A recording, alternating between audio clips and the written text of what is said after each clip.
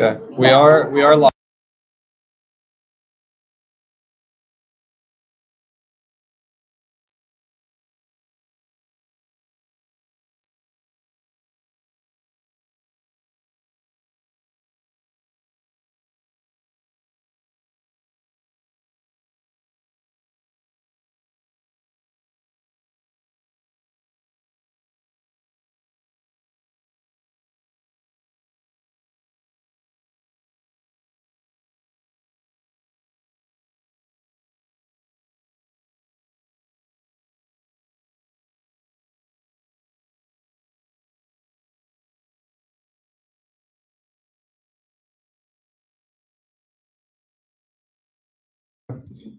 I am going to call this meeting to order at 1:02 p.m.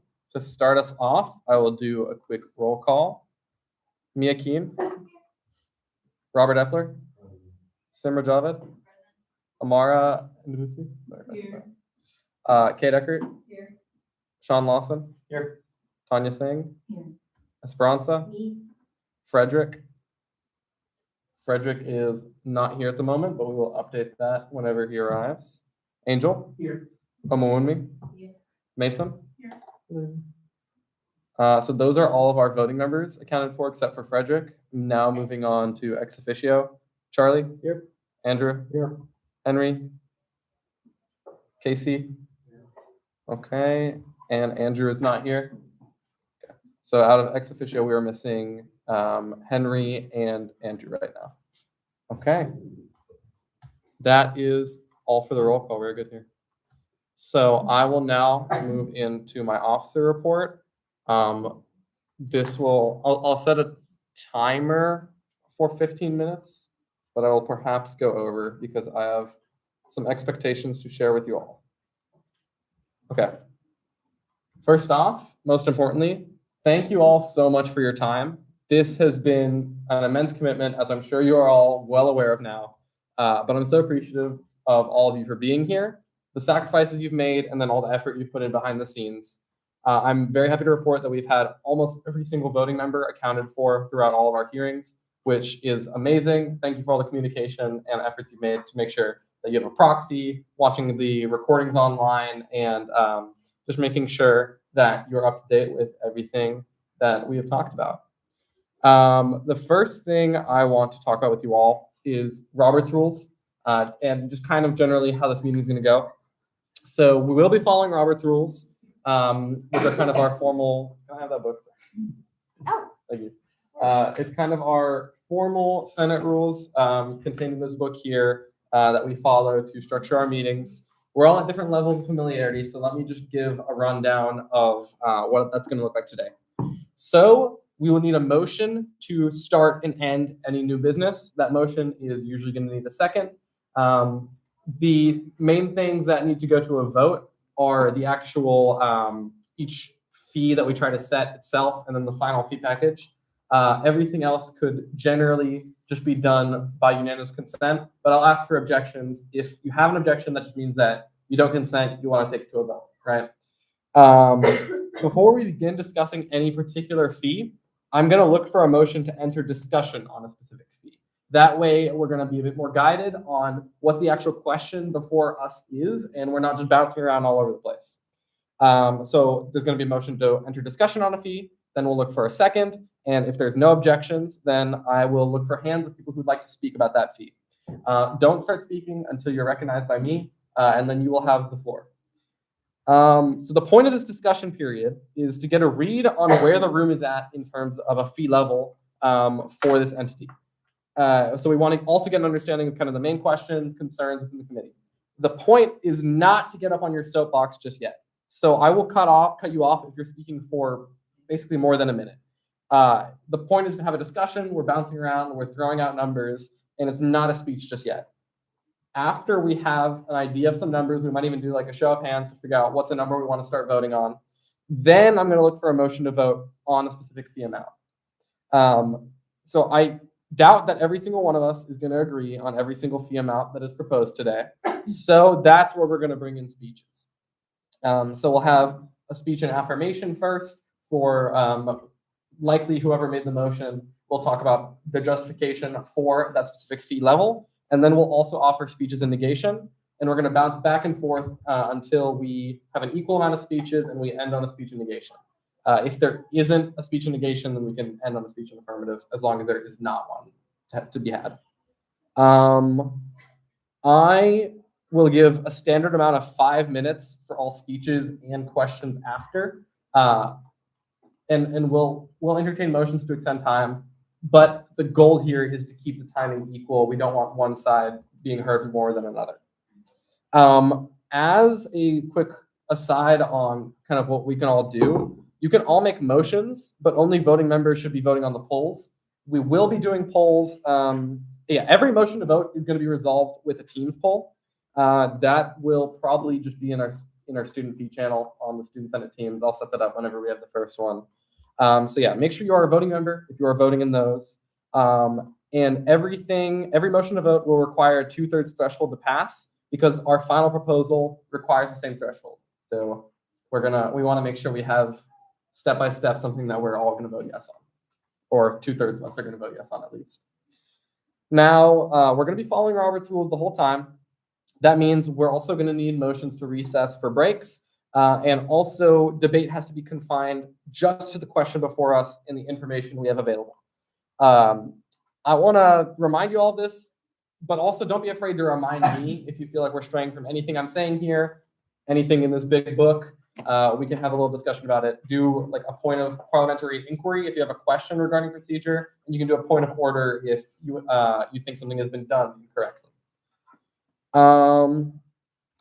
We can also do recesses. I'm generally going to be pretty lenient about. We can do like some short 5-minute ones if we want. The main purpose for that is everything in here, this mic's probably going to pick up. So if you want to have a discussion outside and you think that would be beneficial, like try to confine what we're talking about to the limits of the debate here. But if you want a short recess, we can think about that.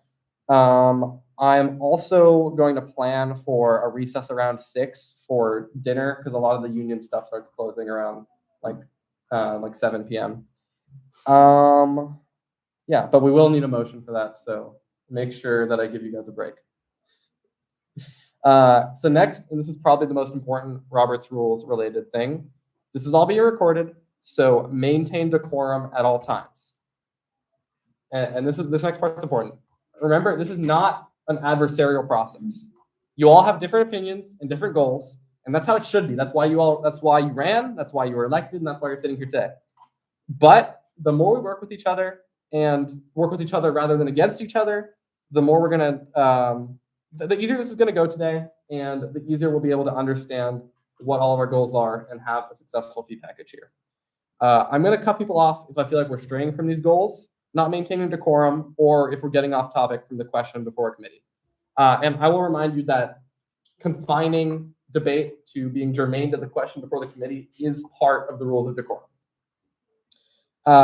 Easiest tip here in terms of decorum is you can just try to say the previous speaker if you're referring to someone else's comments, or you can refer to their role in Senate rather than people's names. That'll just make it less kind of like ad hominem.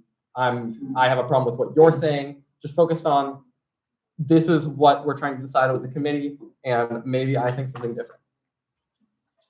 Okay, next, I want everyone to keep sight of our goals and responsibilities here. This is going to sound obvious, but we are here to come up with the fee package for fiscal year 27 and nothing else.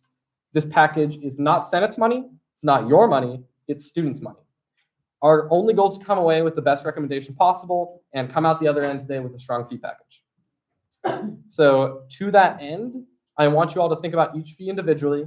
You represent the entire student body, not just yourself. Every fee is going to have different considerations, different situations that they are all in. Think about them all individually and think about how that can benefit the student body.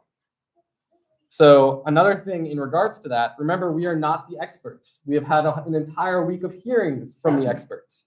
So please defer to those amazing presentations we heard. They are the trustees for the fee. At the end of the day, they decide where the money that we allocate them goes. In a similar point, we can make recommendations for changes and where to allocate that money alongside our choice of fee amount for them. but it's their money to use at the end of the day.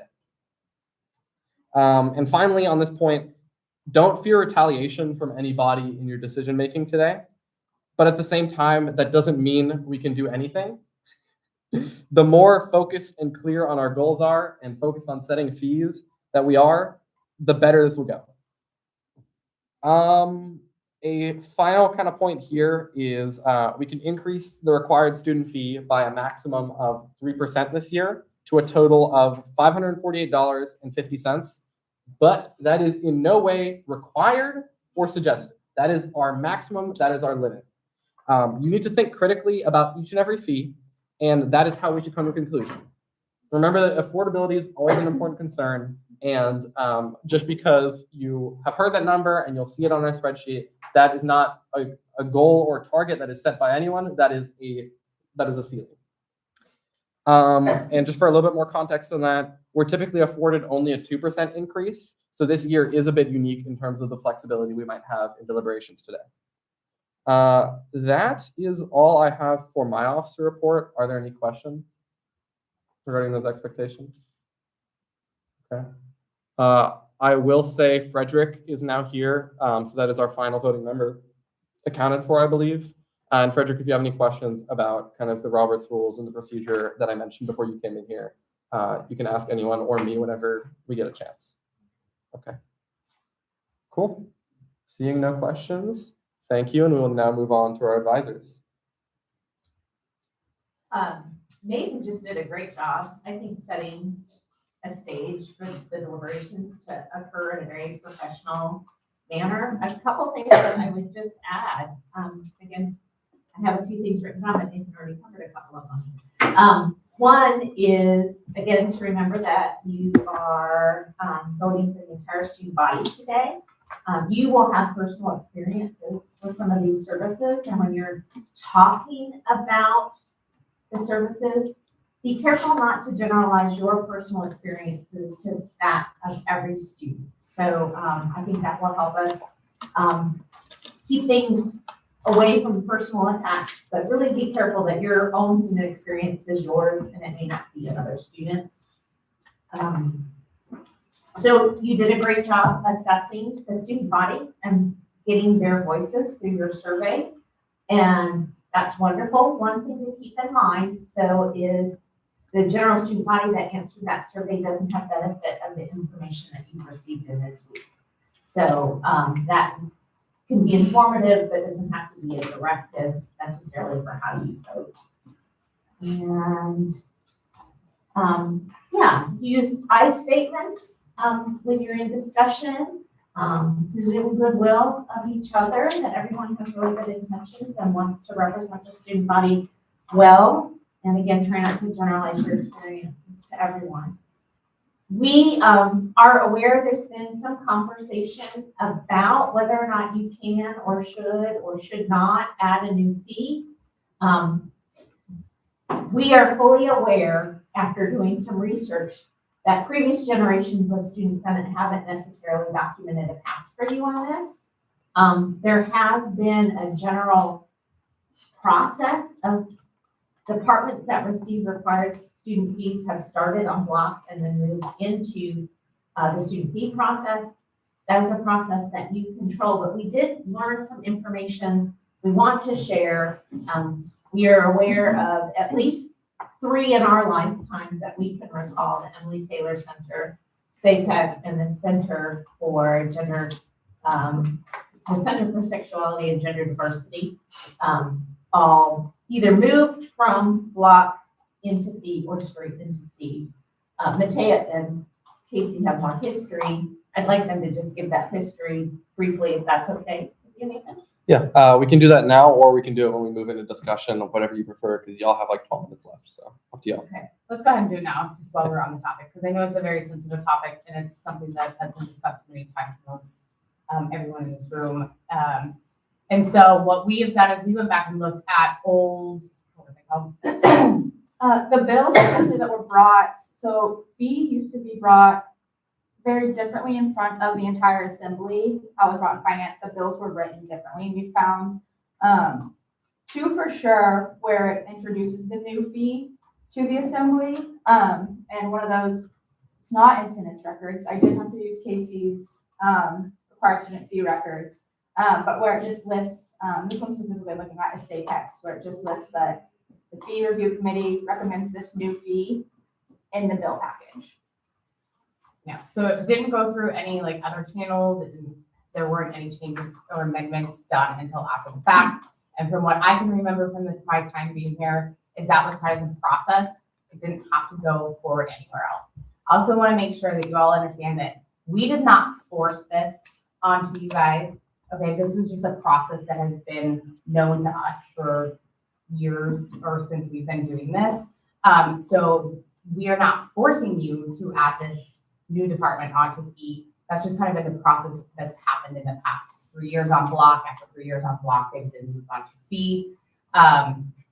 And so of course it's up to you all to determine if that is something that you want to take on this year, is moving them off of block onto fee. And if you don't, then they always have the option again to apply for block in the future. But we want to make sure that you all understood that process, that it wasn't something that we are forcing onto you. It's a process that has happened historically. And that's why it was brought to the table here. And so we're not violating anything that we can see because there's no documentation anywhere that we can even find. So we just want to make sure you guys understood that. You guys all have a very, very difficult job. I've sat in here in this room for 12 years with you all, and you make very difficult decisions. So we want to make sure that as you're making those decisions, that you're asking us also questions that we might be able to clarify. Please don't make assumptions that you know the answer, because we do have the ability to reach out to those fee managers. If it is a question that is really holding you up from making a decision, we can contact the fee manager, we can ask those questions, because we want to be not only fair to you all in making your decisions, but fair to them, that you're not, going by what you think the answer is. And like what was mentioned, you guys have that flexibility this year, and the 3% increase, you don't have to give the full 3%. You can stay flat. And I mention this every year, but the process moving forward is y'all will make your decisions. It'll go through the proper channels in Senate. But at the end, if for any reason whatsoever it gets kicked back and is not approved by the time we have to do tuition package, it goes further up for decision. So keep that in mind as we're making decisions today, because we can't pull the tuition package that goes to K for. I don't think that's really ever happened. Maybe one time since I've been here. You guys are pretty good about making decisions and then always having a backup, so that's pretty awesome. As you guys are deliberating today, please look at the simulation files. Make sure that you are asking me questions. I can answer a lot of them. Some of the departments I don't work with directly, but I know how to read their simulation file and can give you information about it. 90-day reserve, I want to reiterate, that is something that is required for anybody that has staff that is on the fee. So that is not an option for them. We require them to have that. So as you're looking at how much carry forward they have, please keep that in mind, that if they have a large carry forward, it's usually because of a 90-day reserve. Finally, I mentioned this before we went to break. There is a file out there that is the working file. Please, if you want to make changes to it, download it and save it to your desktop. Do not make changes live, because I will be making changes live. That way nothing gets messed up and we have a full record of what is happening. Once deliberations are over, we will save a final copy out there that can then be used for anything else that you need moving forward. Okay. Anything else that? Okay. Nothing else from the advisor before questions? I don't think so. Okay. Well, let's do some questions. Try not to get into any particular fee entity right now, because we will have plenty of time for that. Do we have any questions on the expectations provided by our advisors? Start with Simra. So you mentioned the process to which the new fee entity for today got here. And so my question was, and you offered the hypothetical of, if we don't fund them, so does that mean we would come back every single year after, or would the 3-year reset? They have the option to come back as often as they want. Another way to think about it too is there's other fees that have joined that have gone through this exact same process, and even fees that are not in your guys' constitution that are fees that present. So I want you to also keep that in mind too. Any more questions? Okay. I have a question, like in a similar line. You said that there was a bill that said that the peer review committee like wants this, like the entities in the past to be on fee. Am I understanding that correctly? Yeah, it's typed into the bill. Okay, and that didn't happen this year. No, this is the bill that is typed up after you guys make your decisions. Okay. So as a group, the fee committee at that time decided, yes, this is a department that we want to add into fee. And then that is when it was typed into this, that you all decided this is now going to become a fee, and it comes in your documentation. Like the bill that Nathan will present on the 18th to finance. Any more questions? Woman? Yeah, I would like to clarify, I understand the process of any entity being blocked for a certain number of years before they are moved to fee. But my question is going to be, what about if eventually we discover that such entities do not largely provide services to KU students, since that's like a priority? What happens in between that process? I can answer that if that's okay. What I will give as an answer in regards to that is in our Constitution under Title V, Article 2, Section 9, Part D, there's a section that is called justification for reducing or zeroing a fee. So my understanding of Mooney's question is if we add a new fee and then would like to remove it later, what is the procedure for that? It is listed that the fee review committee may recommend reducing a fee to a rate of $0 only if the fee review committee has sufficient justification to believe. And then there's a list of 5 points. The 5 points are that the trustee of the required student fee is non-compliant with the budget code, that the revenue from the required student fee is not solely being used to support student services, that the revenue from the required student fee is being used in an inefficient manner to support student services, that the financial cost of the required student fee to students is greater than the overall benefit, or that there has been a change in circumstances that reduces the student body's need for that required student fee. Sorry, I just spent a bunch of time reading all that, but that is all in the Constitution also. We have got 4 minutes left for questions if we have any more. Did that fully answer? I'll go back to Oma when we make sure that answered your question. Yeah, a follow-up question is going to be, do we have any process to evaluate these criteria? Yes, that can be brought up by anyone here in the room that is a voting or ex officio member as the justification for a motion to set a fee to $0. Simra? My question was, could you restate where in the Constitution is that? Title V, Article 2, Section 9. So I would just command F 05-02-09. Any more questions? Seeing no more questions for our advisors, thank you. I have just Yeah, one. yeah, go ahead. one Slow your thing. time. It's also important, so obviously this is being recorded, so this information is not necessarily confidential, but it's also important after the process that Nathan is the spokesperson of the group activity. I think that's just worth stating. And can I add some clarification to that too? What I will say from y'all in regards to that. So I will be the one presenting the fee package in front of the Finance Council in 2 weeks, and then also in front of Students Assembly the week after that. So that'll be kind of our first speech and affirmative. I will do that no matter what you guys allocate here today, right? So I will present it all and give kind of an overview of the justifications and the reasons presented here in this room today. If you are asked about your involvement in a personal capacity, as long as you're talking about things that are public knowledge and in this recording, that is fine. You can talk about that. We may even need to rely on that if we do go into multiple speeches in affirmation. Someone else could come up during finance or students assembly to give their perspective in a speech and affirmation or even negation for the fee review package. So I will say, just be clear that none of you speak for the committee. You speak for yourself and your role on the committee. Does that capture it? Okay. Cool. Any more questions? We got a little bit more time, Simran.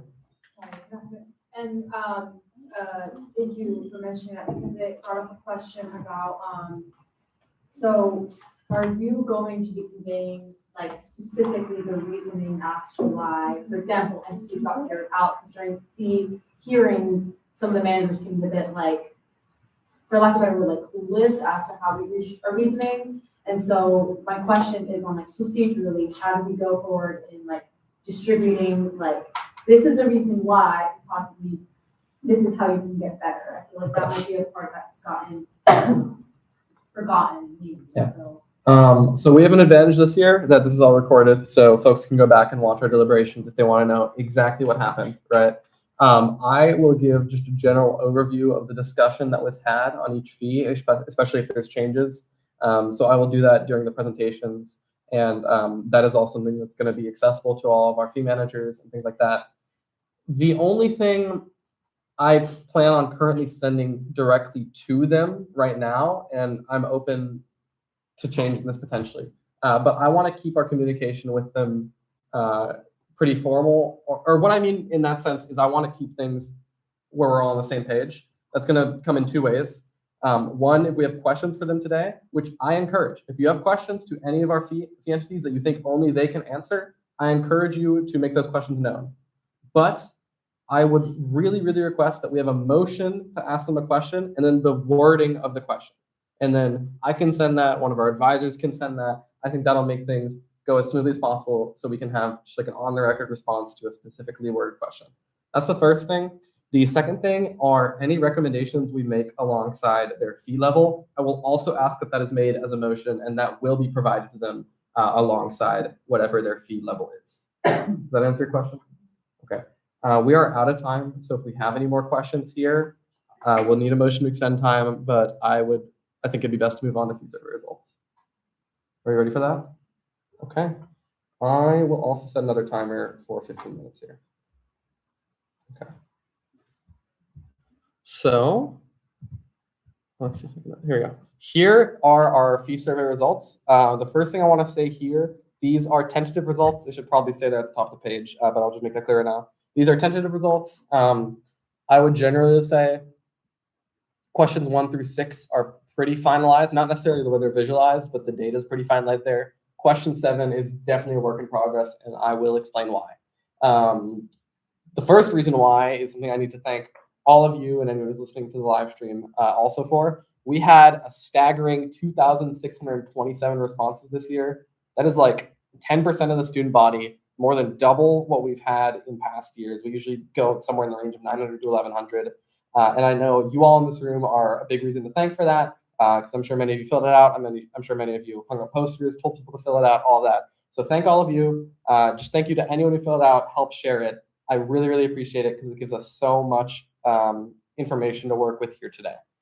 And especially thank you to those names listed right there. They helped me kind of sort through our question 7, our free response data, which is a lot to sort through, and we'll get through that. There's some past year's responses too, just as an FYI.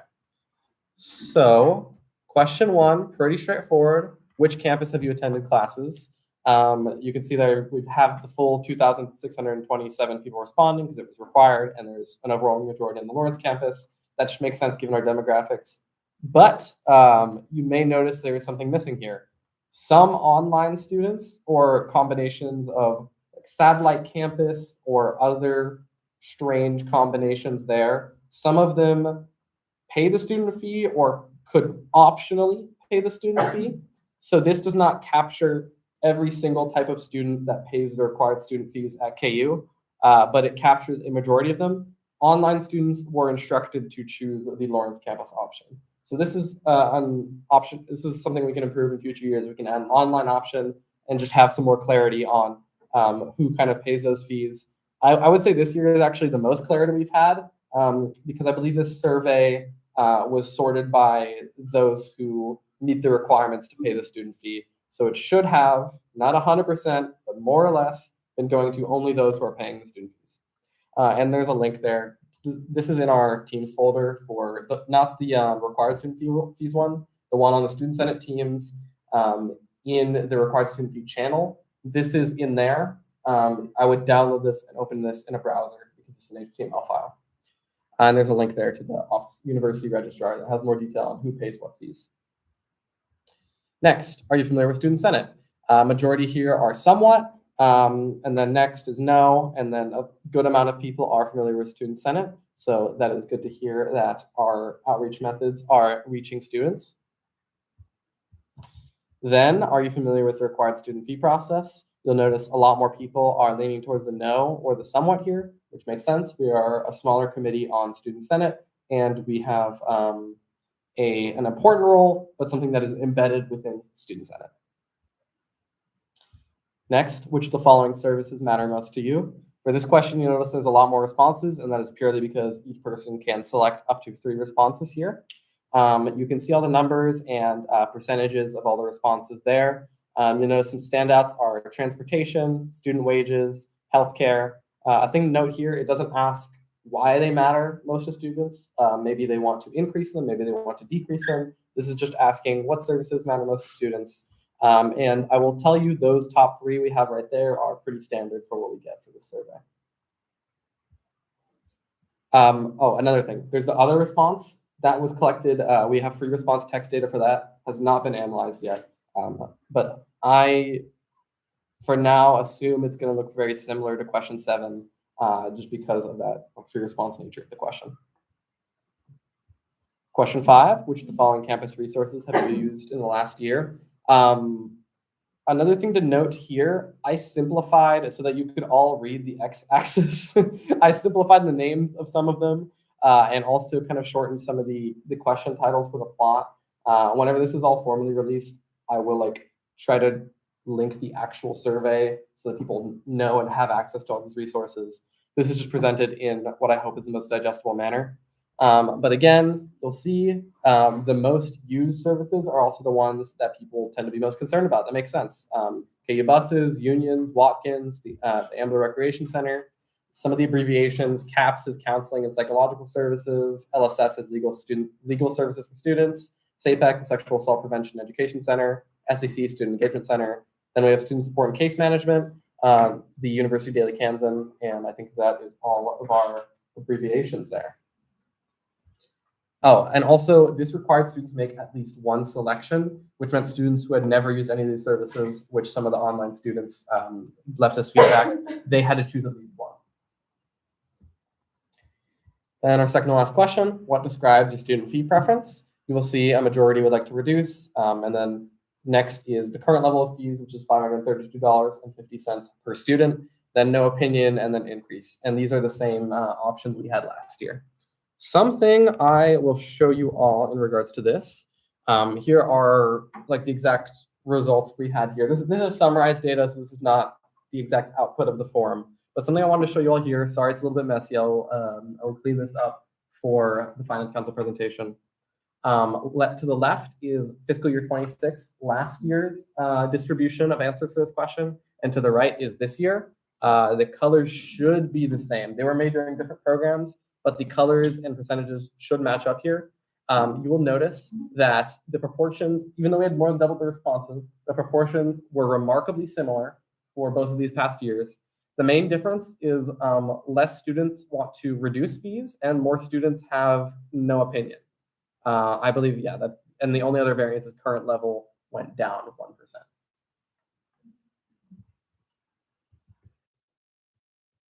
So back to this, our final question here, and the one that probably needs the most work.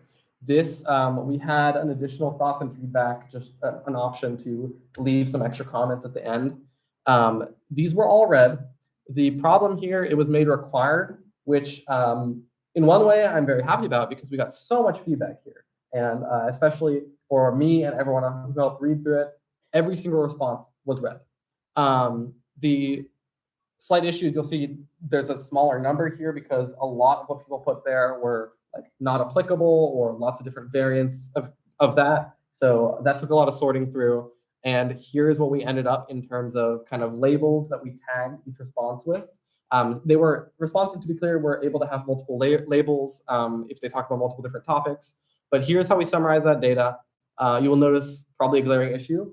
There is no delineation between whether people are positively speaking or negatively speaking about these categories. That is something that will either take a lot more manual labor or someone who is smarter than me in terms of coding stuff like this. So it's an open call for that. So if anyone's really good at survey data, or would like to help me manually sort responses. The main thing, student fees, I will point out a vast majority of those, probably at similar proportions, if not much more proportions, are talking about lowering student fees and talking anything talking about tuition was kind of sorted into there too. Another category I want to mention is the fee education category. That was sorted as either folks who mentioned outreach for student fees as being inadequate or could use in some work, or folks who would leave a comment on something that was didn't fit in another category and was very far removed from student fees. So some comments about tuition were also sorted in there because while student fees are presented alongside the tuition package to the Kansas Board of Regents, nothing we decide here today really has an effect on tuition. A lot of the online responses are people leaving feedback on the form, not accommodating online students as well as it probably could in future years. And what else will I say here?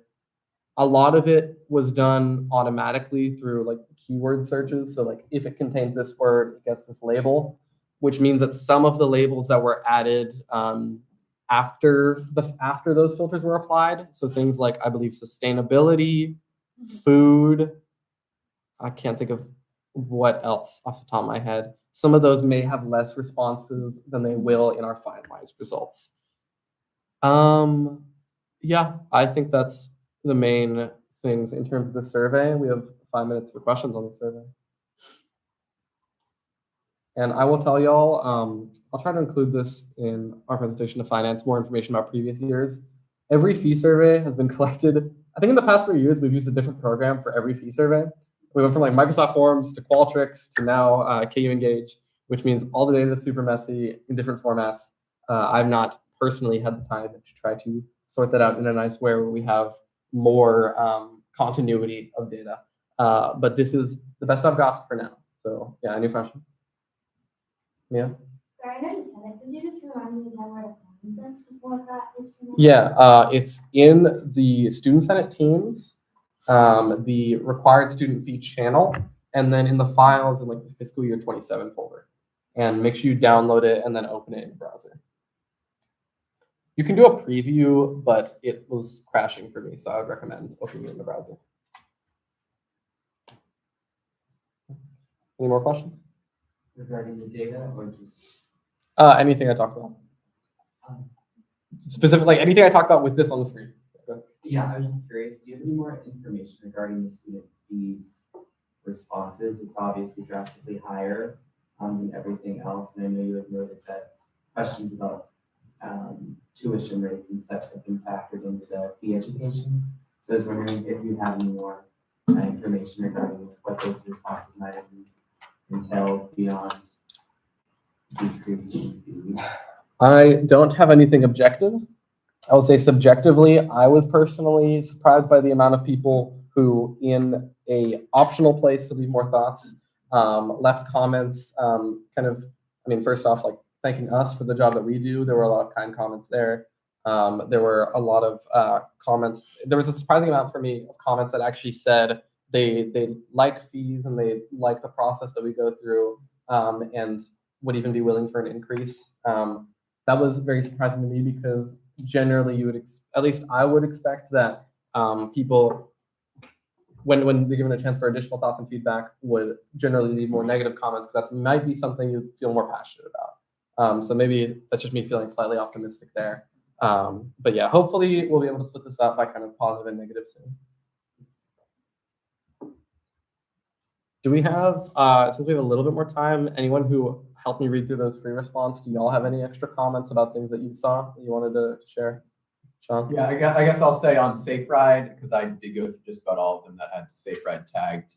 Most of them are positive, but not all of them. Some of them are saying things like, we don't want Safe Ride. Most of them are, we want Safe Ride to come back, but not necessarily all of them. Anything else? Simon? I will have one minor edit. Just my last name spelled wrong. I'm so sorry. I thought I checked. No, that is just, I'll fix it. I thought it was Okay, my bad. I actually have a tab open. I can fix that right now. Now I have it right for 20 minutes. Anything else? We have a minute or two. There's no H. That's the main change. Okay. Anything else? There isn't first name, there is though. This is true. Okay. Then thank you all. Okay. Robert, I will Robert, is this on the survey? Yeah, go ahead. We have time. No, it's not on the survey? Okay, go ahead then. Great. I move to limit debate to 5 minutes per speech on all debatable motions for the duration of this meeting. To clarify, is this a limit on speeches or is this a limit on discussion period before a motion to vote? What? This is a limit on the, instead of it being 10 minutes per speech, 5 minutes per speech. Yes. Okay. I'll second that motion. I move to limit debate to 5 minutes per speech, per speaker on all debatable motions for the duration of this meeting. Okay. And there's a second from Sean Lawson. Are there any objections? So I'm seeing we have unanimous consent to limit speeches to 5 minutes. Okay. Simra objects. Could you provide some grounds for your objection? Yeah, I just think that sometimes maybe it can be a disadvantage. Maybe those aren't eloquently spoken, and I've seen that like along the duration of being on Freelancer throughout the meeting. Sometimes people get like long-winded naturally because their thought process can be all confuddled up, and 5 minutes can go by quick. And I sometimes can value and I appreciate somebody that can just go a bit more longer, so long as they get their point across. And I feel like time shouldn't be a barrier, since we all should have allocated an adequate amount of time for this day today. Okay, thank you. I will give a quick point of clarification here, and then we'll check if the motion stand, and then we'll take it to a vote if we need. The 5 minutes will include the speech and questions. It will be only in effect after we have a motion to vote on a specific fee level, and then I'll check for speeches. What else did I want to say? There was something really important I want to say, but I can't think of it immediately. Oh my gosh. Oh, we can motion to extend time. What I will warn though is there are speeches in affirmation and negation, so it would not be ideal if we motion to extend time for one side and don't for the other. So that is the slight caveat there. But yeah, 5 minutes is going to be the standard, not necessarily the limit. It'll just be the limit before I start asking for motions to extend time. With that being said, does the motion still stand? Does the objection still stand? No unanimous consent? Okay, we'll take it to a vote. I'll post that. Can I ask a few questions? A what? A few questions. Sure. This is point of parliamentary inquiry regarding the polls. Is this in the KU Student Senate teams proper, or the Do advisors have any advice regarding this? I was just gonna do it in the student senate team because I'm more used to that. Yeah, required student fee channel in the student senate teams. Considering they're not owners in the required student fee one, it's probably easier to post them to the Senate and then the channel on that. Mhm. If you don't have access, please let me know and give you access to. Can I do a poll? Let me see if I can. This is a good, guys, thank you, because this is a good chance to test if I can do polls. Which it doesn't look like I currently can. Can you see if I'm an owner of that required student fee channel? Do we all have access to the required student fee channel on the student senate teams? And I don't believe we should do them on the channel. I remember. Yes. You have to do them on Microsoft. You have Yeah. to go to Microsoft Forms. Yeah. That's what we do in Okay, I'll do a forms. That's just gonna make things take longer. Tell me about it. Or unblock it, whatever you prefer. Oh, I think It's up to y'all. This works in student assembly, so. Yeah. Okay, If it gets unblocked, I can start posting polls too, so. Stop the count. I can be sending out fake polls. The name of the polls might not entirely accurately reflect exactly what we're talking about. I will try my best. Let's refer to the minutes and what people verbally say as like exactly what we're doing. I'm gonna call a poll like motion to set all speeches to 5 minutes. Point of parliamentary inquiry, like Kate. Okay. Do you know how the outcomes of the polls are in the student senate minutes? Like I copied and pasted. We're gonna do that. We are gonna do that? I will send you all them after. Okay. Or I I will hopefully do it during.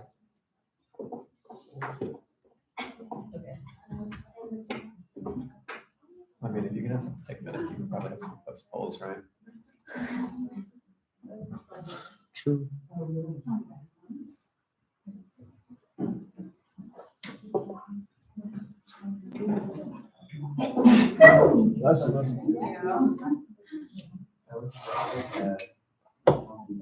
Okay. The poll is posted. We will have 1 minute and 30 seconds to fill it out. Please no speaking while we are voting.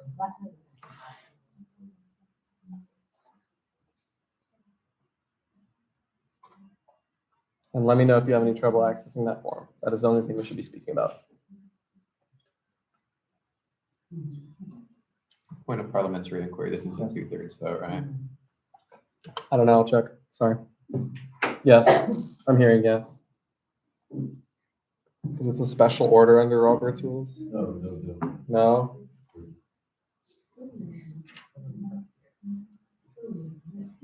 It does limit debates, I would think. Yeah. I'll check.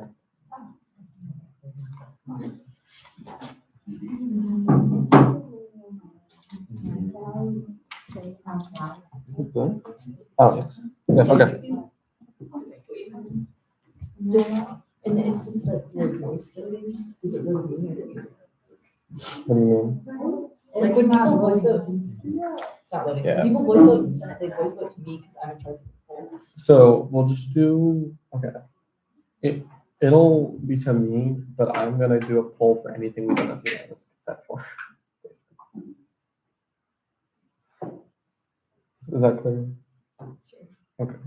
If it starts taking too long, we'll work it out. Is that the form is loading for you, sponsor? Yeah, it's Okay. it's not loading. Oh, okay, we were not on the same page. Yeah, no. People voice vote, like, Whenever whatever there, nothing's shit. working. Shit. Yeah.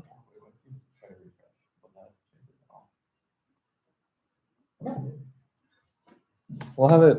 I vote no. Okay.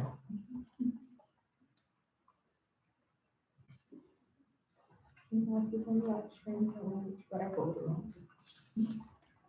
Yeah, let me know what I do. Unless they check the minutes. Is the form not working for anyone else? I'm gonna close it soon.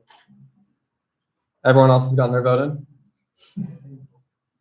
Okay, great. I'm deleting it. And let's see these results. Okay.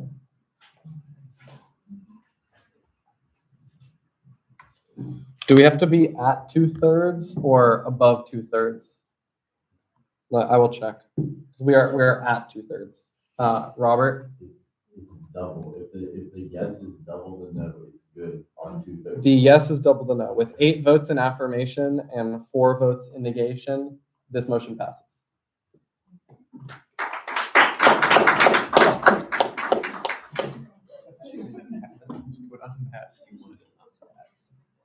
Okay. Now, moving forward with our next order of business, we will begin our deliberations. Casey, do you mind if I live stream the summary No, file? go right ahead. Okay. I'm gonna update it as we go. I think that'll be the easiest way. Okay. So here is our working summary file. You'll see we have our current rates for fiscal year 26. We have our requested, the request from the organizations on what their fee should be for fiscal year 27, which is what we're deciding. This doesn't have scenario A and B on it. Is that correct? Which Yeah, scenario? this one doesn't have a Okay. scenario. You So want that one instead. which one, we prefer that one? Okay.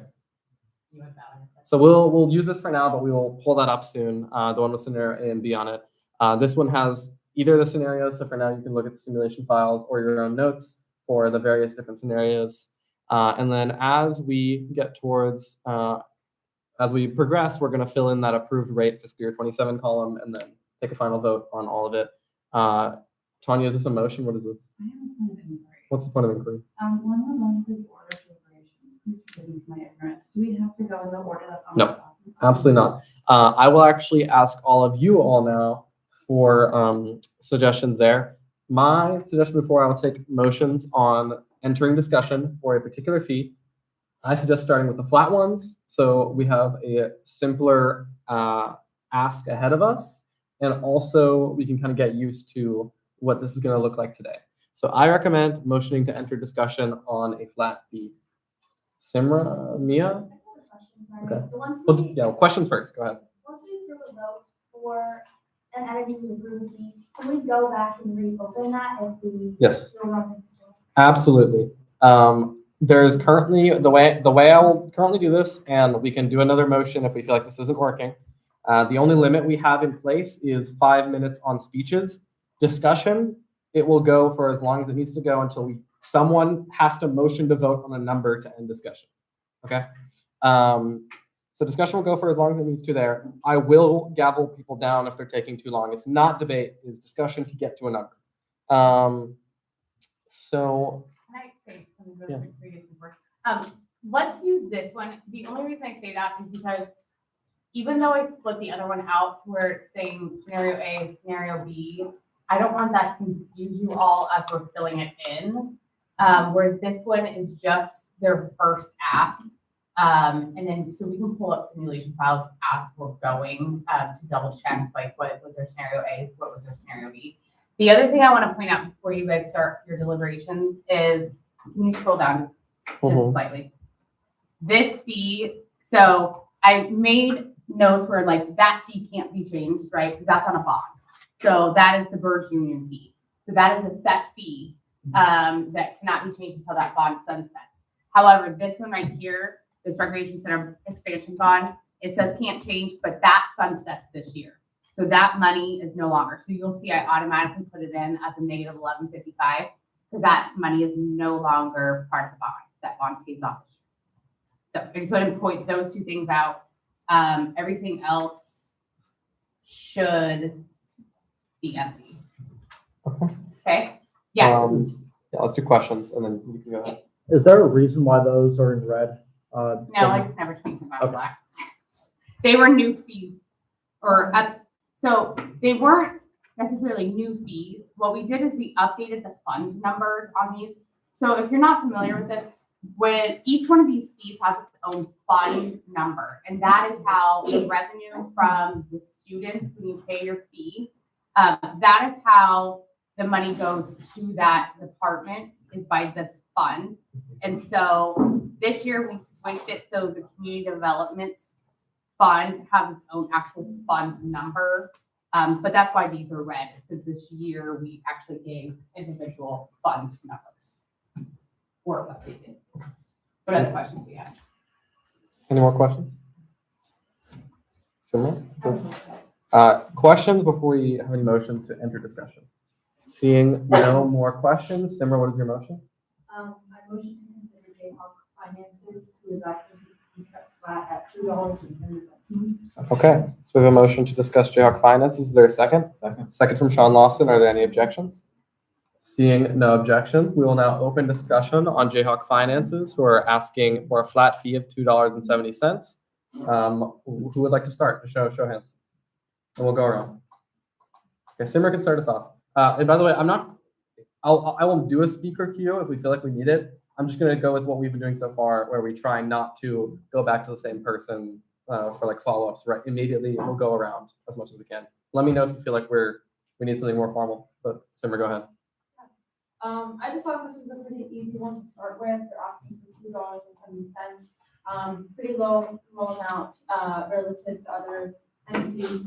When they presented, they seemed like they were providing a lot of services to students, and that they're continuing trying to reach out, but that they're a small staff, but doing a lot of outreach, which I admired, which I think whoever the presenter was, I don't remember his title, he said that, he was doing things like outside of his capacity, which I really, I like that. And I think that them being flat state, this is kind of an easy ask for us to fill. And they also say that every little penny counts, to which relatively the ask is, pennies compared to other bigger entities that we might, need to deliberate on them. So you recommend keeping their fee flat, which is their full ask? Okay. Tanya? I am in the community, so now I think that Jayhawk Finances is a very responsible steward of the money they've been allocated. They seem to run a pretty small operation, and they teach important skills to students, those being on financial literacy, especially with the new scholarship changes. I think that's really important. Even at the middle school, we've been considering having them talk about the new scholarship changes and financial responsibility and literacy among students to accommodate for those. So I really think that they're just generalizable and every segment of the student body can benefit from them. In addition to the fact that they also offer online workshops, so really every KU student can access them. What else? Sean? I'll concur. So they're an organization that talks with a lot of fiscal literacy, and they clearly practice what they preach. Every penny they have seems to stretch as far as it possibly can. I think it'd be a very wise move to keep them flat. Okay. Any more comments? Seeing no further discussion, do we have a motion here? Motion from Tanya? I need to know to keep, do you have finances at a flat 270? Okay. We have a second from Sean Lawson. Are there any objections? Who would like further discussion? Okay, seeing no objections, I'll get that posted. Just to clarify, like that language was totally fine for that motion, and that I think we're all on the same page of what that means. My poll's going to say something slightly different. Just keep in mind, like the vote that matters at the end is a motion to approve what we have up here. So just for the notes, 270 is what we're setting this at. Let me send that.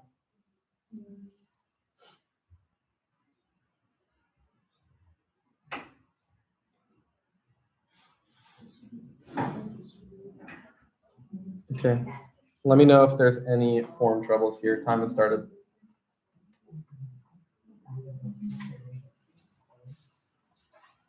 Honestly, I don't even need to delete them because everyone can only fill it out once. Yeah. Because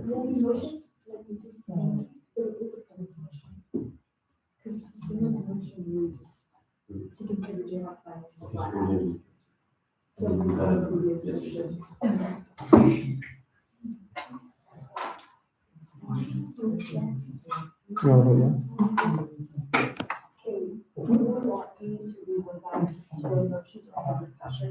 We want to be, or want to be, or maybe. Yeah. I think. The way I'm understanding it is you have the motion to enter discussion, right? The problem is like when we have a funding bill in like Wednesday night fund, we know what we know what the amount is, right? But right now we obviously don't. So I want to have the discussion and then a motion to vote on a particular level. We're not calling a previous question because we're answering okay. Does that make So sense? it's a motion to vote on 250. Yes. Okay. I think that is the best 270. nomenclature. 270. Yeah, I think that is the best nomenclature for today. So parliamentary inquiry, Mhm. rephrase it as a motion to consider X entity, just leave it there. For the first motion, Or just in Not general. to enter into. yeah, to enter into discussion, yeah, that's a good way to phrase it.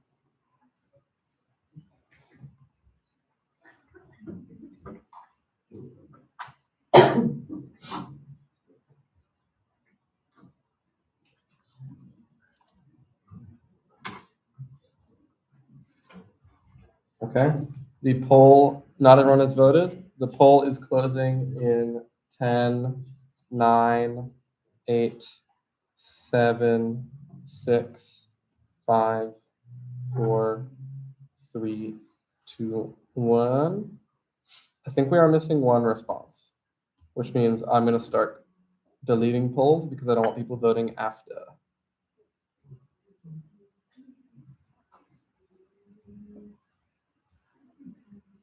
Wait a second.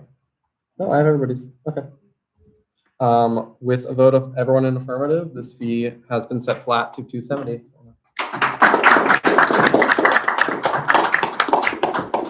Okay. What other motions to what Simmer said? You said it better than me. Let's. How did you phrase it? I'll say that, but don't make the motion yet. Yeah, it was, I motioned to enter discussion Yes. on X entity. Okay. Any other motions to enter discussion on a particular fee? Tanya.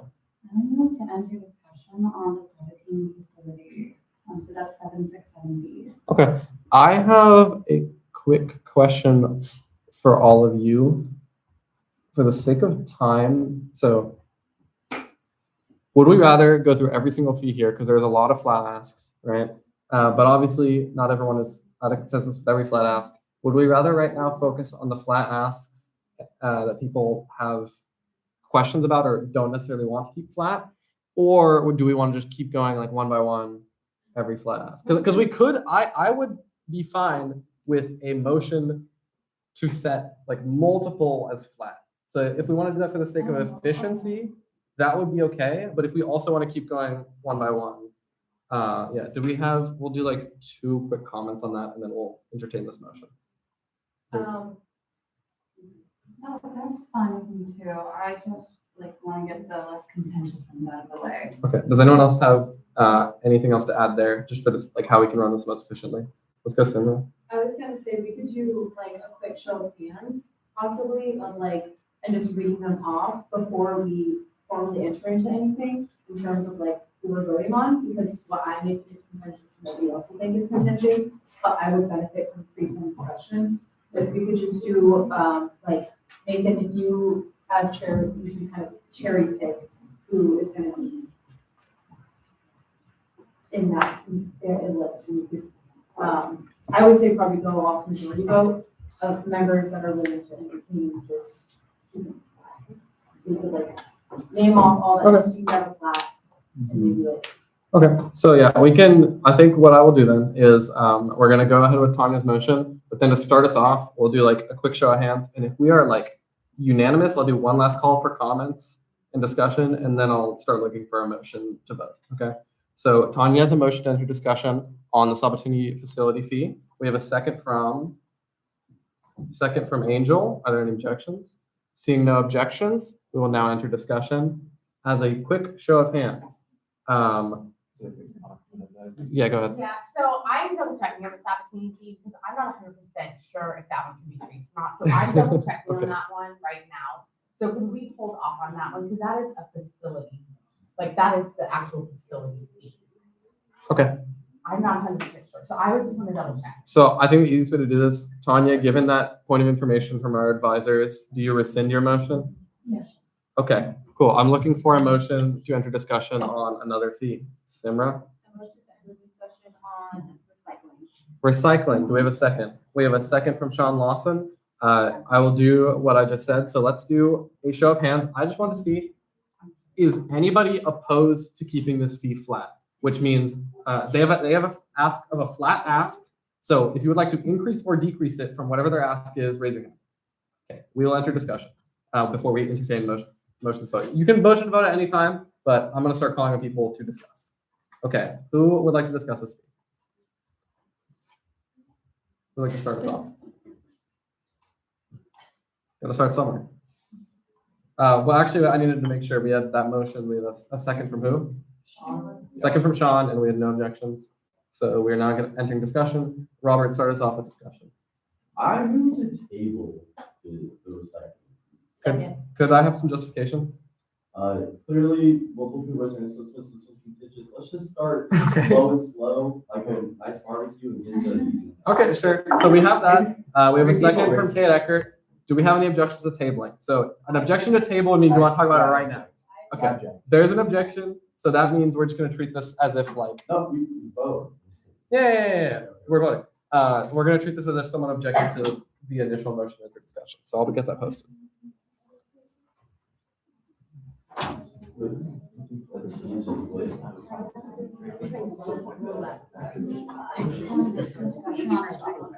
Yeah, so I mean, Is this a point of parliamentary inquiry? Or statement. We're not, we haven't, like point of personal privilege, everyone's talking over each other. Yeah, it's just like I'm already. Okay, we're posting right now. Make sure there's only one speaker at a time. Make sure you're recognized. No speaking right now because we're voting. I need to get faster at posting these polls.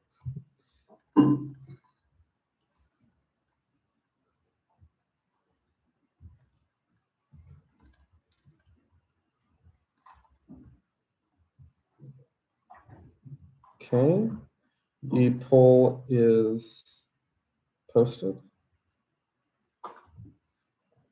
1 minute 30 for voting. So yes is a vote to table. Yes.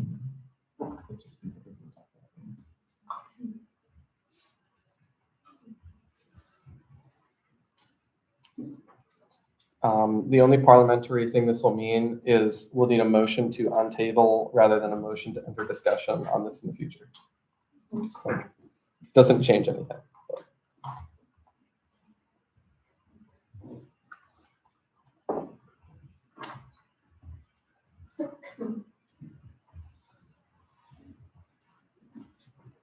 We are waiting on one more vote.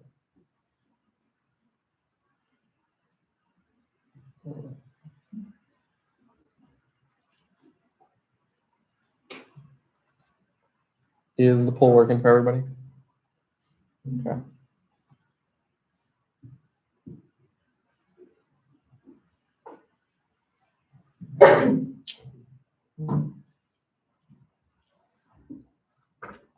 The poll will close in 10, 9. Okay, we got everyone's votes in. Let me close it.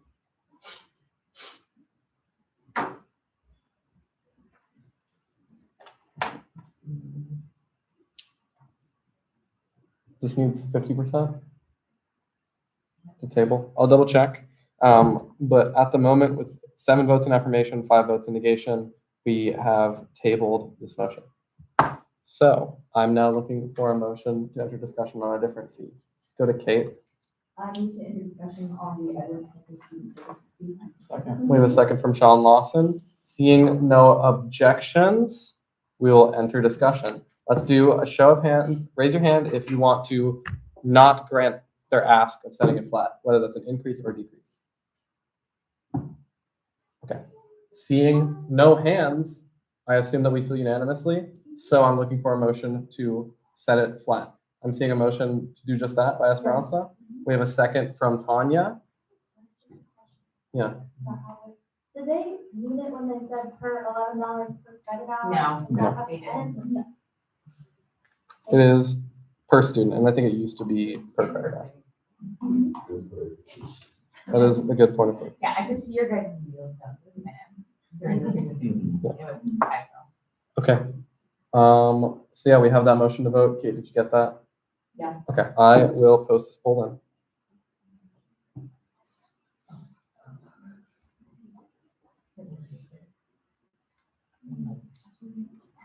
What is the Edwards ask? $11? Okay. Here, will this be more helpful if I do this? During the discussion? Yes. How is it? And is that $11? It should be, it's up there, yeah. Maybe if everybody that is currently looking at this downloads it to your own, so you have all the squares, that would maybe be the easiest. I like the squares. I can see it's very colorful, however, it does get confusing. Or click down like at the bottom and then just scroll back up. Okay, I'm gonna post the poll. Poll is posted.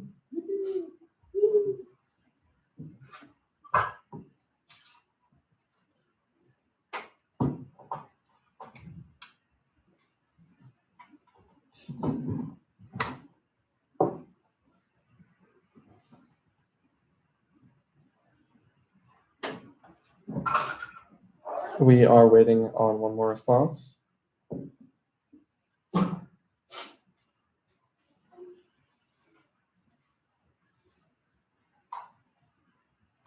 We have everyone accounted for, and I'm happy to report that we are all in agreement of a flat fee here.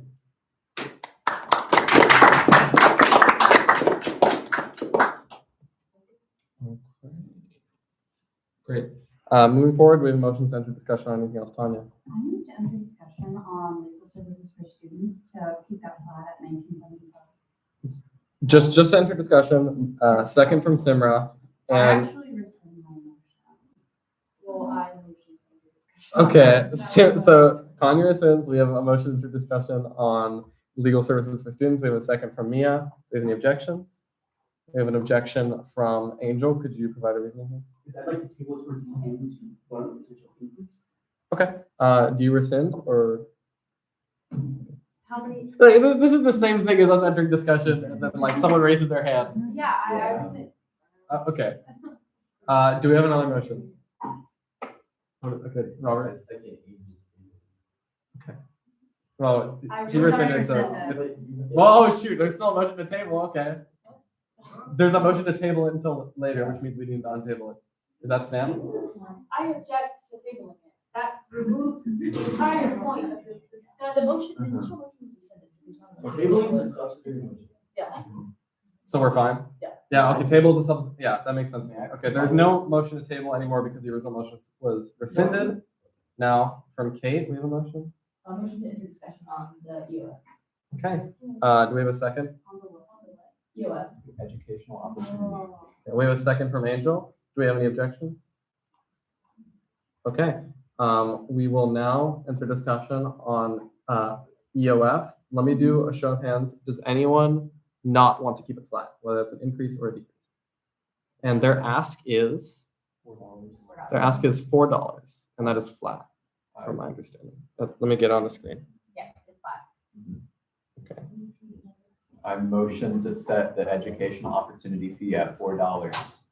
I want to see the hands first, really quick. Oh, it's right there. Okay. Second. Is there anyone who doesn't want to keep it flat? Just double checking. Oh, really? Yeah, he hasn't been recognized. I'm not seeing any hands, so I will now entertain the motion to set it flat from Sean Lawson. We have a second from Esperanza. Are there any objections? I object out of confusion. Yeah, go ahead. I thought that EOF was getting slightly redistributed, or was that just blocked in mine? Never mind. I understand that. CDF. Okay. So we will now enter this motion to vote, and I will get this poll posted.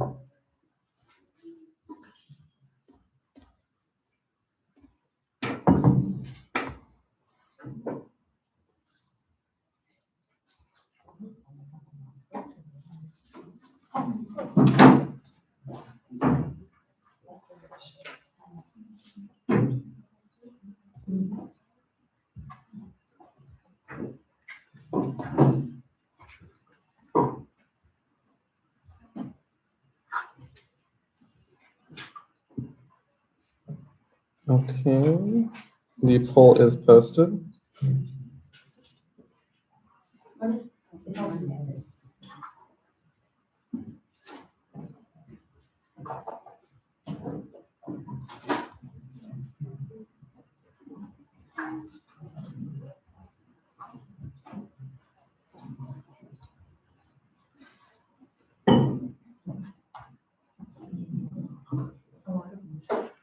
Okay. We are getting much faster at voting, and I appreciate this. Hopefully, I'm getting faster at posting the polls. With all 12 in affirmation, we have set this fee flat at $4. Okay. Do we feel there are any more flat fees that we think will not have much discussion on them? And let's focus on those. Because I'm going to stop doing the hand raising thing at the start eventually. Yeah. Just motion to vote to keep flat on the student engagement center. We'll do a motion to enter discussion on the Student Engagement Center. Okay. Do we have a second? Second from Simra. Are there seeing no objections? We will enter discussion. Let's look at the show of hands. Does anyone not want to keep it flat, whether that is an increase or decrease? Okay. We have a hand from Kate, which means we have already motion to enter discussion. So let's have some discussion before we motion to vote. Which one was this again? The Student Engagement Center. Okay, we have now entered discussion on the Student Engagement Center. Kate, do you want to start off? I think that we should lower it 25 cents. You can provide like a minute's worth of justification if you'd like. I would be delighted to. I don't think that they have used their money in the most efficient way that they could have last year. And I don't really buy that they told us in the presentation that the first services that would go if we don't meet their ask are the student forward ones, but that hasn't been the case. And I just don't think that they've used their money as effectively as they could. Okay. Does anybody feel differently and would like to speak? Simra? I have a question for the speaker. As long as it's like really brief, because that's not a speech, but go ahead. Could you provide an example of when they didn't student well, like, for instance, I'm not totally sure I understand your question, and also I'm just putting this out there. This is not a hill that I'm gonna die on or anything, but like, they promised to, like, use their money last year to buy the freezer, and it didn't happen. Ms. Bronson? I respectfully disagree. They mentioned that if they do not receive their flood funding, they will need to cut primarily the campus cupboard, which is one of the services mostly used for low-income students and first-generation students that study here at KU. Most of my friends, they use the campus cupboard, and that would directly affect the students that suffer through food insecurity. So if we lower the amount, we're gonna directly affecting those students that use the service. Okay.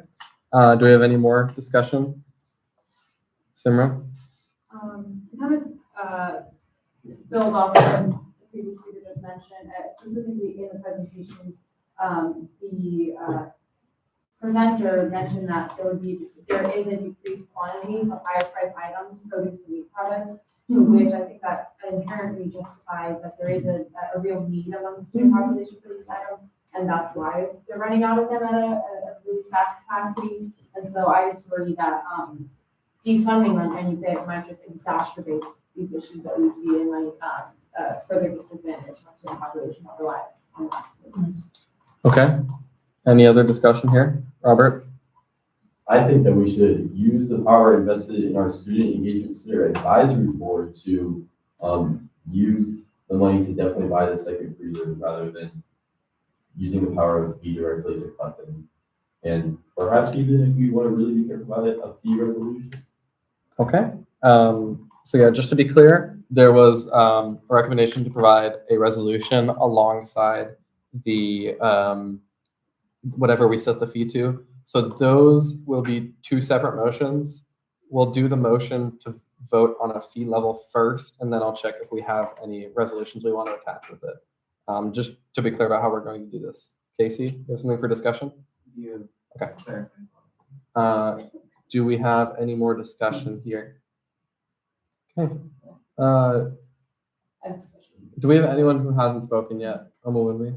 Yeah, it just got on me that I don't think we actually got clarity on if we cut that funding, they could scrap the intention of building safe, what is it called? A space facility for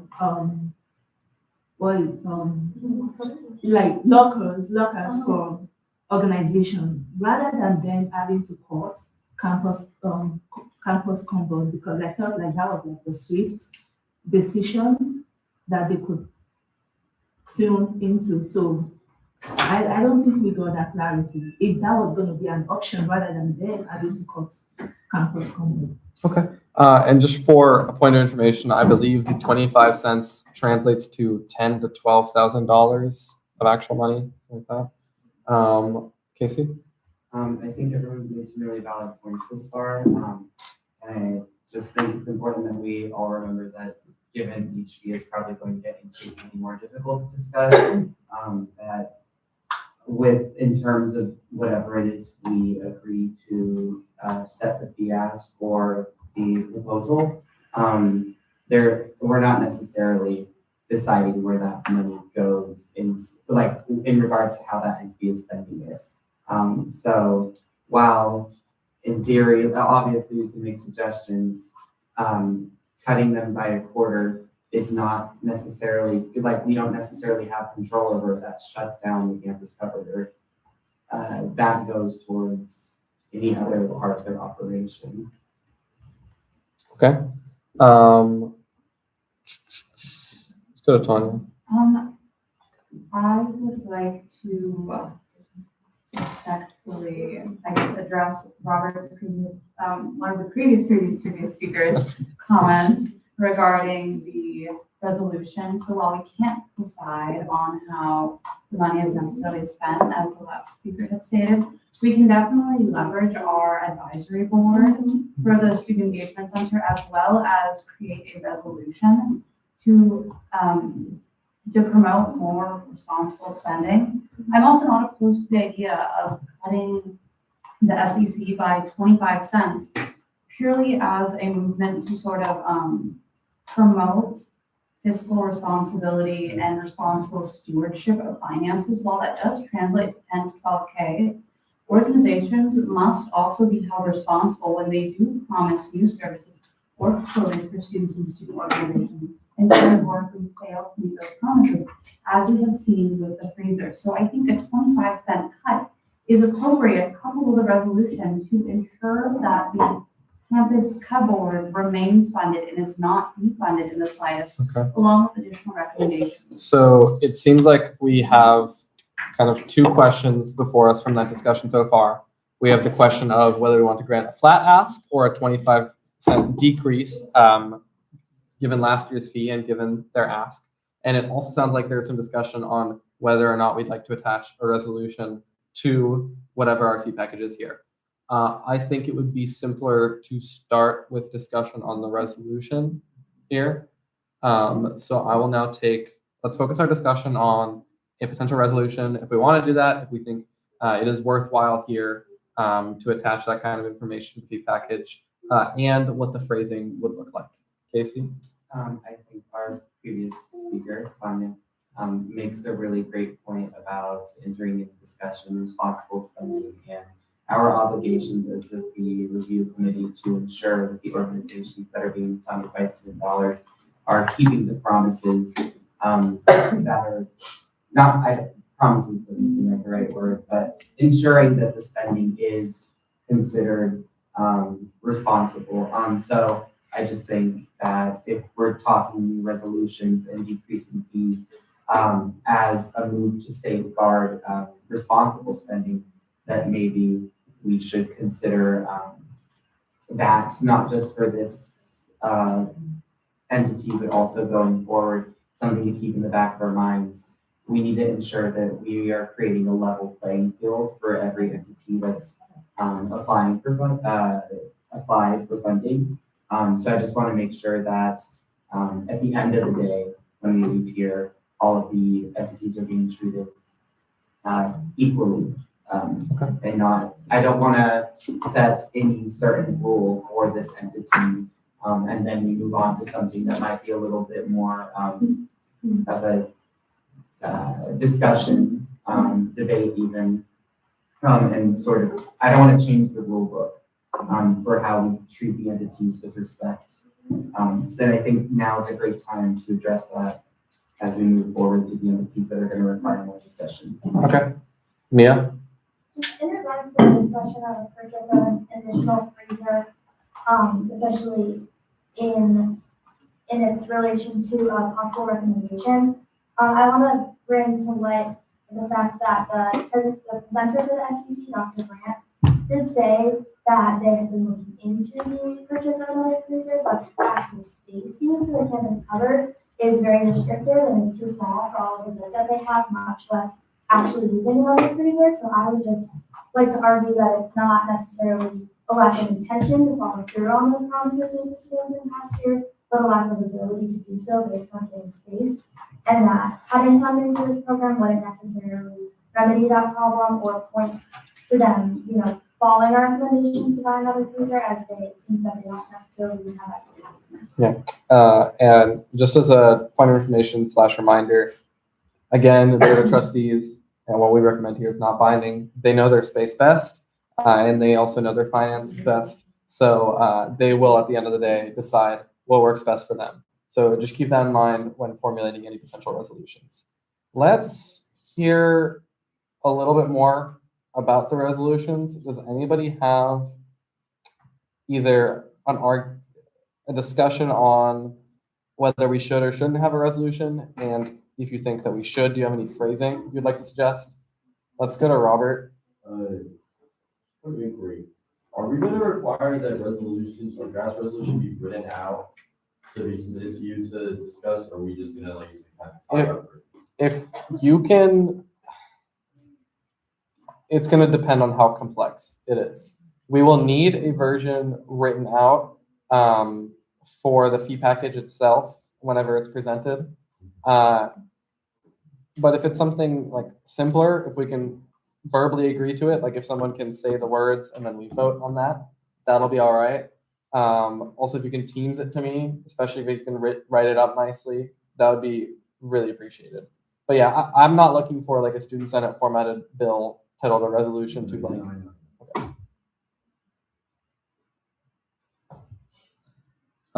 Let's talk a bit more about that resolution. Tanya? I do think that the resolution does need to stress,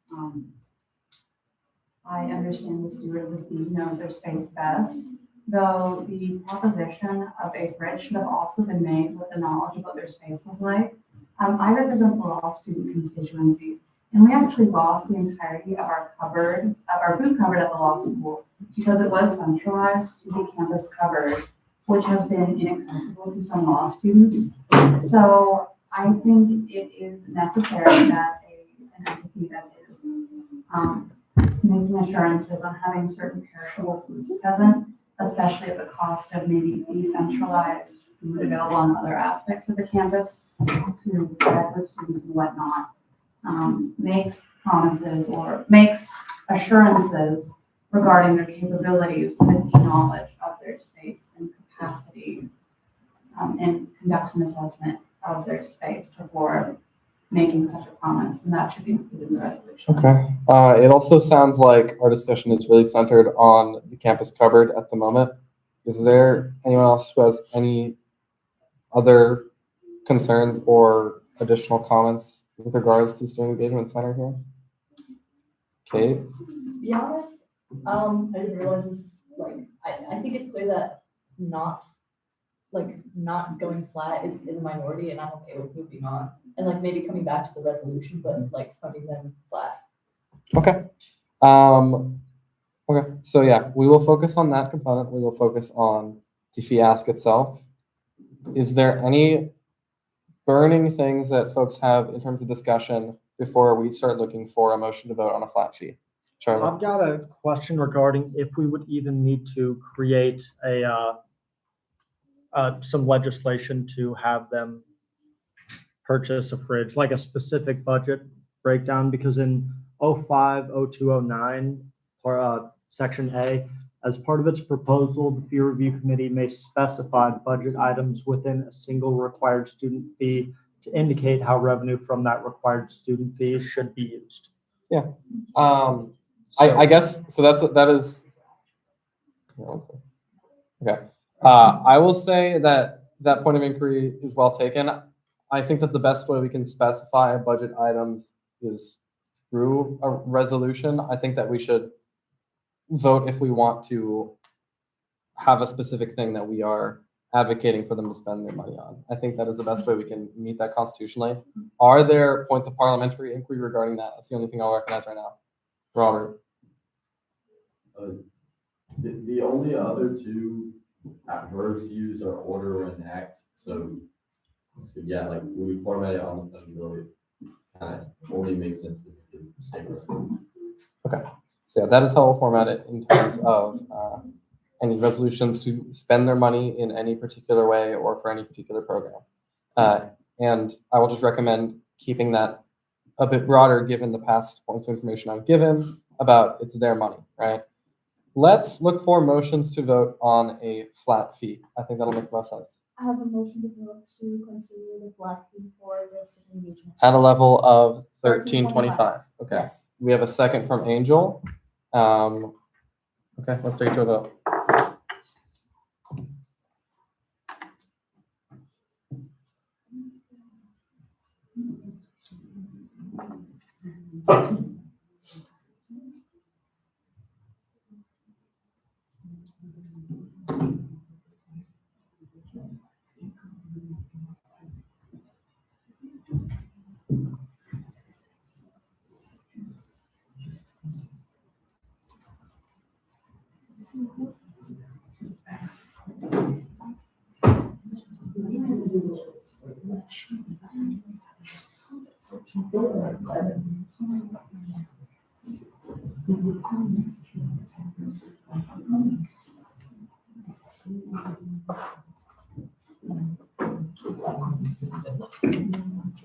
Okay, polls posted.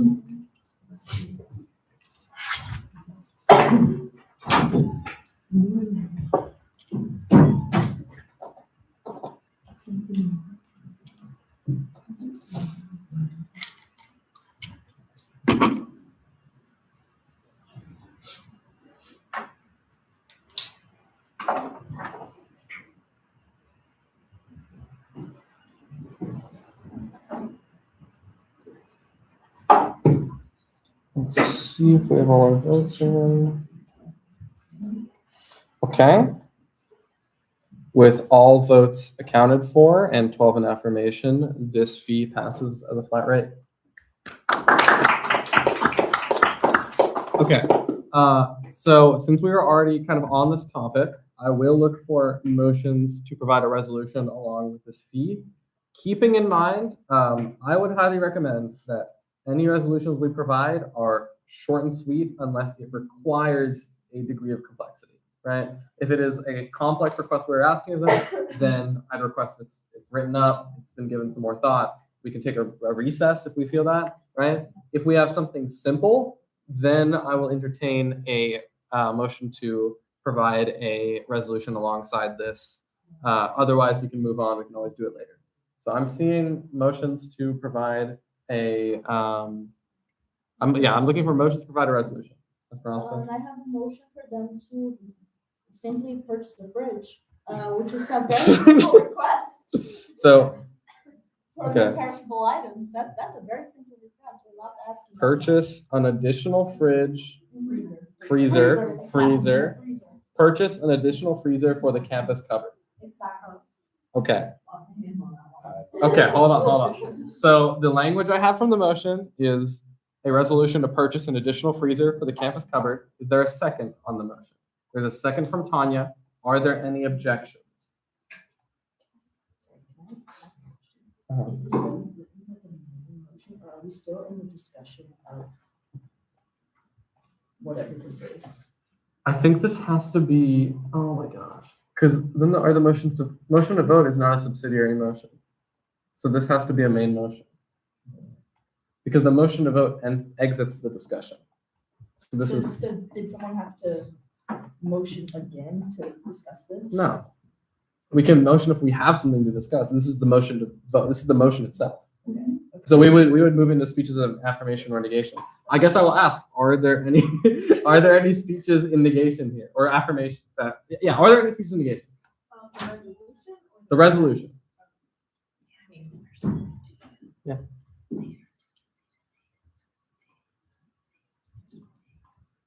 Where?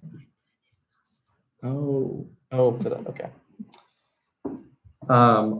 For a point of information, I believe during the hearings, it was said that one of the main reasons regarding this freezer was that they may or may not have the space for it.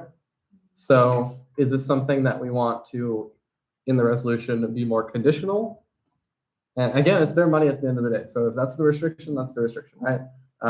Is this something we want to be more conditional? I think the best route here, let's do a quick show of hands. Do we want to reword this motion? Sure. Okay. So since Esperanza wants to reword the motion, do you rescind? No, I would just say that. Because you can rescind and then just make a new motion with different I phrasing. rescind. Yeah. And what's the new motion? Purchase a new freezer for the campus cupboard in a space that can be feasible for the organization. In a space that it's like, they have space, like a space specifically for it. Okay. So can I phrase it as? Okay. I'm Are you nervous. handing that over to me? Yeah, Okay, yeah, cool. yeah, All right. yeah. Pursue the acquisition of a freezer Thanks within first. an English open speaker. space. Can we just add if possible? Can we just do purchase an additional freezer Like for the pursue campus? like if it's not possible, they can't do it, but pursue the acquisition of it. Okay, what do you have to say here? If they don't have space, they don't have space. Like, Mhm. I don't think that we can say, like, and then just put it somewhere where you have space. Yeah. They only have so much space. I don't think that we should attach a resolution to. That's why- I'm ready to totally move on from this entity and talk about something else. Okay, let's do a show of hands. Show of hands for those who want to move on first. I have an don't know how. I have the same issue as. Okay. Here, sorry. Out of turn, and I'm waiting to speak with my hand up, so if I come up with a more effective way. Okay, so here's what we'll do. I want to do hands for, do we want a resolution and do we not want a resolution? Let's look at that again. Raise your hand if you'd like to do a resolution.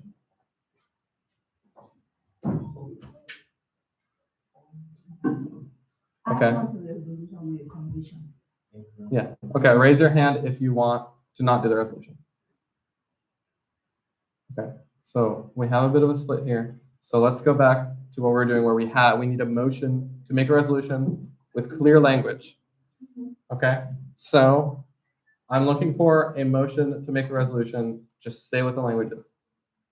And it just like one sentence if possible, because this does not need more than a sentence. Okay, Frederick, what's your question? Yeah, we'll do questions first, sure.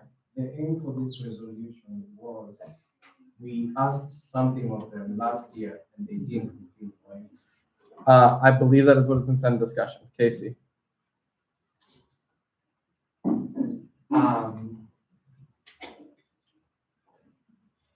Given that, oh wait, actually, this is not the time for this question. My question is, do I get a vote in hand raises?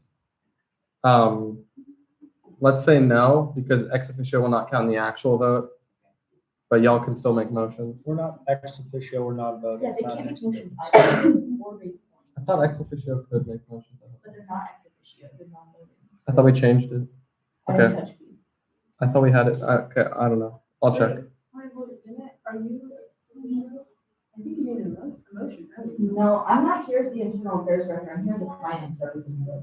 Oh, okay. Okay. Do we have a motion for a resolution with clear language? I will recommend, does someone have a motion to purchase an additional freezer for the campus covered if possible? Does someone have that motion? Motion from John Lawson. Let's move. Second from Esperanza. Okay. The phrasing for the resolution is purchase an additional freezer for the campus covered if possible. Are there objections? You should object if you disagree. We have an objection from Mia Keen. Okay, we'll take this to a vote.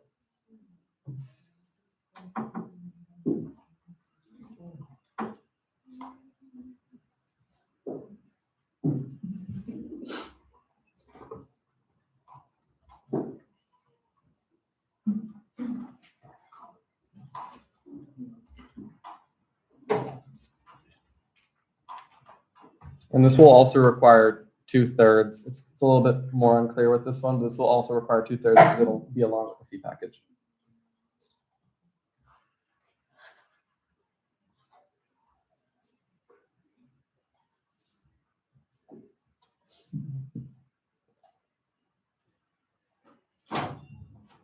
Okay, polls live.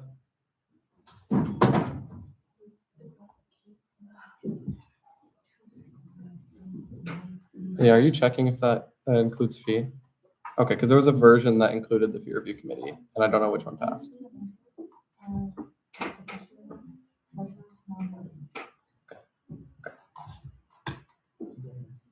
For a point of information, Casey, Henry, and Andrew are student body president, student body vice president, and our chief of staff. They are ex officio members. And then treasurer, we're looking on the legislation tracker to confirm. They are ex officio, and then our treasurer and our fund development director are non-voting. Okay.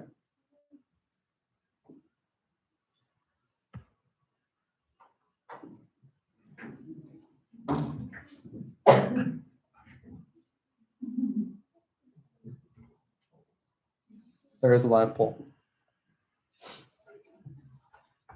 They've already voted, so it's fine.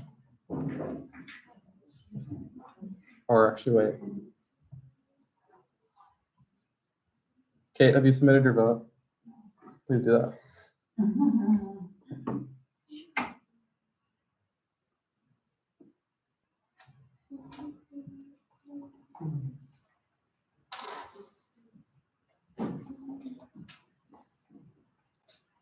Okay.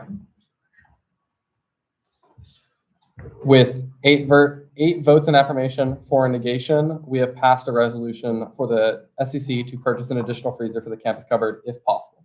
That's the phrasing. Okay.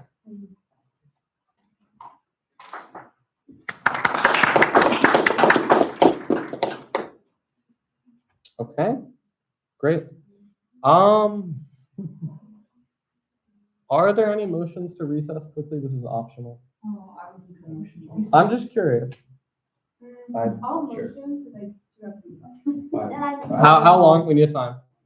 3 minutes. Motion to recess No, for 3 no, minutes? 5 minutes. I mean- 5 minutes. Motion to I'm recess for fine. 5 minutes by Simra Java. Do we have a second? We have a second from Angel. Any objections? Seeing no objections, we'll recess for 5 minutes.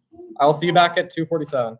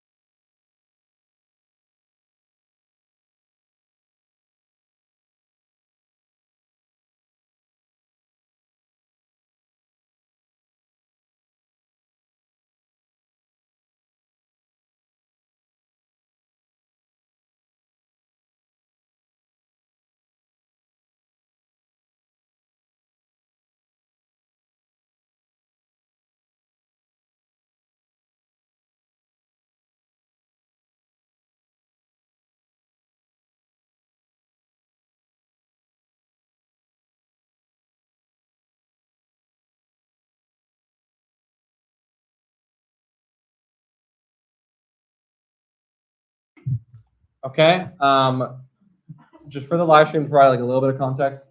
Right before the break and during the break, there was a point of parliamentary inquiry brought up in regards to proxy motioning, as that's not a term that exists, but that's the term I will use.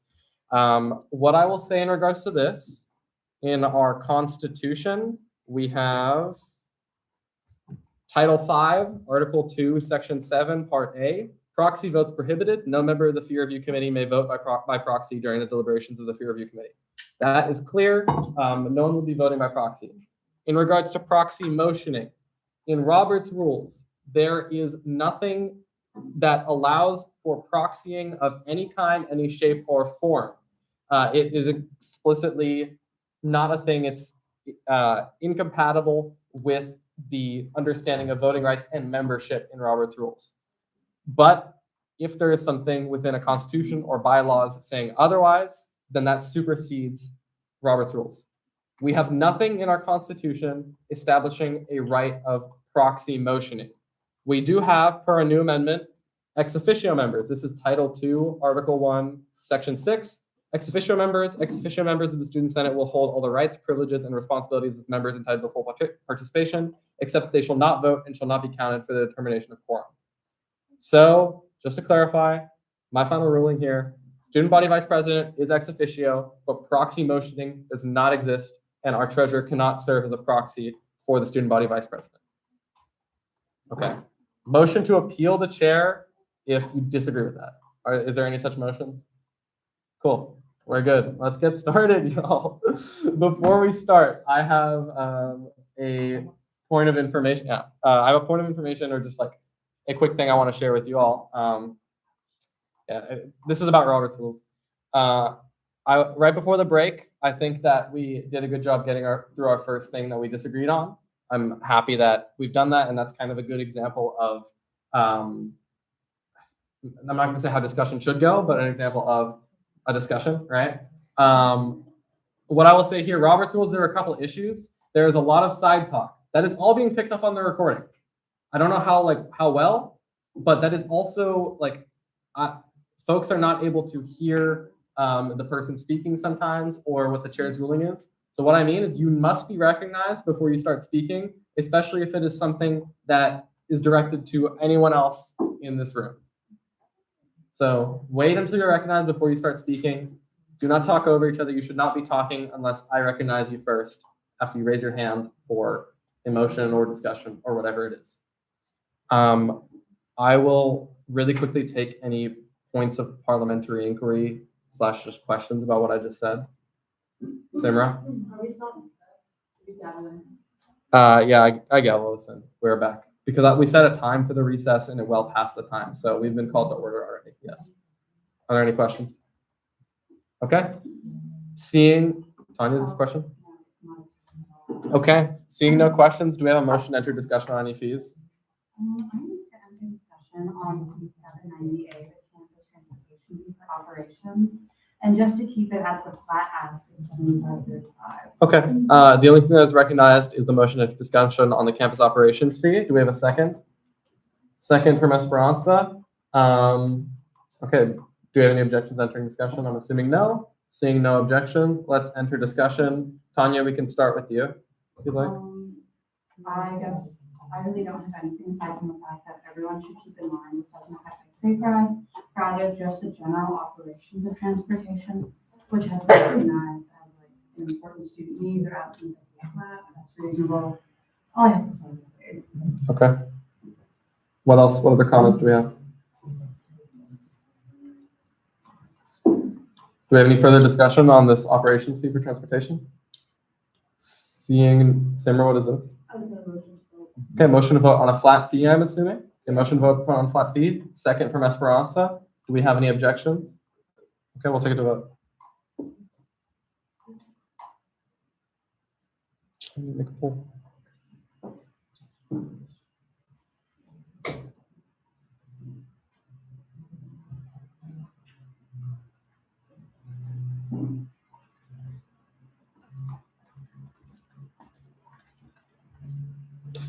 It would be flat at 75.35.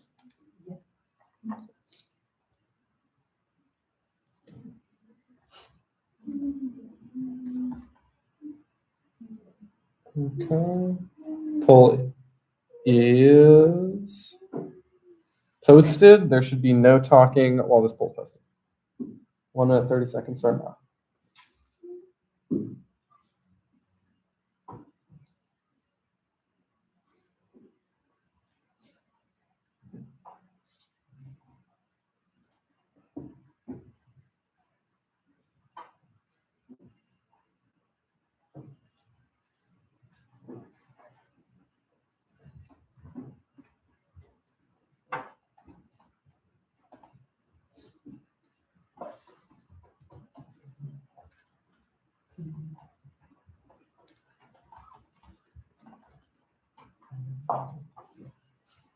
Okay, we have all responses, and with 12 in affirmation, this fee passes. Okay, I'll now look for motions to enter discussion on another fee. Kate, Motion to enter discussion on the rec operations. do we have a second? We have a second from Angel. Are there any objections? Seeing no objections, we will enter discussion on the rec operations. Let me pull that up. Here we go. So recreation operations is currently set at $58.65. They have requested a $1.90 increase to $60.55. I believe this is one of their two scenarios. I think they also had another scenario. You know, I can pull this up quickly, so I'll check.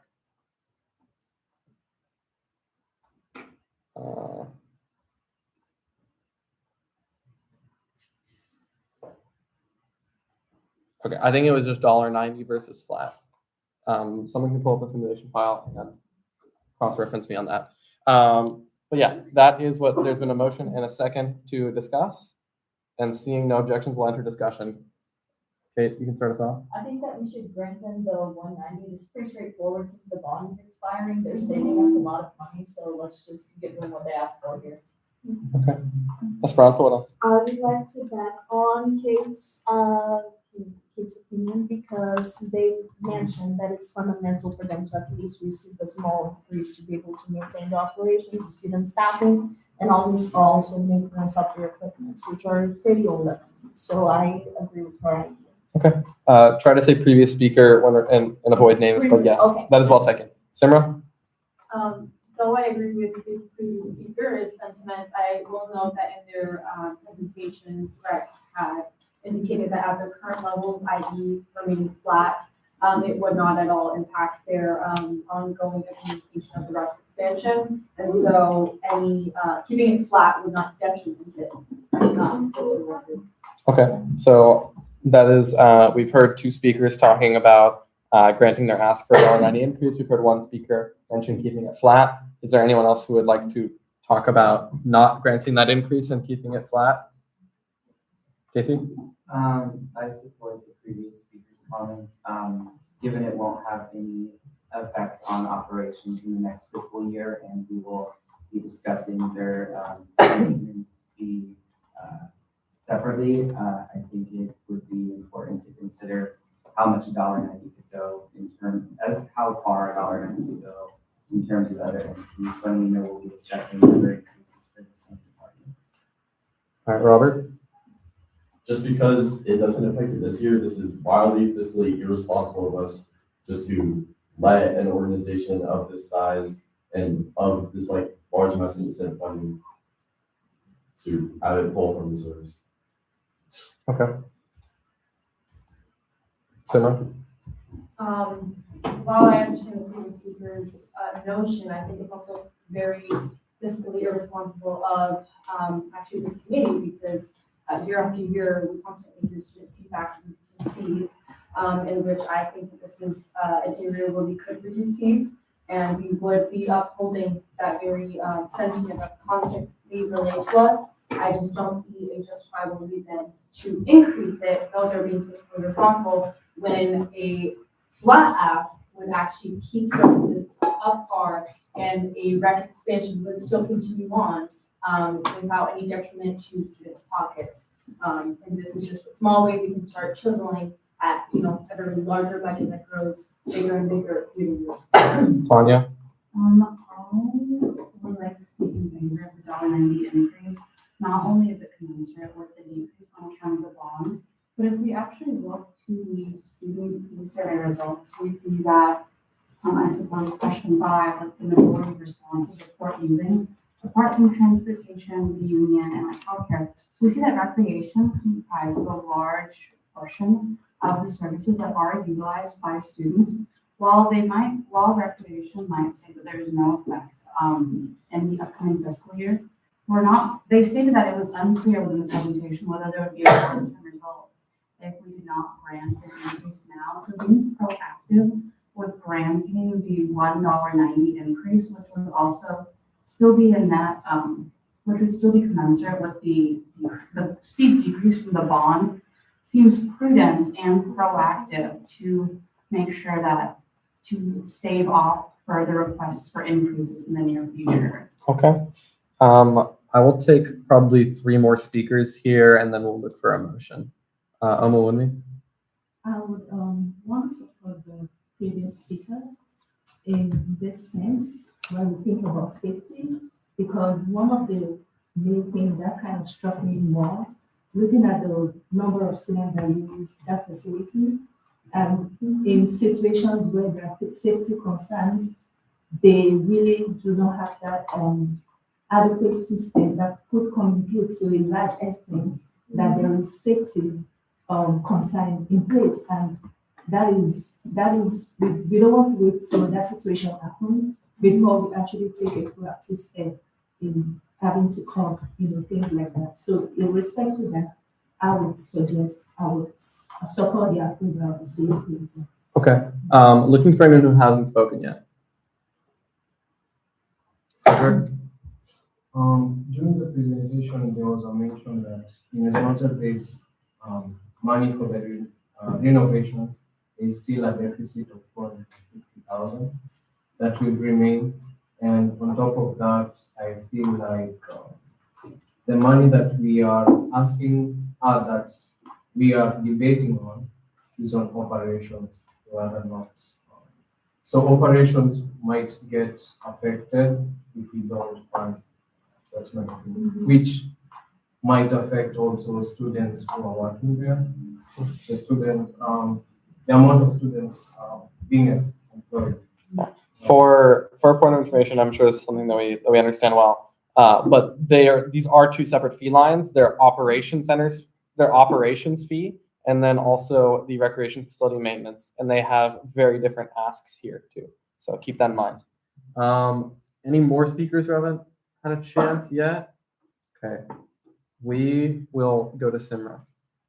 And actually, thank you for pointing that out. I think that upkeep of the rec, like they mentioned in their presentation, it can get costly real quick day to day.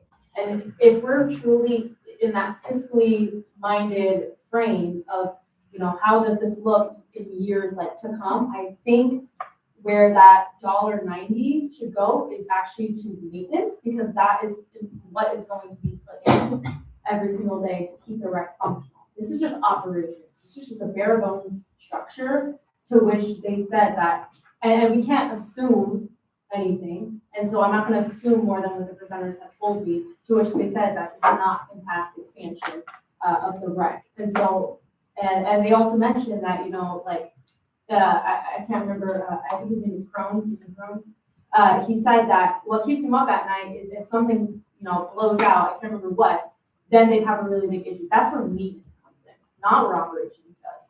And that's something that from year to year is going to increase the value of, replacing parts, stuff like that, inflation. That's where that's going to go. And that's where I think they need the money to be. I know that they can move it internally, but all the issues that are raised here today, it does not sway me that operations budget needs. It sways. Okay, it tells me that I think that's enough, because now I'm going to only recognize a motion to vote on, I think the best way to do this, I will only recognize a motion to vote on a $1.90 increase. Then it'll need a second. And then if you would like to keep discussing in discussion form, you should object. If you believe it is time to move on to speeches, you should not object. because we will look for a speech and affirmation, speech and negation. Then we'll do the vote and we'll be back in discussion if it fails. Does that process make sense? Any points of parliamentary inquiry before we move forward? Okay, that's how we'll do it. Is there a motion to vote on a $1.90 increase? Kate? Second from Angel. Are there any objections? Seeing no objections, raise your hand if you would like to give a speech and negation on this $1.90 increase. Okay, we're gonna start with a speech and affirmation. Kate, since you made the motion, would you like to do a speech and affirmation? I'll be glad to. Okay, 5-minute time limit, starting whenever. Okay, the first thing I would like to say, this has already been said, but I really want to emphasize it. The rec is saving us money, so this is the least that we can do to grant this ask. And then the second thing that I would say in Sorry. response. Just slow down a little bit. Let me pause your time. Slow down a little bit just for the sake of the recording. Gotcha, thank you. Go ahead. The second thing that I would like to say in response to the chair of the Student Rights and Affairs Council is that it was suggested that the $1.90 should go to maintenance instead of operations, but they are the experts on this topic, and I don't think we should be the ones to say, like, where you're asking for the money is wrong. They know more than us. Okay. What questions do we have for the speaker? And you can refuse to answer questions if you'd like, but this is just an FYI. That's a Robert Rules thing. Robert. Can we please speak through the chair for questions and speeches, especially? Yes, that is well taken. For questions, do not refer to the speaker by name. Ask your question in the way that we've been saying in meetings and recommending so far. Let me pause the time. Okay. Say, I would like to ask blank, and then I will let you know if your question is recognized, and the speaker may answer. Okay. So, what questions do we have? Casey. I would like to ask if the framing of the rec saving us money is correct, given the fee is sunsetting and is something that's been agreed upon to pay by the Senate over the last 30 years or so, as opposed to saving us money in a literal sense. Is this Go a ahead. question for me? Yes. Okay. Yeah. I understand where you're coming from, like, in the sense that, like, it's not like we are getting $11 more, it's that we're not paying $11 more, but I don't think that's a compelling enough argument for me to not want to vote for this $1.90 increase. Does that answer your question? Yes. Make sure that you wait until the question is recognized before you start answering it. What other questions do we have? Seeing no, Robert. I would like to ask the speaker what percentage of the rec funding is for students. I couldn't tell you. The vast majority of it. Okay. What other questions do we have? Seeing no questions. Okay, what's your question? This is operations budget slide as shown on Reddit presenters. Just visually here, does the speaker think that this portion is the vast majority funded from student fee? You may answer. That's a great question. Okay. Any more questions? And I will just say for situations like that, you can make a point of information and then provide more information like that, but just like make sure you're recognized. Okay. Seeing no questions, thank you. We'll now look for speeches and negation. Simra, 5 minutes starting, let me make sure it's actually 5 minutes. Okay. Starting whenever. Okay, there is one thing I'd like to clarify that, that troubles me about, the finance representative. It's that we owe nothing to these entities. We owe everything to the students that are paying for this. This money is the students. And so to say that we owe these entities, though we can respect it and we can commend them for being fiscally responsible and transparent with us, we owe them nothing in regards to money. And same as vice versa. In terms of our recommendations, they don't technically owe us anything in implementing them. They can make it their best strides to, as it needs to get more money. But that is not something that, that they should be expecting of us. If they should be fully transparent, we will be doing something. And with that being said, I still do think that maintenance is where the money is going to be needed. So did the presenter say. And I'm not assuming anything. I'm literally just taking what the rec services director, Crone, said. He literally said that what keeps him up at night is the fact that they wouldn't be able to do on-site emergency deployment of facilities that just break in the middle of the night, right? And so operations day to day, that will be fine. In my opinion, I think it'll be fine. So as they said, I'm not making any assumptions on that because I'm literally taking his word from it. And who else should I believe than the entity that is in the facility day in and day night, who has seen the budget books more than we have in the simulation files, and who has talked to various entities across within their internal reach to understand their financial situation. Enough for him to say that still keeps him up at night and that there's no assurances. I just think that $1.90 is better put and adjudicated within maintenance and not in operation, simply due to the fact that inflation is very much a thing. Parts of equipment, the price of them will only continue to rise. And with the pool and everything else, like those are a lot of different things that we can't even start to begin to calculate how much that might actually be. And I'd rather sleep better at night knowing that they have at least enough money to, address the situation right then and there that might impact students as opposed to just like day in, day out operations. I think it's pretty point blank considered. Like, I understand that their bond is running out and they're making a very small ask in comparison to that. And I fully recognize that and I commend them for that because there's a lot of entities and other entities have done that too, where they ask for decreases or just to remain flat because they recognize the goodwill that they've been given. But I just think it's so wrong to state that we owe these entities something because we don't. We owe it to the students that are actively funding these things and that have in large amounts of numbers conducted this survey saying, let's reduce student fees. I can't do it. I can't do this job in earnest knowing that I just passed up an opportunity to reduce that fee, even if it was by $1.90 or if it was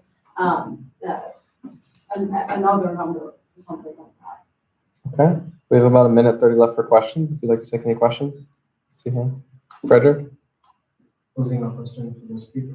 Okay, what's the question? Do you still want more funds to be allocated to recreational facility maintenance because they're 4.1 of the 6? You still want more than that? Go ahead, Nancy, if you'd like. Right now, you're discussing the operations to which I want to keep flat. Okay. When we open up deliberations for maintenance, as of right now, I think that if there is an increase towards them in general of 190, it should be reallocated to maintenance.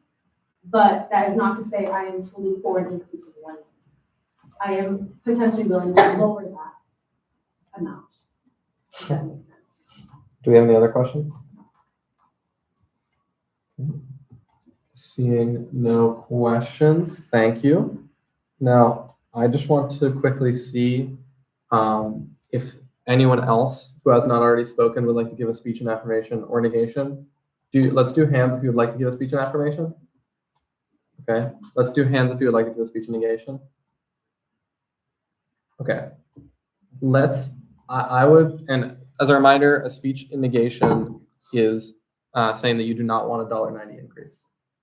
I will say, as there's currently a motion to vote that has been seconded pending, and we have had a speech and affirmation and a speech and negation, we will go ahead and move on so that we can keep the numbers even there. Okay. Is this a point of, what is this? Question. Okay. One of you guys is about the files.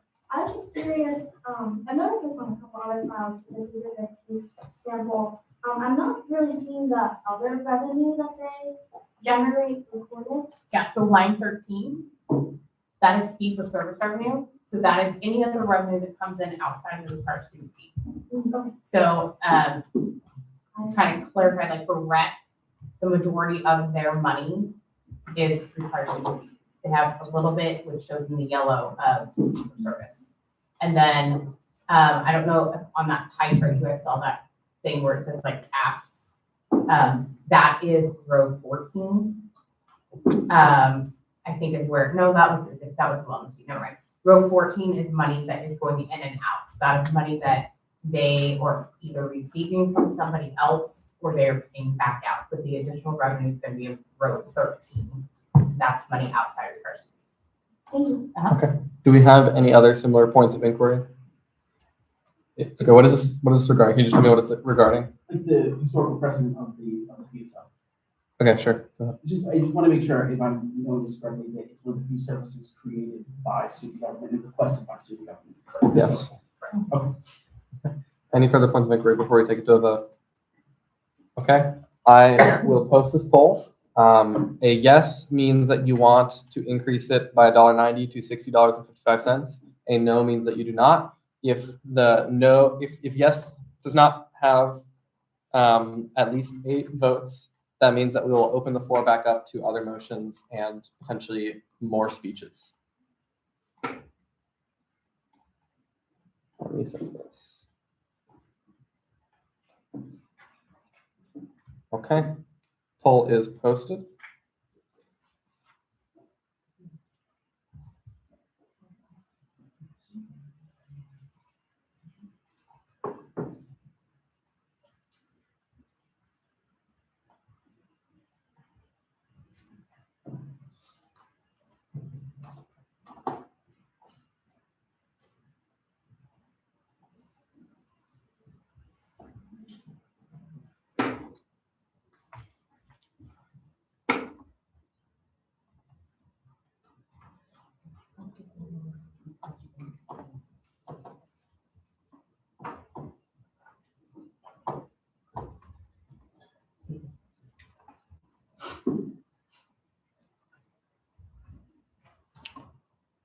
Okay. With 7 votes in affirmation and 5 votes in negation, this fee does not pass. So now we will open the floor back up to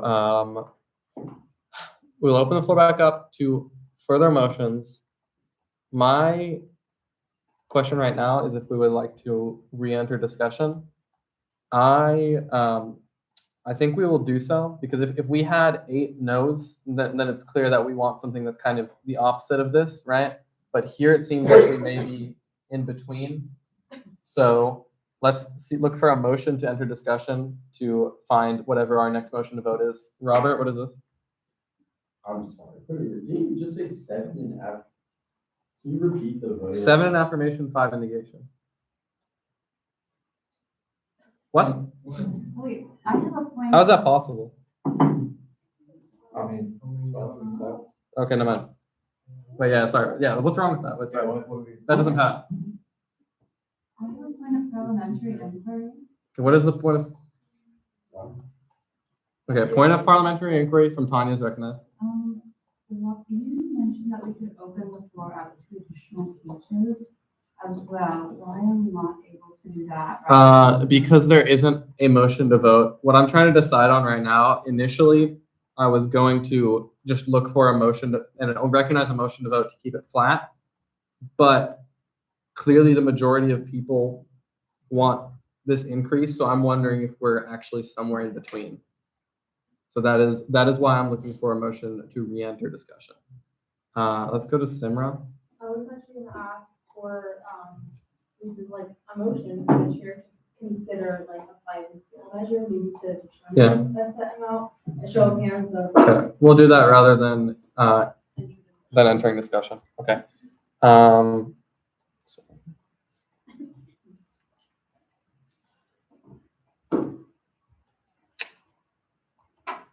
So I just have a point of inquiry for y'all, I guess. Last year, was it specific dollar amounts that was given to you? Okay, so then we will do a $1.90 increase.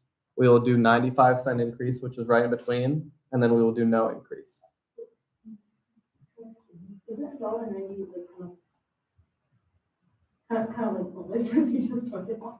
Not necessarily. That's what we're going to do because the goal is to try to figure out why people voted. All 7 of them could have voted because they feel strongly that $1.90 is the only thing they would take. So that's what we're going to do. Okay, so let's do hands. Give me 1 second, sorry. Let's do hands for $1.90 increase.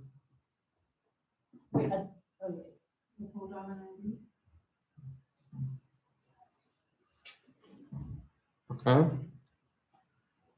I counted 6. Let's do hands for 95. Counting 2. And let's do hands for no increase.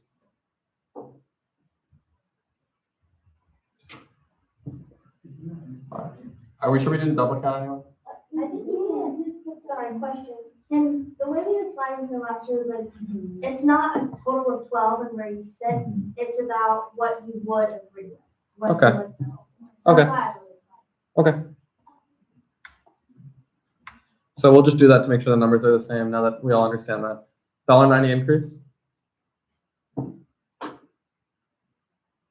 Counting 6. 95 cents. 3. Okay. 0. Increase. Okay, I'm counting 5. Okay. With that being the case, we have 6 in favor of $1.90 increase. We have 3 in favor of 95 cents and 5 in favor of 0. Let's go in between $1.90 and 95 because we still don't have the 8 required to pass. In the parliamentary inquiry. Go ahead. Can we just move to enter discussion? Let's do one more sliding scale because we're within a vote. I don't know how helpful discussion will be at this point. We were within a vote. Okay. Let's do another sliding scale. This one will be, sorry. This one will be $1.90. Then we'll have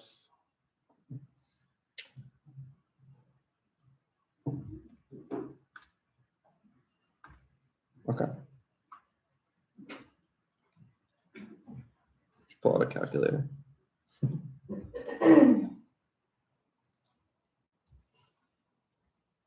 Okay. We have to grant increases that go at, are they to the nearest? This is a point of information. What is? Okay, then, yeah, okay. So what I have on the sliding scale is at the top $1.90, then $1.45, and then 95 cents. And the goal is to figure out where we are in between those two numbers. Is this a point of, we'll be quick, okay. I'm just so lost on why approving like individual motions on these is 2/3. I can provide a point. I'll answer that. It's 2/3 because the package itself needs 2/3. So I want to make sure that by the end of today, nobody votes no because they felt wronged by any one particular fee, because that is going to extend things out by a lot. So I want to keep, it's a high standard, but I'd rather get through that now than at the very end when people will probably not want to go through all that. That is my reasoning here. If there's a point of parliamentary inquiry with an argument, then it will be taken. I want someone to point to something showing what it needs to be in terms of a vote. But for now, we'll continue. Point of order. Okay. It's the same thing as a motion to previous questions, so it's just majority. Like I understand the like practical reason behind how it's nice that we don't have to like deny the fee package most of the times, but that's not how I understand the rules. Hold on.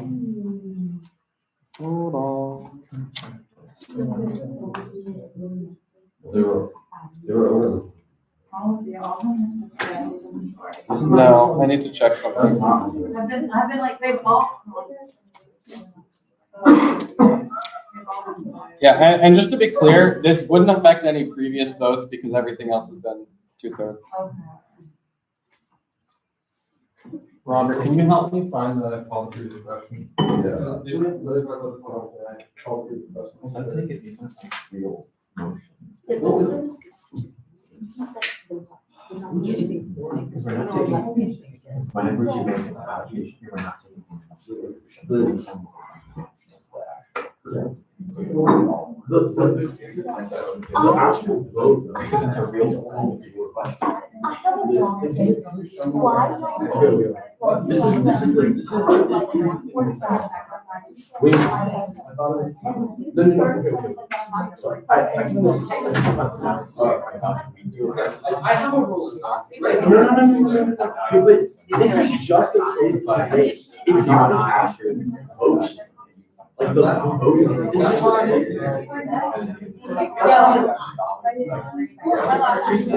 That's not.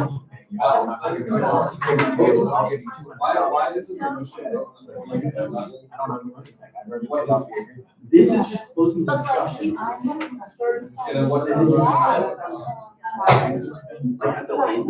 What is the motion?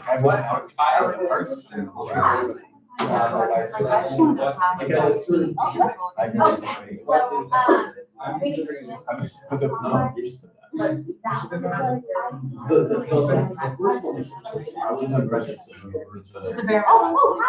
if I have class, is that yes, but I think you said, I wasn't sure. But I would Maybe be like- like 30 minutes. But Mine is based on, also so that has to flag, you know, when I. It's the average. Oh, it's Oh, yeah, but that's what I would go. But it is really like. This is the thing that. It's not a part of you. Yeah, that's not, yeah.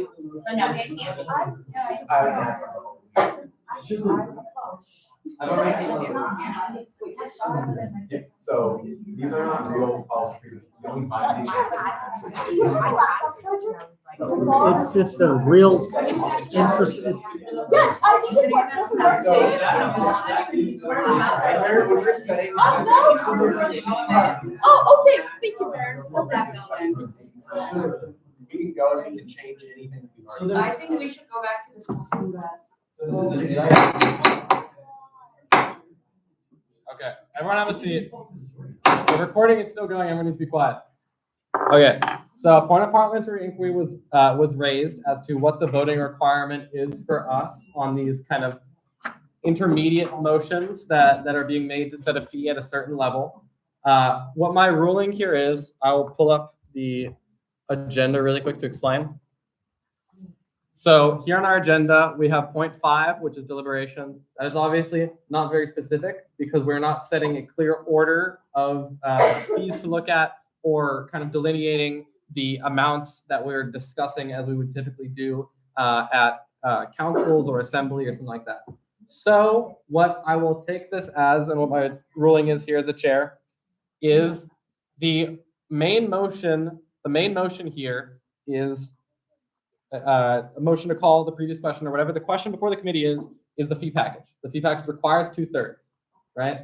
So all of our motions to vote here are relating to that previous question. So what I'm seeing here on Robert's rules, 70 here on this table, that is what I'm calling these motions. Previous question, which is to immediately close debate and the making of subsidiary motions, except the motion to lay on the table, and that requires a 2/3 vote required for adoption. If you believe that these motions to vote should not be considered as 70 here on this table, motion to appeal the decision from the chair. Because there's already been a point of parliamentary inquiry. This is my decision on this point. It is 2/3 required for adoption. Okay. Let's move forward. Okay, appeal. I motion to appeal the chair. Okay, could you explain why? And I need what it is on this table. Like I need to know what motion it is if it isn't 70 on this table. Yeah. We're basically dividing the question of the fee, which like only takes majority. It's only the final thing that takes 2/3 because that's what the Constitution says. Like normal, you can make motions on things. And so it's just majority. And also I'm gonna. Okay, so you're saying It's just closing the discussion on this section rather than the actual vote on the motion. Yes, previous question is 2/3, but like how a second ago when Tanya was like, well, wait, I still like have something to say. Like that's why we vote on it, to make it 2/3, make sure that. Okay, that's enough. So you're clarifying it is motion 38 on my version of Robert's rules and hopefully your version too, which is division of a question, which requires majority vote. Mine's 36, yes. Yes. Okay. Hold on. I need to read a couple of things. This should hopefully be quick.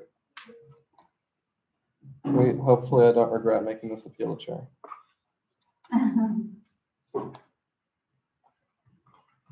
Look. You're good. I just like don't. It just doesn't make sense. I just want to-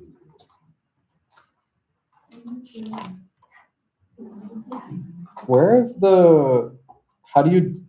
I'll take this from anyone. How do you do a motion to appeal from the chair? Doesn't it require like 2/3? Probably. Yeah. I'm just trying to find it. Early. Okay. Okay, I found it. Appeal general case is majority in the negative to reverse the chair's decision. An appeal relating to indecorum or transgression of the rules of speaking, or to the priority of business, or if made when an undebatable question is immediately pending or involved in the appeal. Is call the previous question undebatable? It's not debatable, I don't think.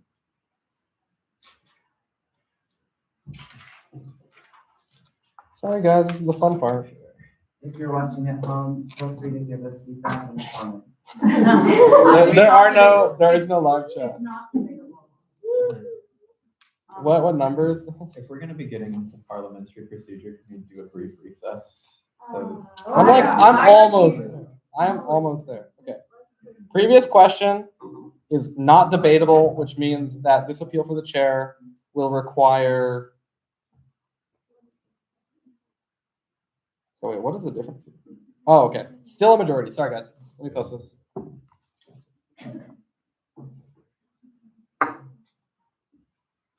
is it that needing a second? Can I ask a point of inquiry, just for clarification? Not at the moment.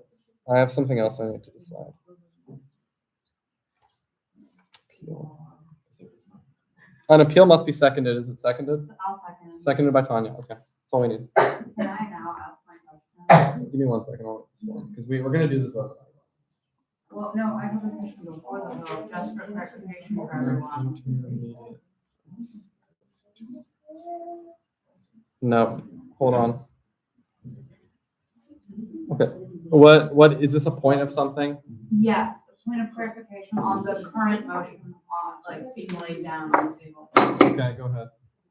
So just to clarify, this current motion, if passed, would essentially make it easier to pass deliberations on future fee entities and just streamline this process, correct? Yes. Okay. If you vote no, that will make it, instead of a 2/3 vote, it'll be a majority vote for all of our intermediate fees. But the final fee package is constitutionally, which supersedes Robert's rules, has to be approved by 2/3 vote. And just to clarify that. Okay, so go ahead really quick. a vote no means a simple majority to pass any fee entity setting that fee. Still overall a 2/3 for the overall fee package as required by the Constitution. That is correct. It will not reply retroactively. That is the only caveat here. Thank you. I'm Where, really sorry. go ahead, I really don't quick, we need to vote. understand. Sorry, Go if ahead. we're voting on an appeal to the chair, I don't understand why I vote no. It says that in Robert's rules. Okay. It says, thank you. vote required for adoption, majority and negative required to reverse chair's decision. Sorry if the title of it will make that slightly confusing. Just Okay. think of it. No means majority, you want majority. Yes means you want 2/3. And it just needs a majority. Yes. We love Robert's rules.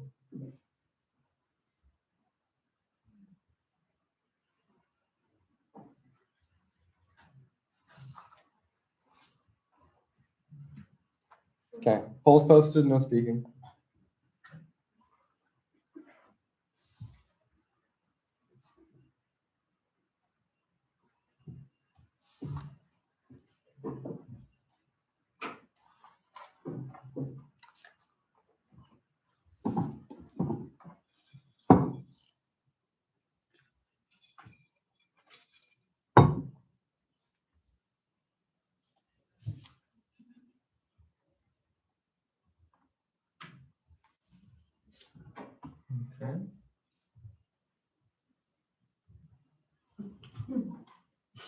With 5 votes in affirmation and 7 votes in negation, this appeal passes, meaning that we will now rely on a majority requirement for these intermediate votes, given the reasoning provided by our speaker.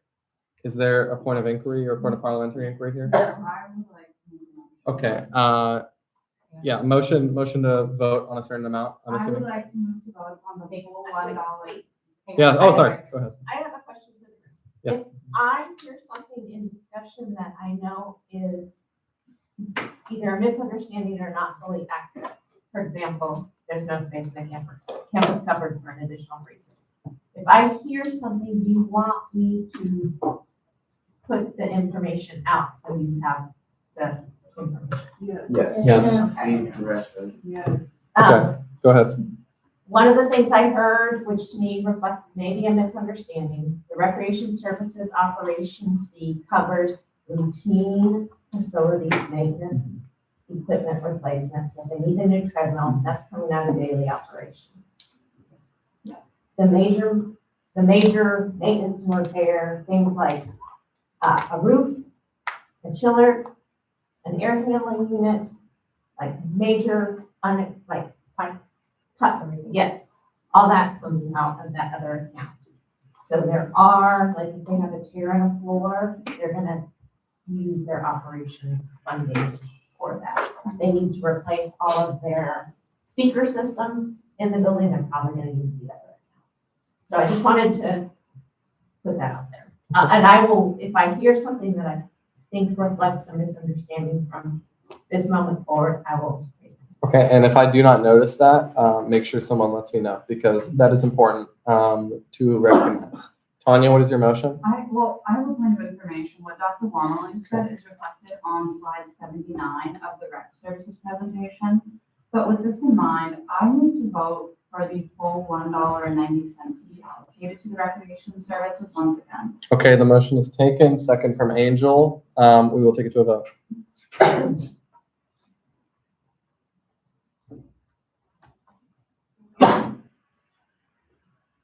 And do we give speeches again?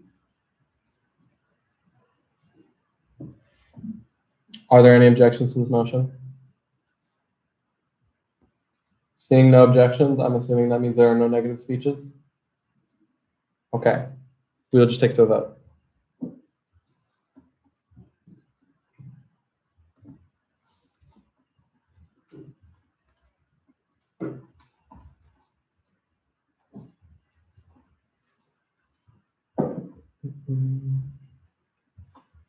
This poll will have a slightly stupid name.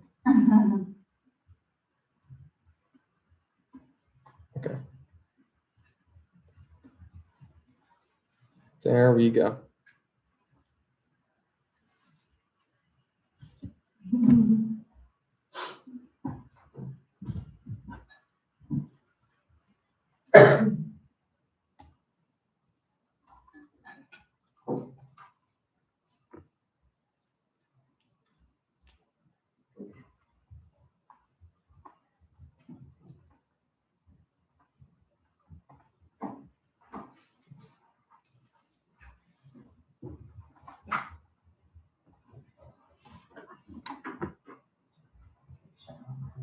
I'm still waiting on 2 votes.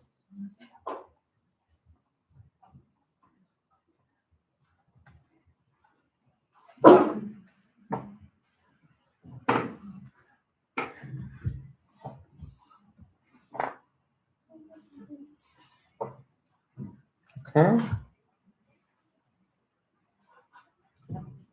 With 7 votes in affirmation, 4 votes in negation, and 1 vote in abstention, this bill passes the 50% required in order to set this fee.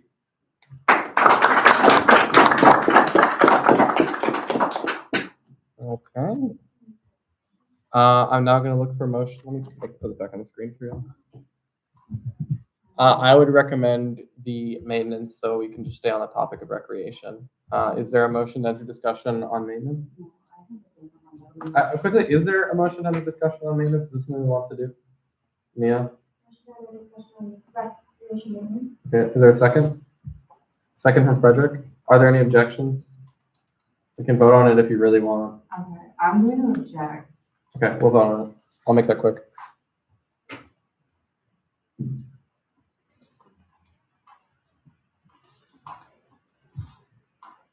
Casey, what is this point?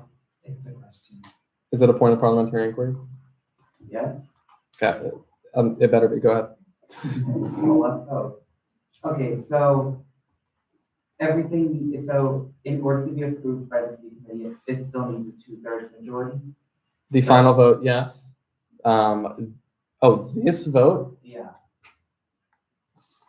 I guess I was lost. I thought we were about to decide, I thought you all were about to decide if it was a majority or 2/3 that was needed to pass, and then I might have missed it, but then we moved to the vote. This is not a motion so what the chair's decision was, it was making the motion to vote on a certain fee level, making that 2/3. That was successfully appealed, so it is 50%. I don't see a reason why this should be 2/3. So this is going to be 50% also. This is just to enter discussion period. You would vote no if you want to discuss a different fee first, and you would vote yes if you want to discuss this one. Simple as that.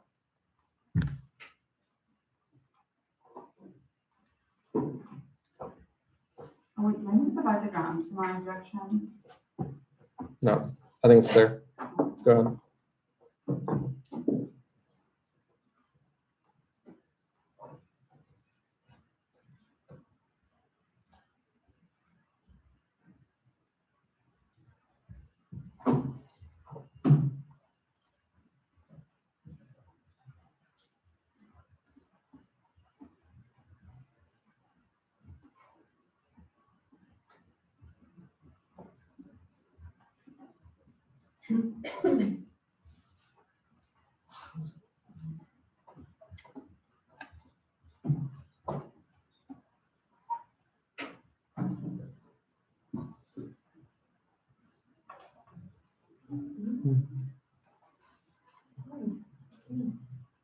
We're waiting on 4 responses.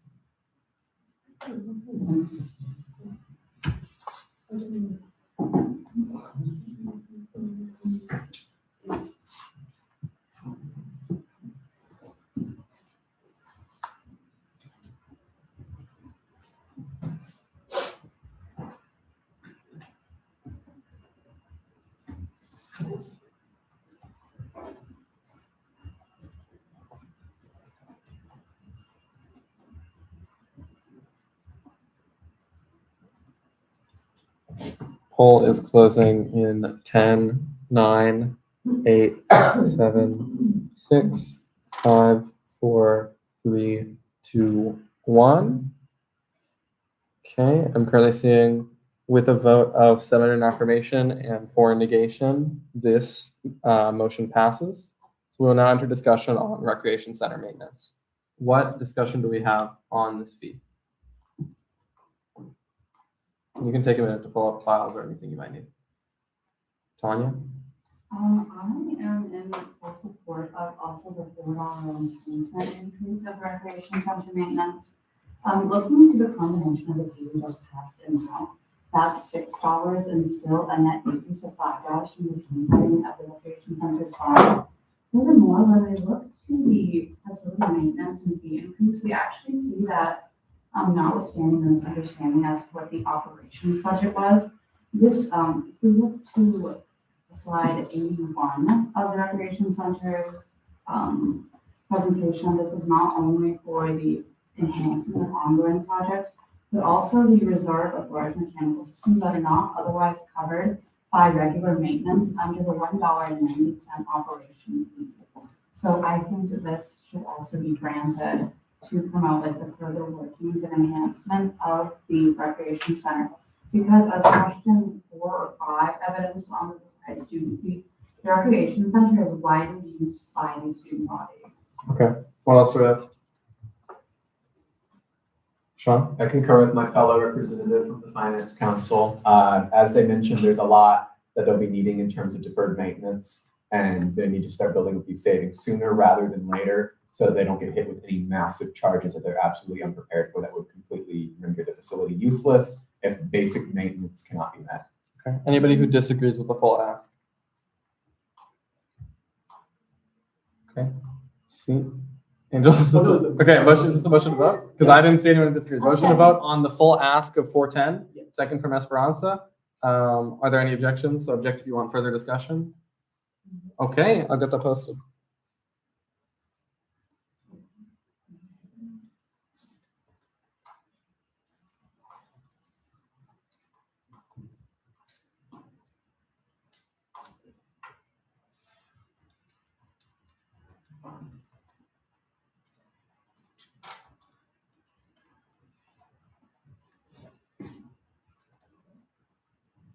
So that will be a total of $725 with a with a $4.10 increase.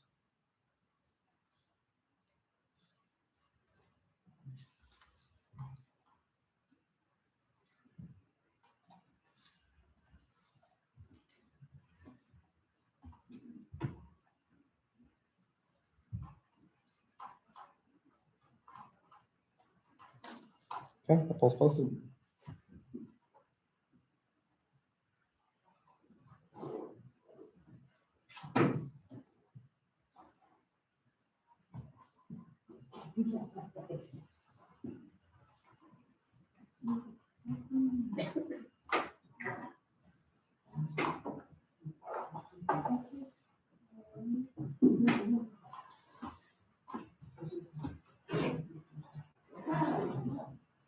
Waiting on one more response. I'll give them 15 seconds. There we go. With 11 votes in affirmation and 1 vote negation, this motion passes.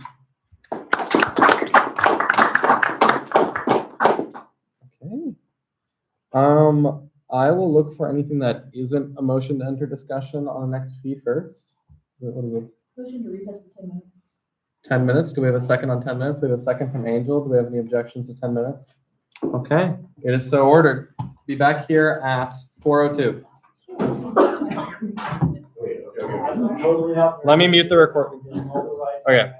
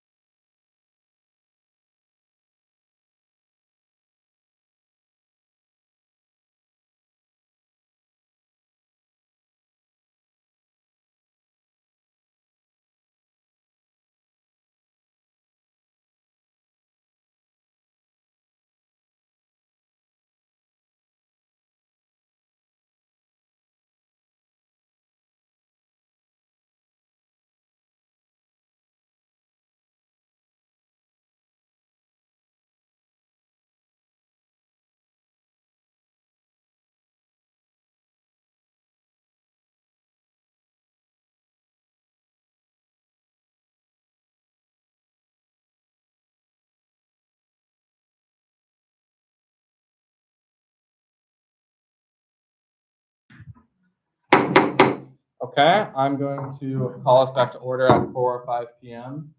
Before we move on to looking at any motions to enter discussion, I want to see if there's any points that anyone wanted to bring up. Point of parliamentary inquiry, or let's do point of parliamentary inquiry first. Is there any points of order over our proceedings thus far? You're recognized with speaking rights. A non-voting member or treasurer. Point of parliamentary inquiry regarding the non-voting members' rights to make motions within this committee. So it is currently my understanding that as of a amendment to our constitution in Cycle 7, Bill 2026-054, voting members are entitled to all rights within a voting body, including voting, making motions, points, everything like that. Ex officio members are not entitled to vote, but they are entitled to make motions and have speaking rights, obviously. And the non-voting members may have speaking rights, but are not able to make motions. That is my understanding. That is not yet a ruling that has been made because no one has brought up a point of order. So if anyone has any points of order regarding this understanding, please bring it with reference to the Constitution or Robert's Rules.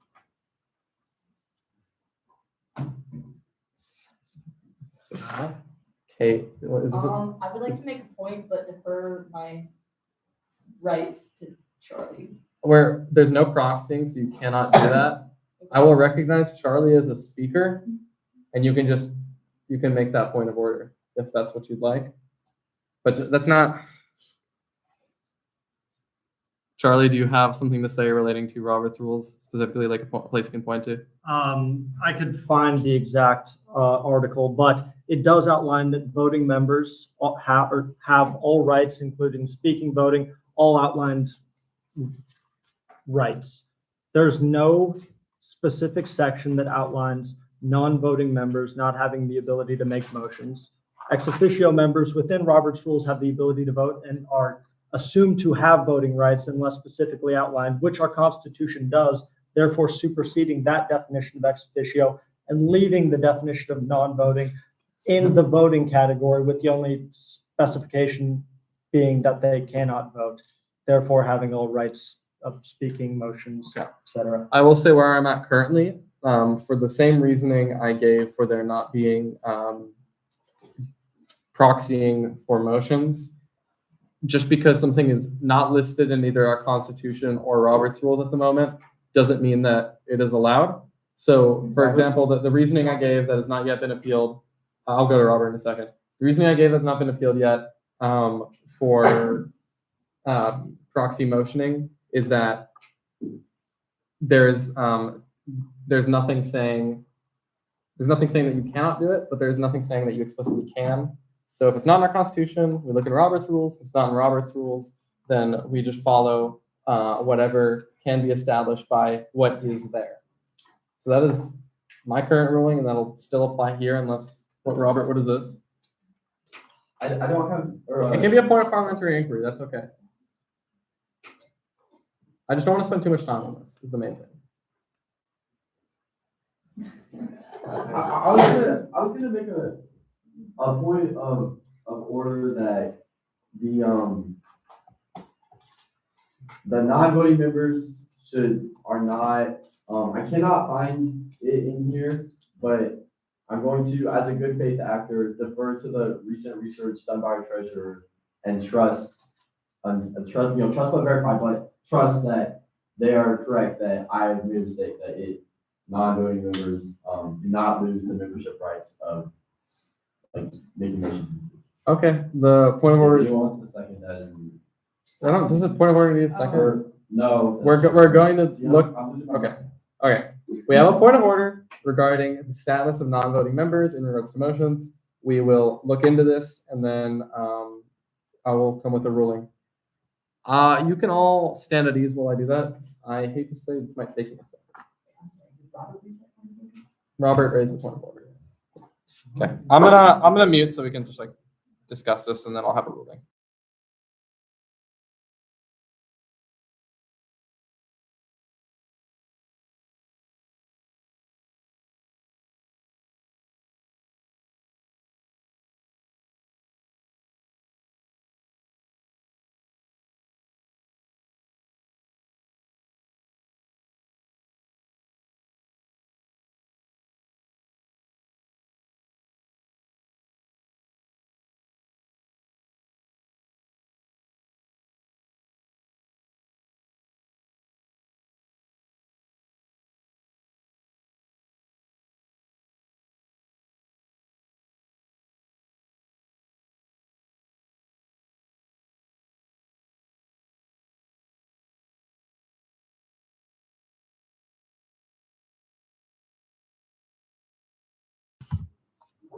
Okay.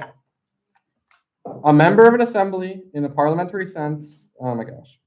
Some of this is just not needed to be all read out loud. Okay. A member of an assembly in a parliamentary sense, as mentioned above, is a person entitled to full participation in its proceedings. That is the right to attend meetings, to make motions, to speak and debate, and to vote. No member can be individually deprived of these basic rights of membership or of any basic rights concomitant to them, such as the right to make motions or to give previous notice of a motion, except through disciplinary proceedings. Some organized societies define additional classes of membership that do not entail all of these rights. Whenever the term member is used in this book, it refers to full participating membership in the assembly unless otherwise specified. So where I stand right now, obviously it says otherwise specified, and our Constitution supersedes Robert's rules. I believe we're sufficiently clear, especially given what was presented to Students' Assembly in regards to this amendment, that the legislative purpose is to have voting members entitled to all of those rights mentioned, ex officio members entitled to make motions, and then non-voting members who are not entitled to make motions, but all three of those have speaking rights. And that is why the non-voting members have the word member attached to them, because they have those speaking rights. And yeah, ex officio is in the Constitution now too, so that is clarified there. The point is well taken that this may need some clarification, but that is how it's going to stand at the moment. Any points of parliamentary inquiry in regards to that? Cool. Okay. Good amendment to write in the future, guys. Let's keep going then. Here, before we have motions to enter discussion, I have a suggestion. Let us look at what remaining flat asks we have. I have a motion. Hold on, because let me explain this, and then we'll take your motion. So we have several flat asks. I think what might be easiest is if instead of going down those flat asks one by one, we look at them all together.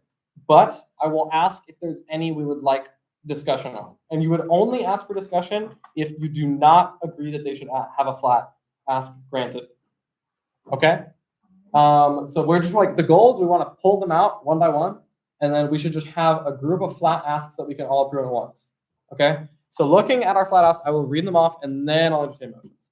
We have a flat ask of $350 for the student health equipment fee. We have the Burge Union fee. We have the student union building fee. We have, sorry,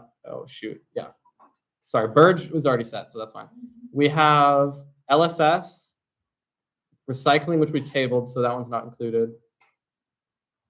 Sabatini, which, do we have an update on that one? Oh, the update, point of information, update on that one is that this is not, the Sabatini operations are not bonded, so we must vote on it and it's not set.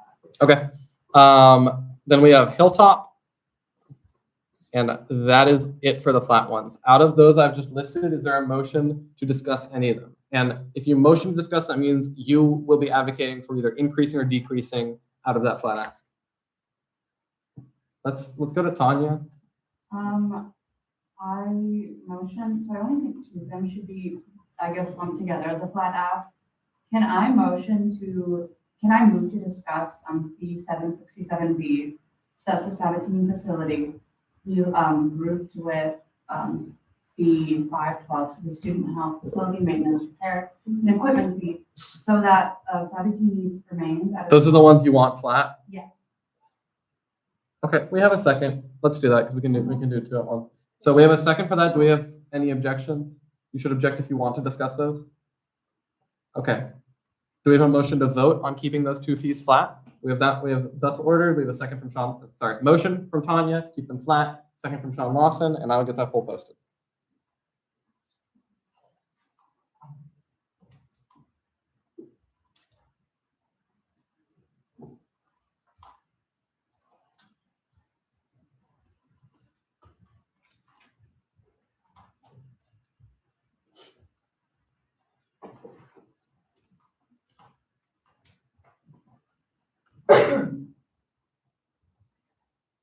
And so is student health maintenance at $350 and Sabatini at 25 cents flat. Okay.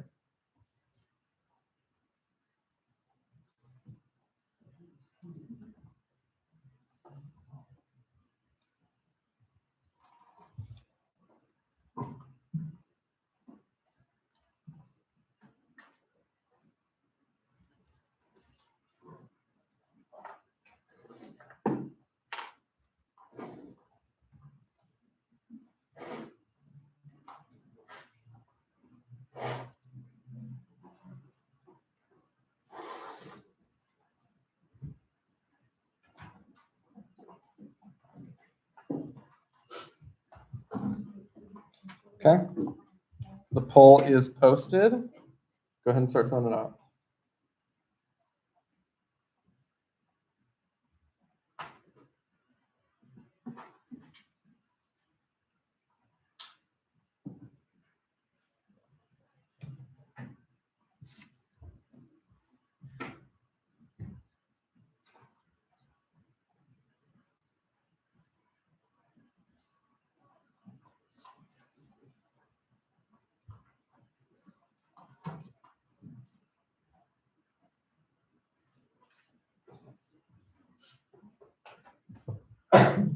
Looks like we're waiting on one response.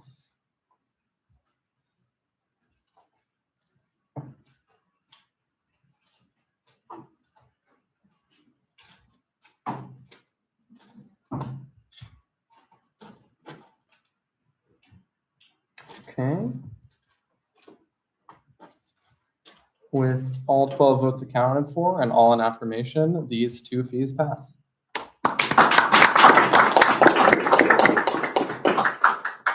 Okay. So, let me see. Those were the only ones we were in consensus on wanting to keep flat. Let's go ahead and start discussing some of the ones that we may not want to keep flat. So let's look for a motion to enter discussion on. Still something flat is what I would suggest, but something that we might have disagreement on.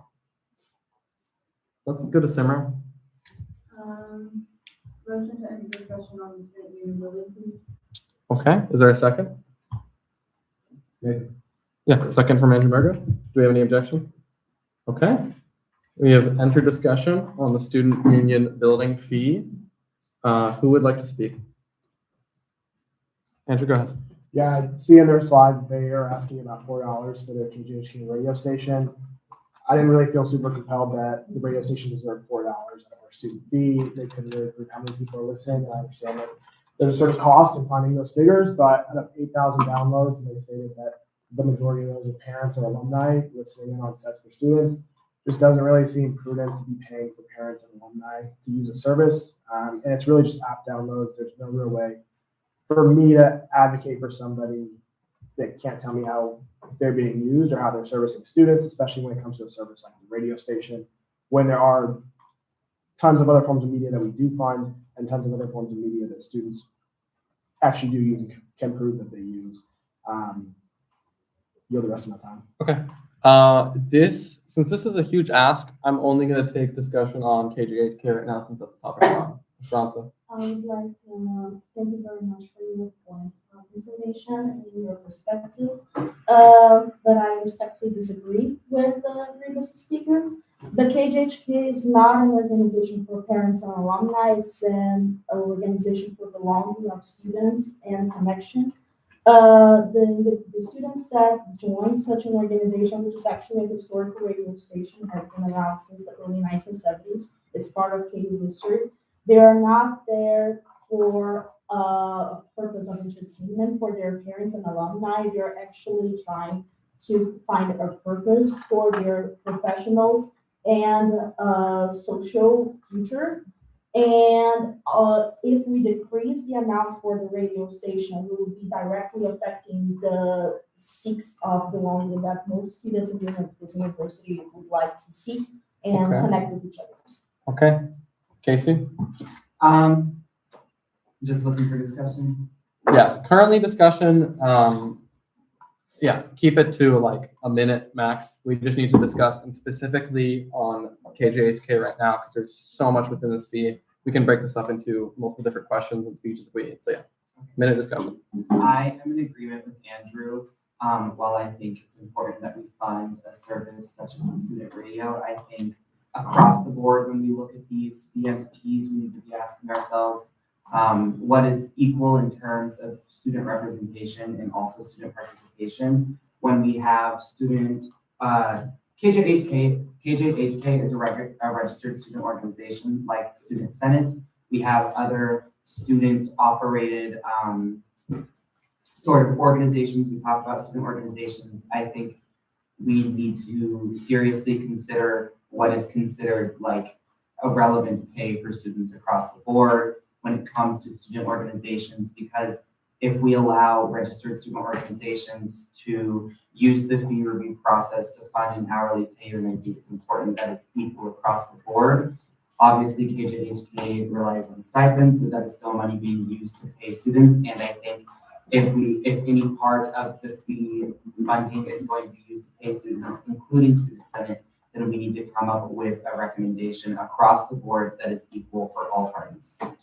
Okay. Still on KJ, I'll give a quick point of information. With how we did it earlier today with the Student Engagement Center, whenever we're talking about a specific program under a fee, which in this case KJHK, it has been a fee in the past. So this is a separate point of information I'll give really quick. KJHK used to be its own separate fee.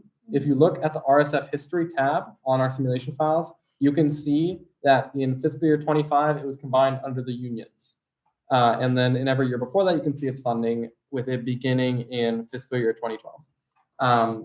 But because it is one fee that we're voting on, and that's the motion in front of us, the way we're going to do this is just like we did with the Student Engagement Center, where we would need a motion for a resolution to direct the funding in one way or another. So I think our best course of action, let's keep discussing KJHK, but instead of a motion to vote on a fee amount, right now the motion we're building towards is that resolution. That's what we'll be doing. So KJHK still someone new. Okay. I just wanted to say that I would fully support a decrease in the unions, but not if it affects the KJHK. Okay. What else? Tanya? I guess this is more so like kind of a point of information. So remember in the review presentation, KJHK said they were unable to access their data. So this isn't a problem with the FCC. The FCC actually does not collect your user data. Rather, that's done by third parties such as Nielsen, which charges upwards of $10,000 for an organization, regardless of its size, to access user data. So that seems like a fiscal impossibility for a student-run organization such as KJHK.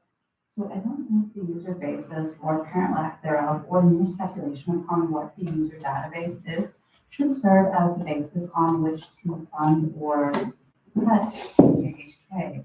So I do think it's an important media outlet and provides other journalistic opportunities that otherwise wouldn't be possible or available for student organizations such as community and whatnot. Okay. We'll take a couple more speakers here and then we'll start looking for that motion. Is there anyone who hasn't spoken yet? Okay. We'll go Sean and then we can go back to Andrew.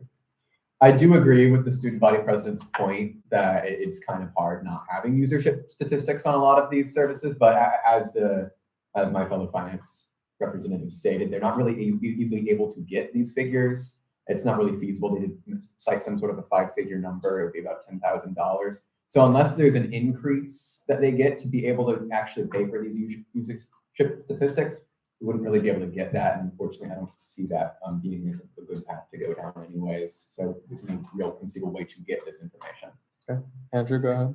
I think if we're evaluating what we owe the students here, we need to decide what this basis is for deciding how much money we get. They mentioned that they have a survey that students demonstrate that they listen on FM. If they had a survey, they probably should have included the data they got from that survey. If they did it leads me to believe that not enough people filled out the survey, and could probably lead me to believe that not enough people actually listened to hear them announce that they had a survey out. So if we're evaluating the money that we're spending, we should probably decide how many students we're actually serving when we extend these dollars, especially with how competitive these dollars are about to get. Okay. I will take two more little pieces of discussion, and then I think we should look for a motion because we will allow speeches and affirmation and negation on that motion for a resolution.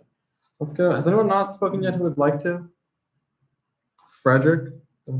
My opinion is we should be a bit hesitant towards cutting funding for KJHK due to the fact that it's a student-based organization. Offering the suggestion of perhaps having a resolution, asking more from them, probably being more creative to see more impact from them this coming fiscal year before we get to cut down on funds. But I'm still open for the idea of cutting funds for KU. Okay. And just to clarify in terms of parliamentary procedure, I'll probably be looking for a motion to have a resolution to reduce, because that's what started this discussion. But then we can look for motions for resolutions for other things regarding KJHK2 afterwards. Esperanza? Responding to the student body's press and request of why they did not provide a feasible response regarding the surveys. We, as a student senate organization, we also struggled in previous years to get feasible response from students. In my opinion, 1,000 responses from a survey does not fully represent the student body as a whole, as we can count. And this year was one of the first times in the last few years that we were actually able to get a feasible response from 10% of the study body population. If we use only, first and foremost, the amount of people who responded to the survey does not qualify the significance of that organization in the first place. Okay, so let's go ahead and look for that motion. I'm going to ask, Andrew, I'll give you the first chance for this because you kind of brought up this discussion. I'm going to ask for the specific amount, if you have that, or what does this motion for a resolution look like, if you have one? To discuss it, I need to continue evaluating with them. As for today, I'd be comfortable with the 93 cents off, but fully open to discussion or sliding rate. Okay, so should we, you're saying before? Sorry, what amount did you say? Open to discussion. If we're doing a hand vote, sliding rate, like we did for one of the other. Okay, let's look at a sliding rate. Before we begin that, does anyone have a point of information with what their ask was as a whole out of the 7190? I will also check.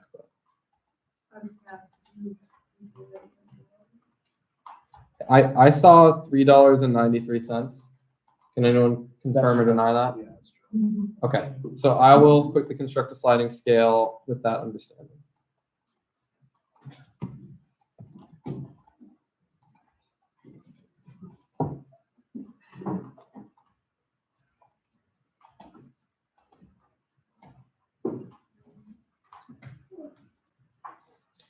Can I have a point of inquiry?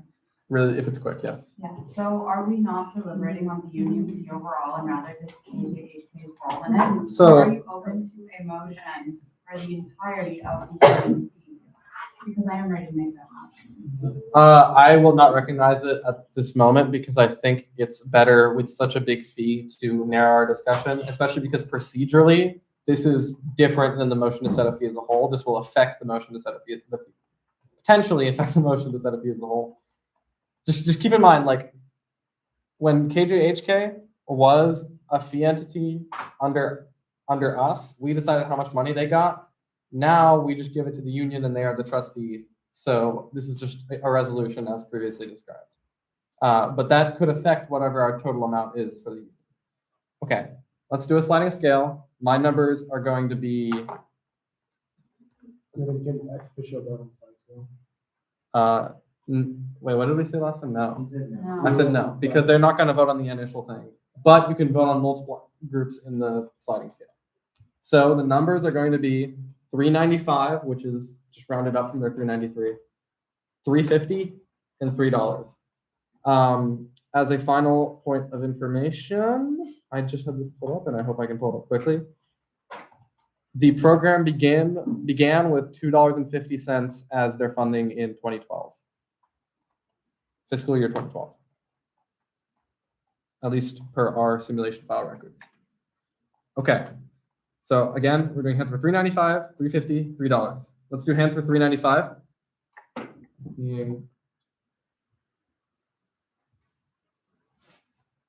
I'm seeing 8 hands for $3.95. Let's do hands for $3.50. I'm seeing 2 hands for $3.50. Let's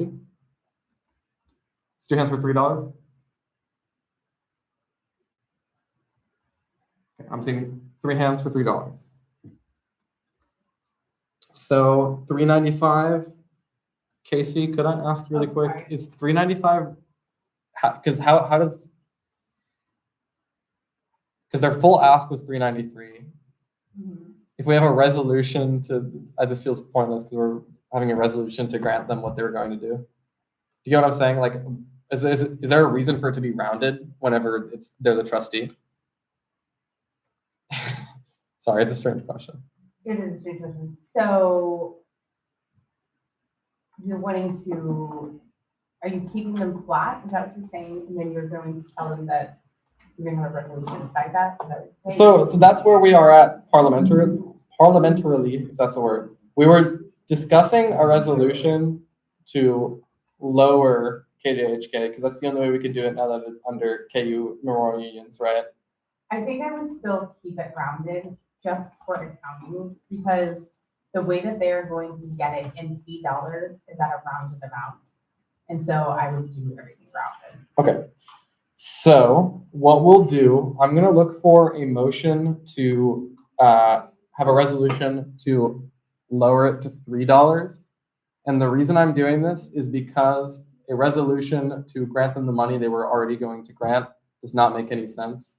We can entertain other motions after, but I think we should look for this motion. If this motion does not have to be made, to be clear. But I think we should, because we're still in discussion. Would anyone like to make that motion? A motion to, the majority were in keeping it at what the ask was. So I'm asking, is there a motion to make a resolution to lower it? Because why would we ask for a motion to keep it what they were going to do? Sorry if that's confusing. We can look for other resolutions, but we need to discuss first. Yes. Does that assume that we don't trust the trustee in making that resolution? Basically. No, the point of the resolution, as I described earlier when we were discussing with the Student Engagement Center, we cannot bindingly say where your money goes from fee review. We just have an amount that we allocate to the organization, but we can attach reasoning alongside that within the fee bill. So that's what I'm looking for here, because KJHK is part of the fee. I'll just make that motion. Motion to what?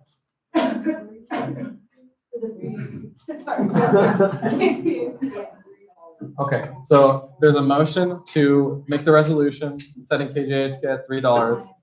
Yes. Is there a second first off? Because if there's no second, it won't be taken to a vote. Is there a second?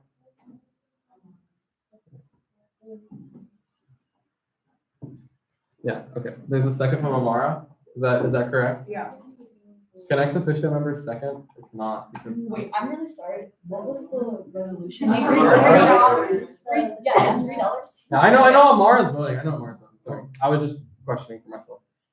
Let me write it up and then I'll tell you. Sorry. Seconding is a motion, so ex officio members can make motions. Seconding a motion. And that's well established.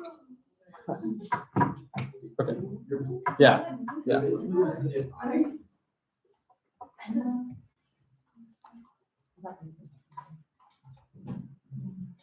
So is that a binding motion? Hold on, I'll explain. Let me write it up and I'll explain. Because there's been a motion, there's been a second. How did I phrase the other one?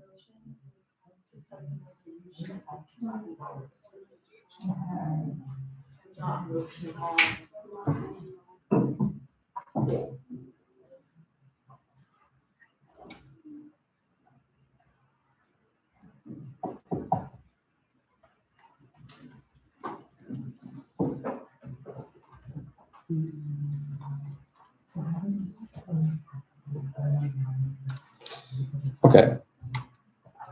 To Simra and to Amara, as you're the maker of the motion, the second of the motion is the phrasing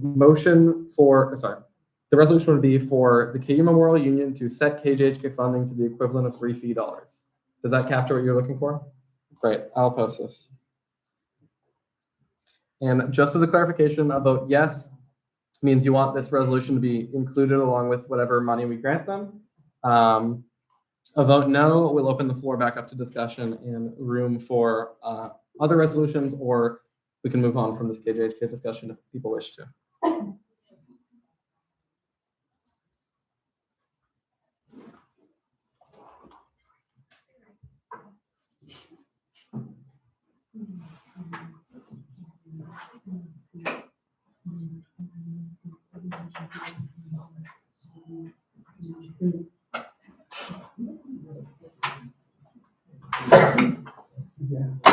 Polls posted.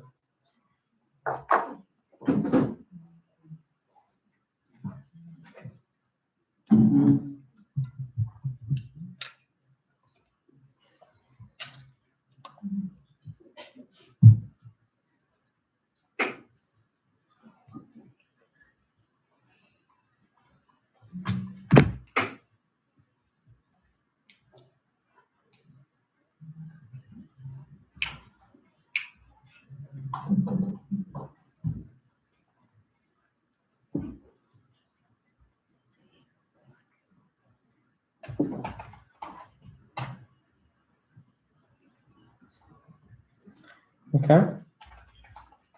With all votes accounted for, 4 votes in affirmation and 8 votes in negation, this does not pass. Okay. With that being the case, I'm looking for first, let's see if we have any further KJHK discussion, given that. Okay. Mia, is this about KJHK? Go ahead. And not in regards to fully funding them, because that's what we just affirmed. Okay. Yeah, it's just tangential to the debate, around specifically the payment of student staffers, like Casey mentioned. I want to really second that point, that there seems to be a lot of debate between entities. I know this came up with you last year and will come up this year in terms of how they are funding student staffers through the student fee. I think that we should talk about that with Student Senate as well, since I believe some of our legislative officers are funded through the student fee line, if my understanding is correct.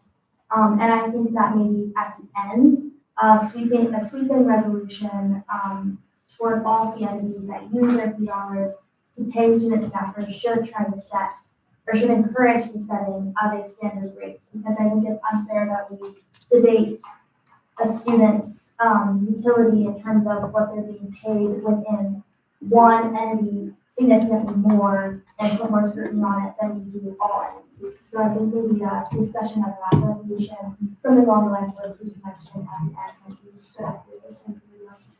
Okay, I have a point of inquiry for our advisors, I guess. Oh, yes. Would there be any issues with this on, because obviously, okay. Okay, because obviously, as mentioned with our resolutions so far, they're the trustees, non-binding, but is there anything on top of that? So I'll just use rec services as an initial example. They have tiers of student employees. So they have student employees that work for us. They have student employees that supervise other students. So they have a tiered salary structure. LSS is bringing in student employees that have a certain skill set, expertise that into their roles. And so it would be hard to have a singular student employee across all of these fees. Would a minimum have any issues? It could, because if they didn't come into the process anticipating that, it's not factored in their simulation. As well as, like, it's a university thing, like, There's a the university minimum, the minimum is set by the university, not set by the departments. So, if the university has, let's say, a minimum rate of $11 or whatever, and then you are saying, well, from here on out, you have a minimum rate of $13, that all has to be run through HR. So it's not like it's automatically charged per department. Okay. Although I know departments really strive to have higher student hourly rates. Casey, you've had your hand up for a minute. What's up? Yes, so in response to what Dr. Longley, with respect to the previous speaker had offered, I wanted to mention that, so obviously we have no control over who gets paid what. That's decided by the entities themselves. We're here just to decide the fees. However, when we are discussing KJHK, which is a registered student organization, the Student Senate, which is a registered student organization, and the UPK, which is not a registered student organization.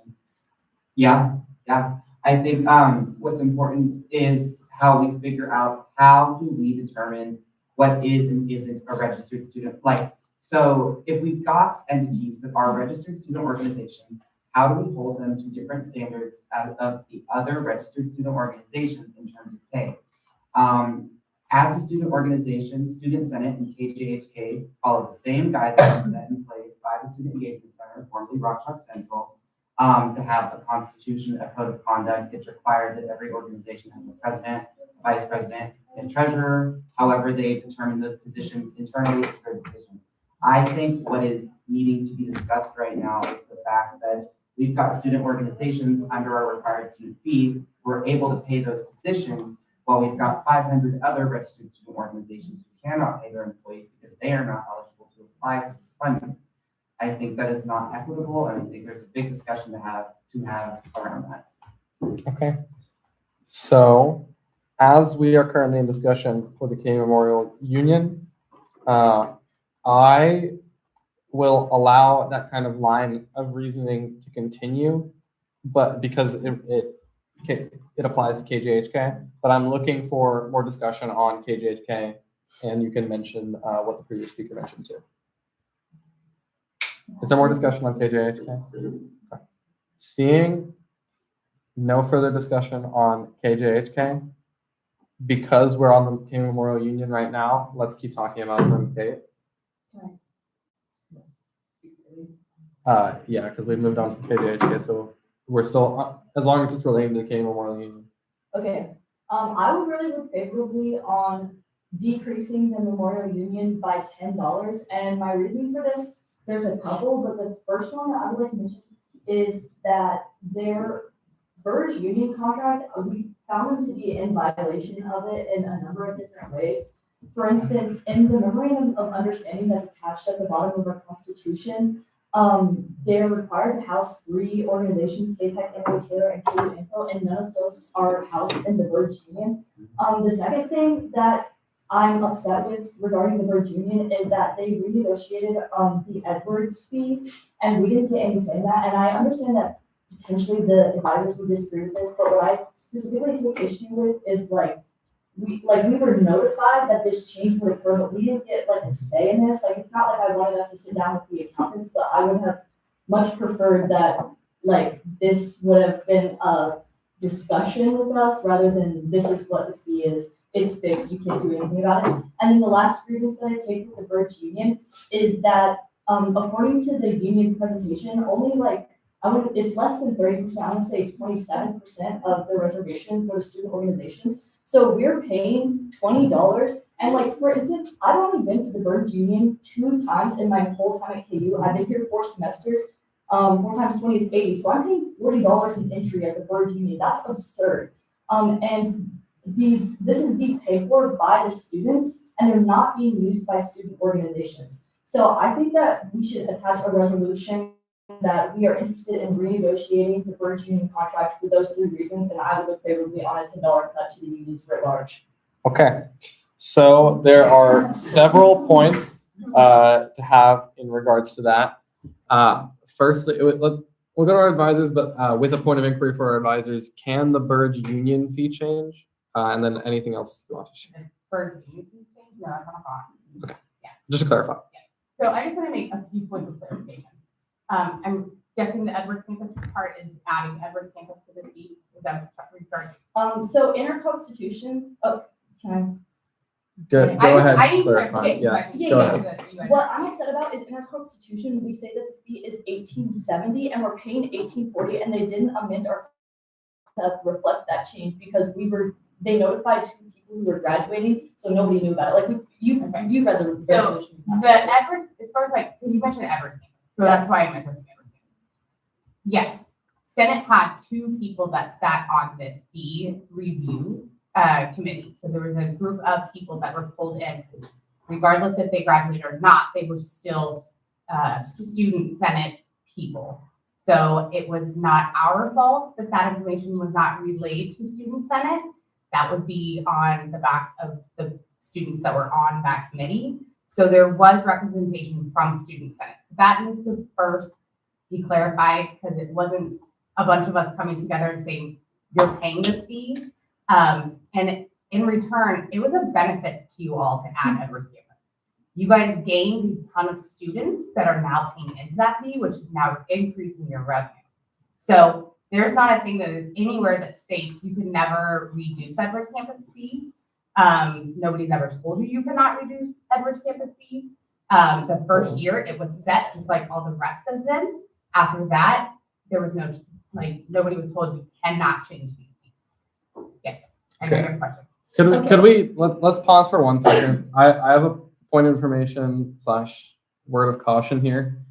So everything we've discussed so far, I will say is germane and therefore follows our rules of decorum.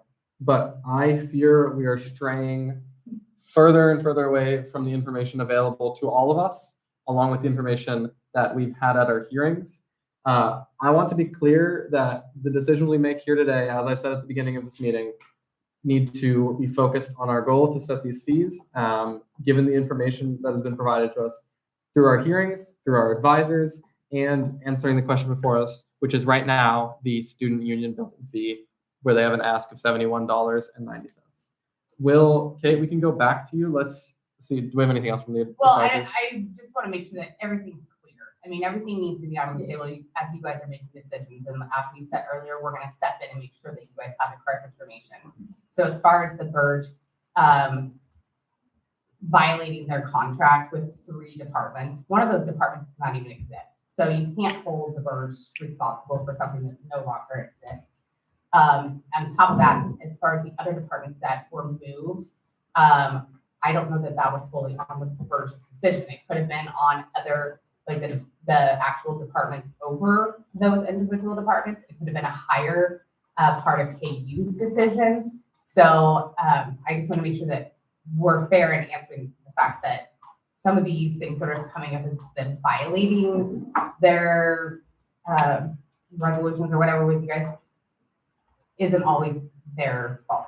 I have a point of information. Hold on, I'll make one more point of information / clarification. I will also look poorly upon anything that begins to stray towards a legal opinion, especially in regards to breaches of contract. There's several people in this room who may or may not have legal training, but I don't think anybody is in a room to be giving a legal opinion in regards to breach of contract. You can mention that there is a contract, you can describe the contents of that contract, and you can describe what has occurred, but do not make a legal opinion. Tanya, we can go to you. Yes, point of information, I'm not making a legal opinion. If we go to the memorandum of understanding that is in the appendix of our constitution, we see that there are union program goals to be made, notwithstanding the fact that the MOP Center no longer exists, but the fact that KU Info and SAPEC are no longer, there's no progress been made to house those, despite the understanding that I look poorly upon, along with the fact that the Burge Union has not been used for, at least in my time as undergrad, like as an undergrad, has hardly been used for student programming, less than 30% at reservations, as I believe the finance representative stated. I believe it would be prudent to cut the fee by $10 as a matter of affordability, along with the fact that the Burge, like the fee for the unions coming from Burge, not the Burge union fee, I should clarify, but cutting the fee to account for the fact that not all students use the Burge. It's actually not used by students commonly. And potentially including a resolution, if possible, in cutting that $10 fee to not cut KJHQ's funding whatsoever. That is what I would look favorably upon. Okay. 2 points of clarification to make here. If we do not have like a motion and then a vote on a resolution, they're going to use their money, hopefully as they presented to us and what they plan to do. So that is in regards to the second part with the KJHK. A point of information / just recommendation is I think the easiest way for us to make this discussion regarding this memorandum of understanding, and I think what will make the most constitutional sense and sense in regards of it being germane to everything we're talking about, we can attach a resolution that supports renegotiating this memorandum of understanding, potentially even forming a committee. But I would be very careful about trying to stray into the actual details of that memorandum of understanding or anything that it may or may not say. I don't think that we're in a position or that really aligns with our goals here. So I will not look favorably upon that, but I believe it's in order for a motion to attach a resolution forming a committee or something like that. Is that clear? Okay. We'll go to Simra and then we'll make our way back over to the side of the table. Okay, Casey, you'll get to speak. Don't worry. I just wanted to say that I am in favor with previous speaker on a decrease. I am not in favor on a $10 decrease. primarily because we're talking a lot about the bird, but we're getting a building to which we're having this meeting. That I think $10 decrease is like severely detrimental. Though I think I explained my grievances during the hearing to the manager, or sorry, to the director, in terms of the lack of student organizations booking and some of the priority in booking, to student entities, us included, to be honest, into which that they said that there is kind of like a formal understanding that we have first, priority of Alderson, and then, you know, and that's based off of grievances like earlier discussion of not even being able to conduct councils in this building, which that we fund. I can't fully support in good faith a $10 decrease to such a large campus hub that we have seen the numbers. People are walking in and out of this building. They're doing renovation work that I think $10, like something's gonna budge. And I do think that my biggest grievance in wanting a decrease was that I was on feed last year. They branded almost their biggest issue in maintenance and plumbing, right? Come this year, and renovations second, to which I thought we had a understanding. Come this year, it seemed like it kind of flipped, that renovations was on their priority to then bring in revenue, to then do the background maintenance. And I understand that sentiment, but I also don't think that's the bigger, like I don't support renovating stuff as opposed to taking forever with stuff, i.e. plumbing issues that can greatly affect efficiency and status of the building that many students go through. So I just want to say that I am in support of a decrease of maybe like $5, $4, something reasonable, but not $10. Okay, I have a point of inquiry for our advisors. So this is probably specifically Casey. Obviously, as mentioned like a million times, they're the trustees. But could a decrease in the student union building fee affect their budgeting for the Burge Union? Or do you have any insight into that? It's a totally separate fee. Okay. So I don't think it impacts by the burden all and how they make their payments. Because regardless, they have to make the bond payment that comes out of the 514.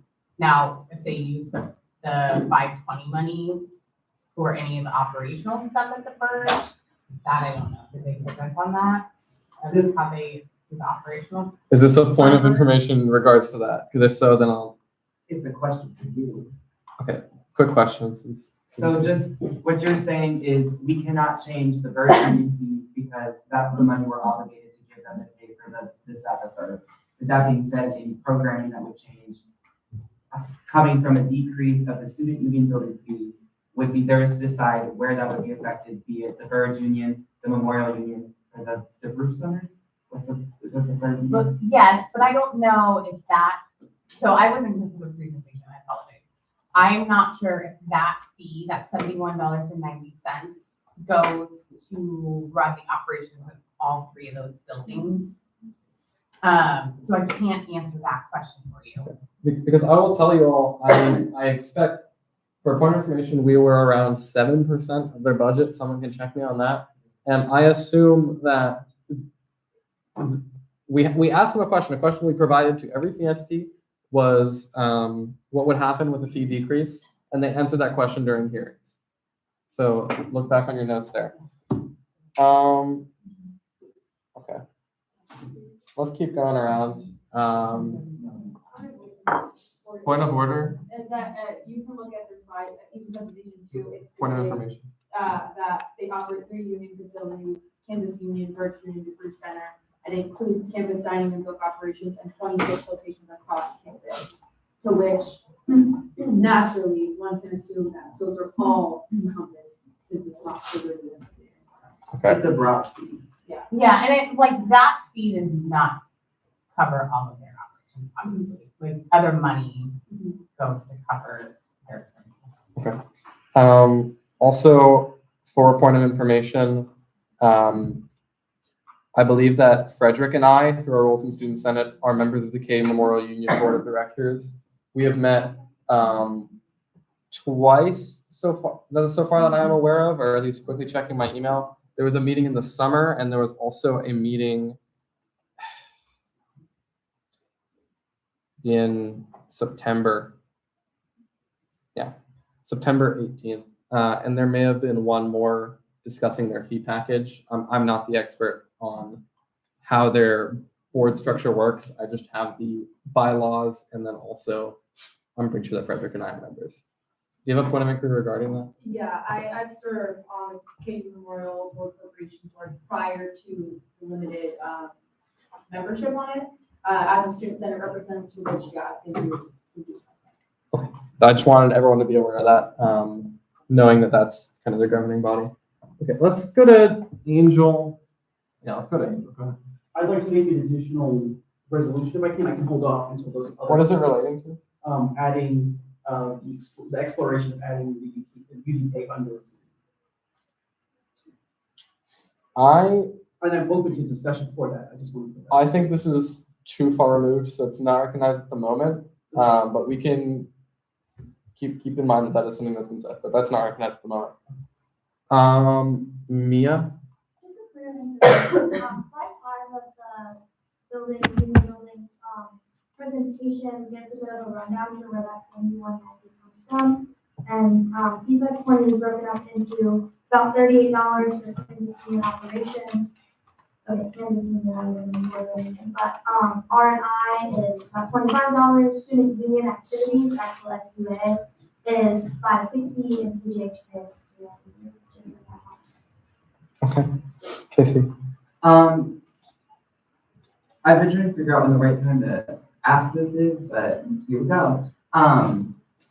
Could we consider holding off on any recommendations, resolutions until we're done discussing the fee entities themselves? Because it seems with every resolution that's offered, we reevaluate it as we move down the list, which is naturally going to progress. So if everyone just write down their notes on what they think a good resolution would be, because it seems that everyone's opinions continue to change given the subject. Okay.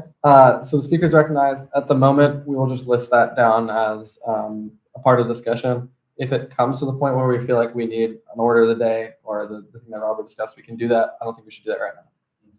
Robert? I would like to echo cutting the union.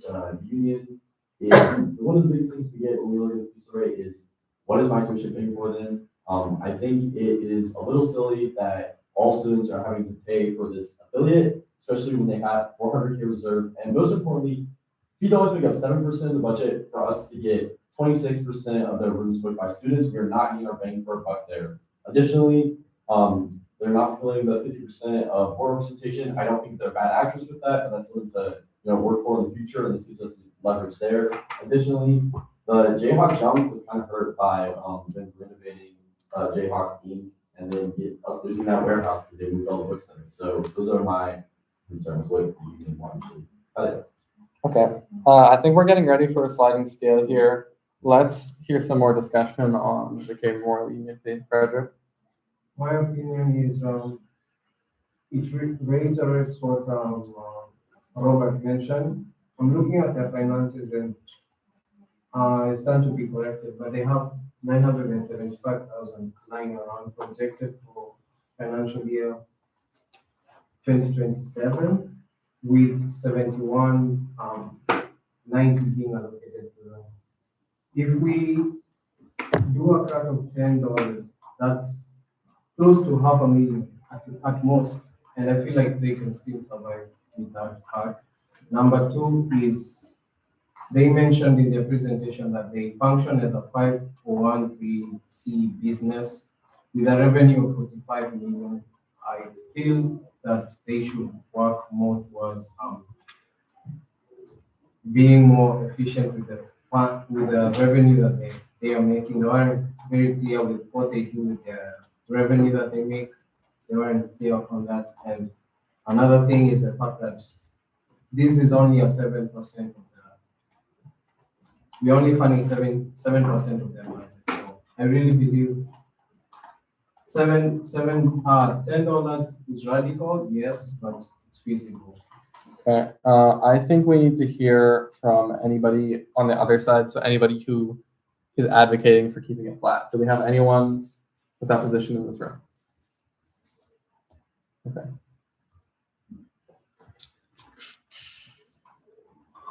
Let's hear from 1 to 2 more people and try to reference what kind, throw some numbers out there so we have some numbers for a sliding scale. Because we have $10 has been thrown out, somewhere in between, like $5 has been thrown out. Let's hear from Sarah. I'm just gonna reiterate that I think a $5 decrease is sufficient enough to get the point across about our grievances, but not enough to the point where it's gonna severely impact students. This is what my primary concern is that I'm afraid of what's gonna get cut or what's gonna just not be done at the cost of students, to which like our grievances have already shown that like there's a little bit of like a mismanagement and that like maybe students aren't being prioritized in the way that tuition is given them. They're asked. I feel like drastically cutting it would also result in the same thing. It's kind of similar along the lines of like, if you want to see change, don't fully defund it. Defund it just a little bit with stipulations on how to get back to it, because sometimes more issues can arise from just taking away a bunch of money all of a sudden. Though I understand that, you know, they have a lot of other additional revenue, I just don't think that's a good precedent to set forward. I would be more than interested in sending them back to the 2024 levels of 63.40, which I understand is like a bit more than $5, but like that is historically something that they've been able to manage. And I don't think there's such a great difference in the services they've provided then to now that, you know, maybe a good middle ground between my 5 and maybe a couple others 10. Yeah, I was going to make a point of information regarding like the historical rates being available on the simulation file, but thank you for mentioning that. Just quickly a reminder, there's been a rising cost of services since then, but that applies to everything. It's 8.5. That difference, that 20. Okay. We revert back to So that will be added to our sliding scale. So right now we have $10 decrease, 8.5, $5. Sean? Yeah, I think if the primary goal here is to send a message that $5 is the perfect amount, going way too high could be hasty and have a lot of unintended consequences. So keeping it at around that $5 level, at least we're not going to seriously mess things up as much as we go with $10. Okay. Anyone with a new number? Because we should probably go ahead. Okay, let's do a sliding scale. We're going to start with 10, then 8.5, and then $5. And this is for the decrease to the student union building fee. Okay. $10 decrease.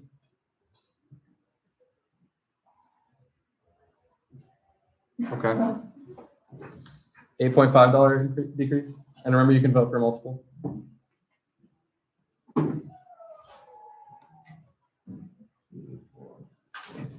Wait, the hands are changing, guys. Okay. Two. 9. $5 decrease.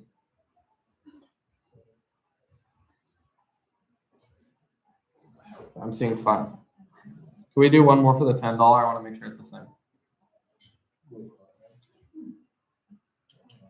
I think it's decreased by much. 2, 4, 5. Sorry, 2, 4, 6. Never mind. It's still 6. Okay. So I saw 6 hands for $10, 9 hands for 8.5, 5 hands for $5. So then that means I'm going to look for a motion to vote to decrease by $8.5 to a new total of 63.4. Bless you. And yeah, 63.4, which is their fiscal year 24 rate. Okay. Sim motions to decrease by $8.5, which reflects their fiscal year 24 allocation. There's a second from Angel. Are there any objections, meaning you want more discussion? Okay. Before we do, are there any speeches in negation before we vote? Okay. Seeing no speeches in negation, we also won't do speeches in affirmation, so let's go ahead and vote.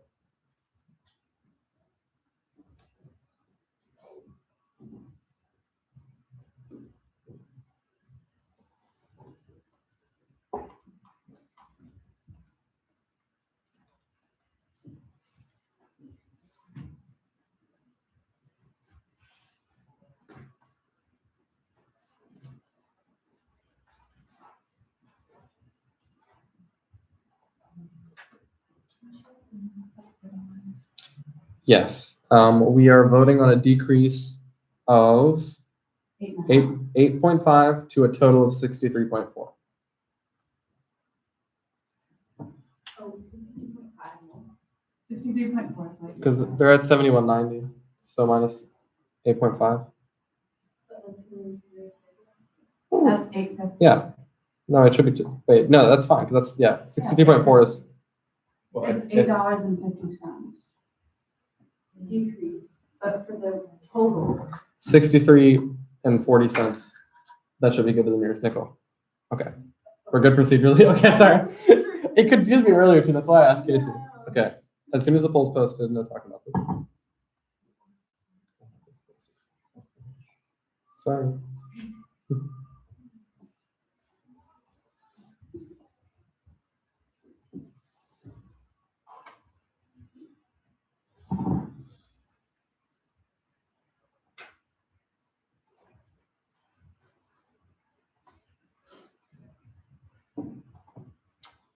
I'm just realizing now the title of the fee might be, the title of the poll might be slightly misleading. We're talking about Fund 520, just to be clear.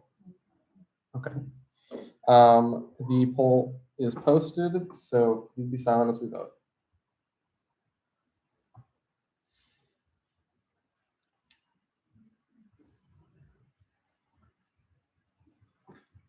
As a point of information, I'll be looking for a motion to recess around 6 for dinner. We can have one before if we'd like, but that's when I'll be looking for it.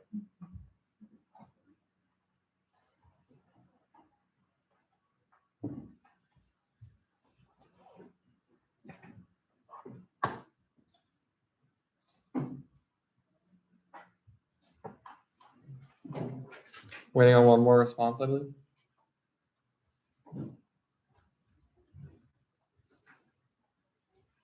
And just to clarify, but I think this should be obvious by the title of the poll, a vote yes will decrease by $8.50, and a vote no will open us up to further motions. Okay. With all 12 responses accounted for, with 10 votes in affirmation and 2 votes in negation, this motion passes. Okay. So we have an allocation for the student union building fee. I'm now going to look for a motion to enter discussion on another fee. Tanya? I need to enter discussion on P510A, the student health fee for Watkins Health Services, to grant the full ask of $4. Okay, so we have a motion to enter discussion on the Watkins Health fee. Do we have a second? We have a second from Omawunmi. Do we have any objections? Say you object if you want to talk about something else. Seeing no objections, we will now enter discussion on the student health fee. Tanya, I'll let you start us out. I'm getting a little biased as chair of the Watkins Health Committee. I'm in close correspondence with Ms. Ellen Hearn, who's the director, as well as Dr. Brady Nickel. I think they've been great and responsible stewards of the students' money. They haven't asked for an increase in 4 years. Responsible practices honestly range from the bulk buying of IUDs to make sure that students do not overpay for contraceptives. They do great at making sure students have access to a variety of sources, keep fees as low as possible. I don't think this is unreasonable given the fact that everything has gotten more expensive. It's been 4 years since they've asked for a fee. And I would argue that Watkins is one of the most, if not the most, used fee entity. So we should be granting this ask with no questions asked, frankly. Okay, Casey. I'm in agreement with Tanya. I feel that when discussing campus fees, we need to make sure that what we're funding is in support of like a one-stop shop for students so they have every resource they could possibly need on campus to the best of our ability. And this feels like something that is like necessary for everything. Okay, Sarah? I will say in services like these, I really appreciate the cost saved to students, similar to LSS. It's a really big ratio to what students give and what they get out. And I know, like, I don't speak for broad, I can speak for myself though, as somebody who is uninsured, I pay the full cost of a lot of medical expenses to which I can see only exacerbate, and I'm graduating. So that means I can't utilize Watkins, and that's like a great privilege to students that can't. they save a lot of money through labs. Labs is like probably the core, like every doctor can just have you drop labs just so you can get a diagnosis. And the fact that it's at a reduced cost and X-ray and stuff like that, like that's naturally gonna cost, but they're capping it to a certain degree. And I think the biggest thing with Watkins, that I took away from the presentation is that the facility is like literally leaking from the rooftops.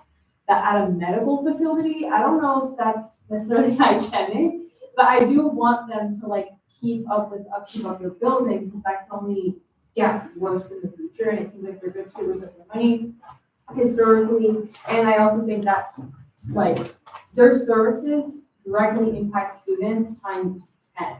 Sometimes it's life-saving stuff that I'm not even talking about like curing, like simple detection. In some cases can just as much impact the student as prescribing Tylenol or prescribing ADHD medication to get through class. Okay. Who else would like to speak here? Let's go to Frederick. Mine is point of inquiry. Sure. Can we fund whatever they're asking for, but also ask for a resolution for a contentious issue which was brought up by Mabuni in terms of during the presentation about international students still being asked for additional pay for the services that they're still paying for, or is there a clarification? I think, hold on. Let's get some clarification from our advisors, and I will also provide a point of information from Ellen Herman, who presented from Watkins in regards to that, because there was some questions that were emailed over, and she provided some answers. But you can start us out. I was like, why don't you give Ellen's responses first? Sure. I will pull that up. Just give me 1 second.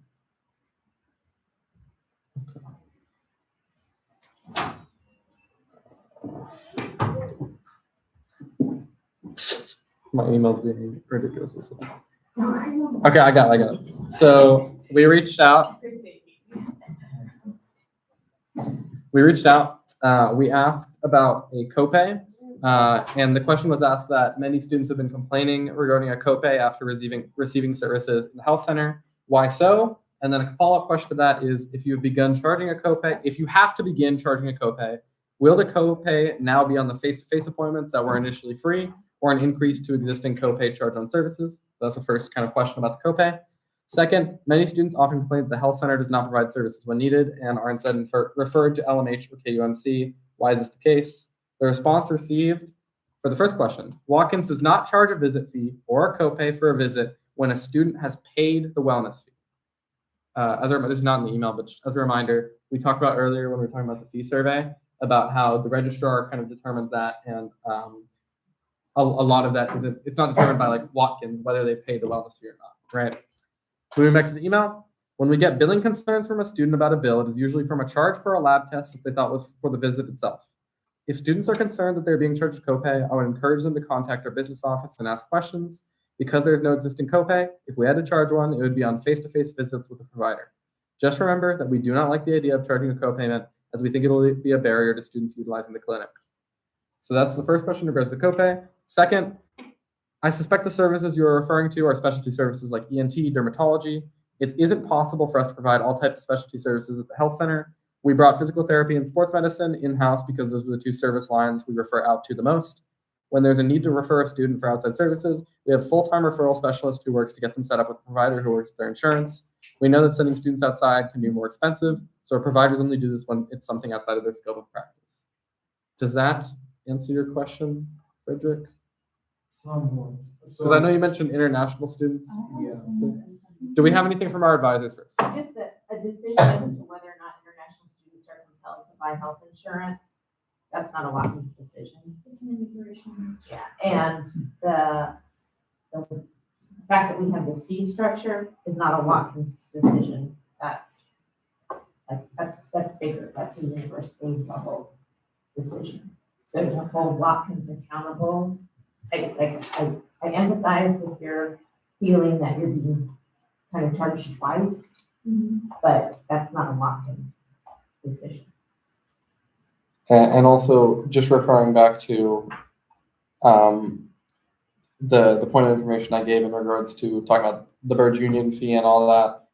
This also may be moving beyond the scope of our goal here today with the fee review committee. But it's something we can have a discussion on, but I will be careful that it stays to our goals and stays germane. Go ahead, Tony. Can we just move to call on the previous question, which would be the $4 increase? Yes, but I will quickly check. I won't recognize you until we see, is there anyone who is against a $4 increase that would like to speak? Okay, seeing nobody, you're recognized for the motion to vote on a $4 increase. Second from Simra. Are there any objections? No, because I just checked. Okay, I will get that posted.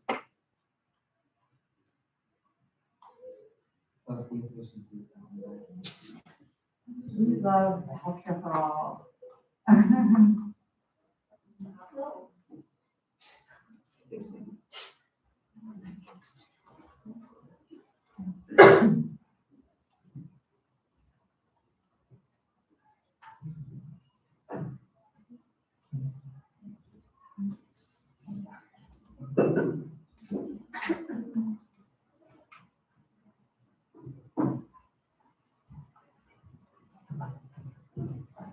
Okay, poll is posted.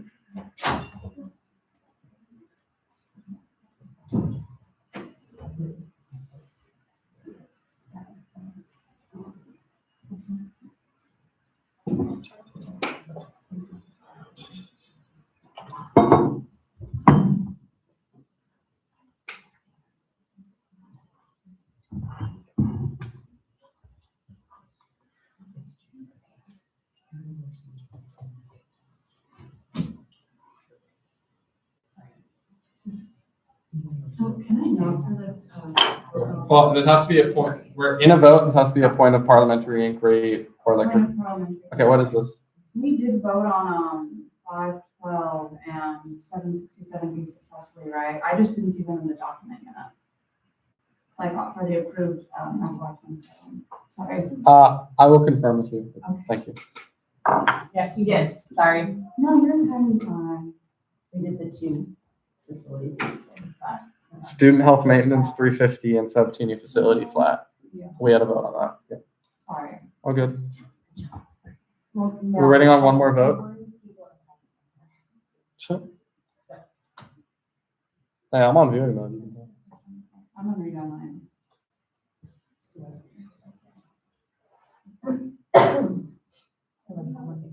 Okay. Giving 5 more seconds. 5, 4, 3, 2, 1. With a vote of 12 in affirmation, we've approved this $4 ask.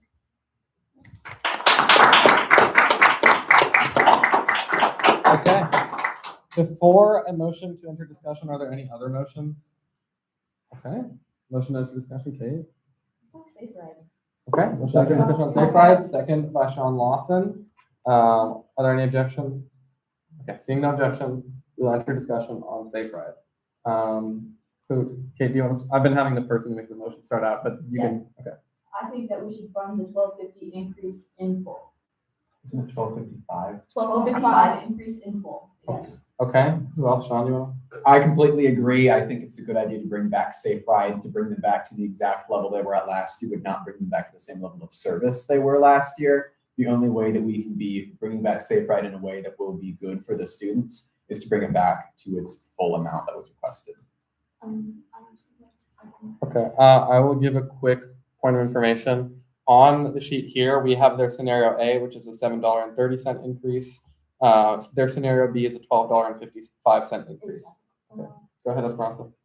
As we saw on the student fee surveys that just were released and shown to us a few hours ago, Safe Ride was quite a hot topic regarding students that feel the fee. It has been since the end of the service an extreme backlash, a very negative backlash, not only in the image of Senate, and also the image of the university as a whole. Safe Ride, if it was still active this year, last week, it would make 40 years of its creation, and it's the oldest transportation on-demand service for students in the whole country. It not only helps students who are freshmen, who are vulnerable and intoxicated, after leaving locations outside campus, but also helps international students, low-income students that do not have transportation services like me, and students that you work off campus and need a reliable source of transportation to be able to come back home, especially the low-income. So I fully agree that since we took 850 from the student union fee, we can use that money towards Safe Ride and won't cause any problems. Also, since Sean Lawson and I were members of the transit committee, we brought many solutions to make the service return in a very effective way, such as punishments probations for students who make multiple no-shows and unnecessary cancellations, and also some fees for students that are asking for a request of rides off campus. So Okay. it will be a very effective decision. Okay, and we can get more into the details if we have speeches and affirmation or negation. Reminder to keep this to kind of more discussion, 1 minute-ish. Angel. Am I allowed to reference last year or not at all in my discussion? We have been. I Go mean, ahead. I think it's fair. I completely agreement with my colleagues. Last year during this very vote when we were in here, there's a lot of misinformation spread, a lot of confusion about the matter, and it definitely requires revisiting, and I'm happy to fully support full funding. Okay, I'll just clarify on what I meant there. We have been referencing last year's fee review processes, and obviously in discussing previous year's fees, we are doing that consistently. Just make sure we maintain decorum if we discuss anything from previous fee review deliberations. Let's go to Casey. I am in support of bringing Safe Ride back and funding them. With that being said, I think 1255 is a steep ask. I think something more along the lines of the 730 or somewhere in between the two might be more reasonable, given we've still got a long way to go in terms of organizations to fund. I think it might be more responsible for us to consider bringing it back in a capacity, in some capacity rather than fully, as we've seen by the nature of their discussions that there are clearly a lot of problems with the service as it stands. And I think using this as a stepping stone rather than a path to fully reinstating it, this might be a great way to address some of those logistical and internal concerns while still bringing the service back for the students who need it most. Okay, so it sounds like we have two numbers that have been thrown out. Let's go to Tanya and we'll go back to this side of the room if there's anyone else. Oh, I was gonna say, given the stream of discussion, I see that we should move to set the 1255 increase, which many of my colleagues and the previous speakers have been in agreement with. And I think if that fails, we should then discuss further. But I think we have reached a overwhelming majority with that. Okay, we'll probably still do, there's no motions and nothing to object to. I will probably still do hands beforehand. Oh gosh, well, let's go to Esperanza first.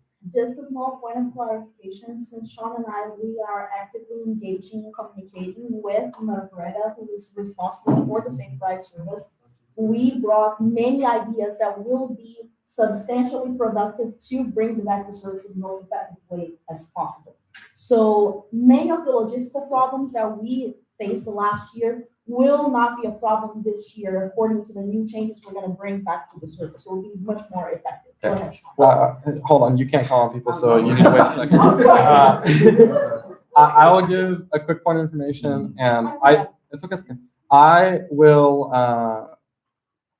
I'll make a quick point here because y'all should be the one bringing this up. I recommend you look at your notes from the hearing.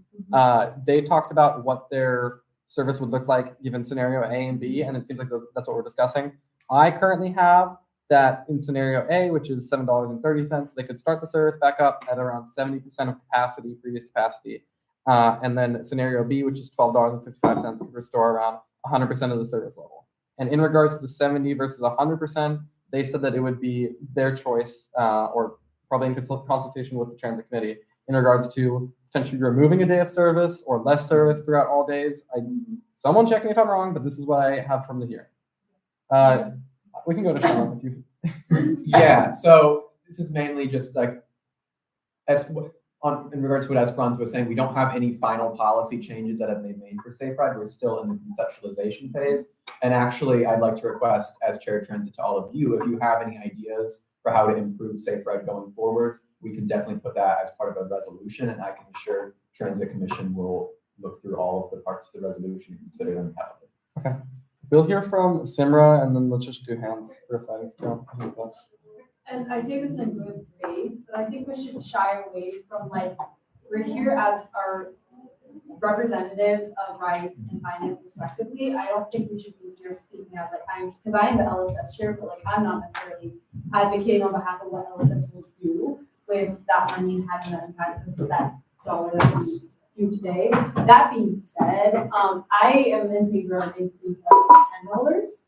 Of where it would possibly bring them back to full capacity, but it's still with other entities would not be disadvantaged by not having transit member or transit board members present to speak to what they would do with that money. I think we can all agree that there is a need for Safe Ride, a want for Safe Ride. It's just a monetary amount that 7 to 12, I say let's meet in the middle, and I think that'll achieve them getting back to where they were before and improve it. But I don't think it'll be at the detriment of other entities that just don't have that luxury. And I'm not gonna even comment on LSS because my role as LSS chair is to help them with their fee package, but I'm not to advocate for it specifically in this room because I'm rights representative, not LSS. Okay. I am curious. I would like to hear from anyone who wants less than $7.30. Is there anyone in the room who wants to increase less than $7.30? Seeing nobody, let's do a sliding scale. Let's do a show of hands between an increase of $12.55, which is their full ask, their highest scenario, then an increase of $10 and an increase of $7.30. So starting out, and remember you can do hands for multiple, just whatever you would vote for, an increase of $12.55.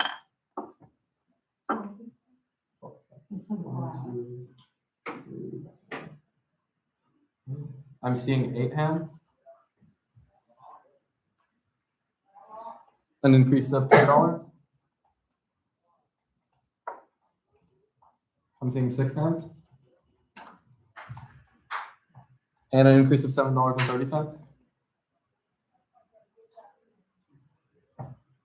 I'm seeing 5 hands. Okay. So that would mean our next motion would be a motion to vote on an increase of $12.55. Before that motion, is there any questions? Because then we'd have the motion, then we'd have speeches. Sarah, go ahead. My question is, can I propose a new amount that between $10 and $12.55? Or could I just see the members that voted for $12.55, are they rigid on $12.55 or is it just because there was no other option between 10 and 12? Well, okay. The point is well taken. Let's do a quick set of other hands in between. You can keep your, I'm gonna remove the 730 off of it. So we'll still do 3 again. So it'll be $12.55. It'll be at the bottom $10. And then what number would you like to propose in between? 10:30. Okay. 11. 11. I think 11 makes the most sense if we're trying to gauge in between. Okay. Okay. Let's do a show of hands for $12.55.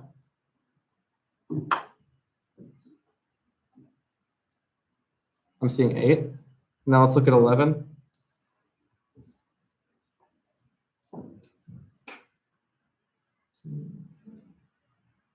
I'm seeing 7. And let's do 10. I'm seeing 4. Okay. It's still 8 versus 7 for the $12.55, so that's the motion that we'll do first. If there's something you prefer more, then you can vote no, and then we can have another motion. Okay. Tanya? Oh, yeah, I would like to make that motion. Okay, motion to increase the Safe Ride fee by $12.55 to a total of $17.55. Is there a second? Second from Angel. All right, let's take a vote.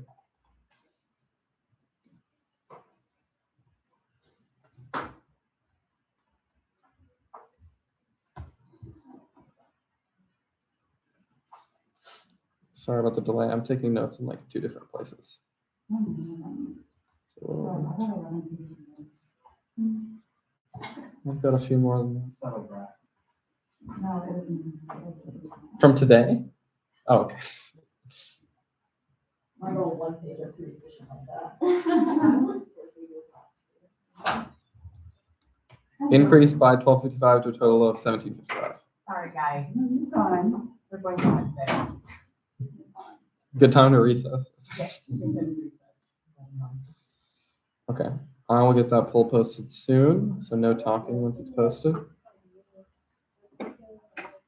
Okay. Poll is posted, so the only talking should be for points of order or points of parliamentary inquiry.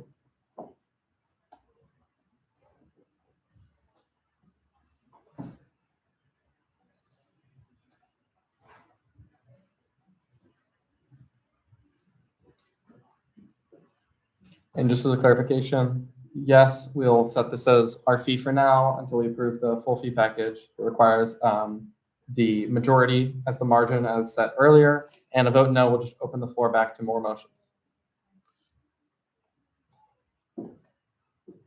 I believe I'm missing one response.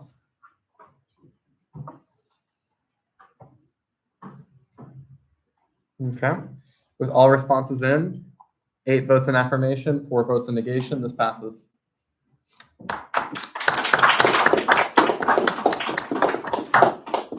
Okay, any motions besides motion to discuss something? Okay, Motion to recess. for how long? 45 minutes. Yes. So is this our dinner recess? Yeah. Okay, let's keep this brief in case we disagree. Is there a second? Oh, okay. Okay, seeing no seconds. Can we go There, I'm seeing a motion. Wait, hold on. What time are we wrapping the whole thing? I will say as a chair, I think 8 p.m.-ish is the latest we'll try to go today. We have the room reserved for Saturday. There's also a chance we can move down to Alderson after our recess here, so keep that in mind. What else was I gonna say? Yeah, I guess now we'll go ahead and look for a motion for a lower recess. We can also discuss more. That's also an option. But I see we have a motion. Motion to recess for 30 minutes. There's a second from Angel. Are there any objections? Yeah, what's the grounds? Be quick. That's too long. Is this for dinner? Or Well, you did say 6. It's only 5:35. A little premature for dinner. I will say that. But I'm sitting an hour for dinner, but yeah, 30 minutes for dinner seems reasonable. Jason, does that work? Hey, one day, one. What? Does this work? Because it sounds like they're 30-minute dinner. Does that work? Or? It does not matter when you guys want to take your dinner. If Okay. you guys want to take it now and do 30 minutes. Could I just suggest getting you like one more entity before I open it up? This feels contentious. I've Sorry, down the road. I'm meeting someone at 6, so if it gets out any earlier, I'm not like going to be meeting them. okay. So motion stands. Does the objection stand? If so, we'll take it to a vote really quick. I'll look old because I want to look like a grain. Okay. Okay. Seeing no objections, we will recess for 30 minutes. I will see you all back here at 6:05 p.m. Thank you.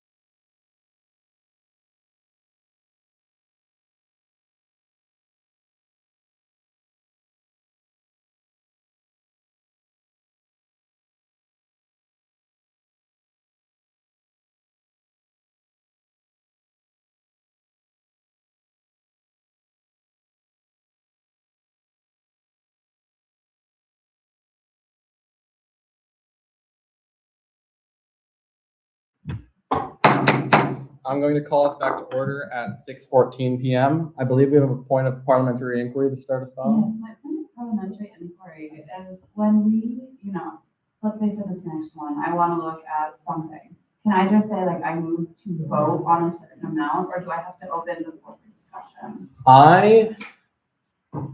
Yeah, you can say, how about this? You can say you move to vote on a certain amount. If there's an objection, then I would recommend you withdraw so we don't have to vote on it for efficiency of business, and then we can have another motion to enter discussion. You don't have to withdraw if you don't want to. All that means is that we'll take a vote on whether it's that amount or not. Okay. With that being said, I will first recognize any motions to discuss multiple bills at once or an amount for multiple bills. Does anyone have that by any chance? Simran, do you have something like that? Wait, no, I'm sorry. Kate? I don't know if we have many flats left. CDF and student program funding administration. I don't know if that grouping entirely makes, I think that conversation is going to be very different, especially because they're, yeah. Tanya? I move to discuss, I guess I move to vote on the campus transportation fee bus procurement with a $1 increase. Okay. Is that seconded? Second by Simra. Are there any objections? What are the grounds for the objection? I just think that they proposed, I believe, an extra, I'm not looking at it right now, an extra $3 for the procurement of more safe ride vehicles, and in the spirit of the board being very in favor of safe ride, I think that should always be discussed. That further increase, so that they can get efficient vehicles, so we don't see problems with service based on recalls moving forward. Okay. Just to clarify, what was the initial, Tanya, what was your initial motion? My initial motion was $1 that was requested, but I'm ready to present that. Okay. So the initial motion was to vote or discuss the $1. Clarify. I was to vote, but Okay. I'm free to present that. So do you wish to rescind that and discuss? Yes. Okay. So motion to discuss operations by Mia. Sorry, bus procurement by Mia. Second from Simra. Are there any objections? Okay, we'll now have discussion. Mia, do you have anything you can start us off if you'd like? Yeah, I mean, I think since the board is very much behind possessing right, I think it would be smart, under the thought process of making sure that they are operating significantly better going forward, that we ensure that they won't have recall and vehicle issues, as was a major problem in the past. So I think we should consider, if not funding that $4, fully funding it, so that you can get that process of. Yeah. And just for a point of clarification, they have scenario A, which is a $1 increase, which is listed there, and scenario B, which is a $4 increase that Mia just mentioned. And yeah, and that would begin purchasing and replacing 8-year-old Pacificas that have had 3 major recalls. Okay. Sean? We'll mention that there have not been any issues with the Pacificas in the past year in terms of recalls. There's no reason to believe, assuming that there's no emergency situation in which we desperately need to replace these vehicles, that could be something that's done over the next few years. So it's not like a $4 increase is desperately needed right now, but if we do have the money lying around, maybe we're to. Ms. Bronson? No, I understand. Okay. Simra? I was gonna present a median amount between 1 to 4, because I empathize with both other previous speakers in the sense of the recalls were largely, I believe, something that like the manufacturer would not let them operate, but like the vehicles were still operable, if that makes sense. They weren't catching on fire as it was noted like last year, which was like an extreme situation that could potentially happen. And so just out of precaution, they pull those vehicles off. But at the same time, I do think that they do need to be given money to obtain maybe a more viable vehicle. So I'm just gonna put this number out there just for people to stew on, like 250. So right now we have $1, we have in between at 250, and we have the $4. Do we have anyone else like to comment on any of those numbers or add a new number? Tanya? I was gonna say, are we doing the sliding, point of inquiry? Yeah. Sliding scale? Any more comments here? Okay. Seeing none, we'll move on to a sliding scale. We'll do $1 and then $2.50 and then $4. Raise your hand if you'd like to increase by $1.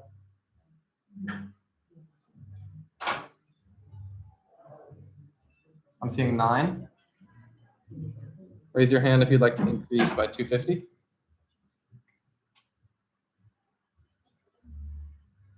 There we go. I'm seeing 11. Which is everyone? Right? So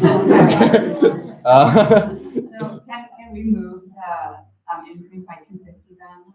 Okay, I'll accept that right now. Motion to increase by 250 by Tanya, seconded by Sean Lawson.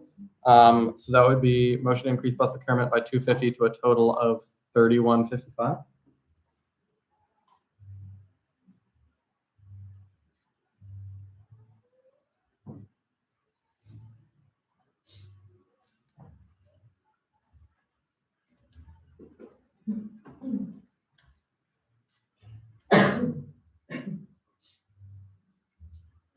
Sorry, that I just said the number completely wrong. It's 3055, right? Because it's the. Okay.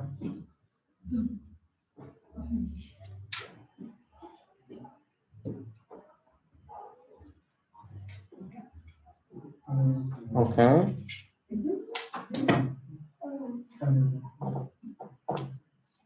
Okay. Polls posted.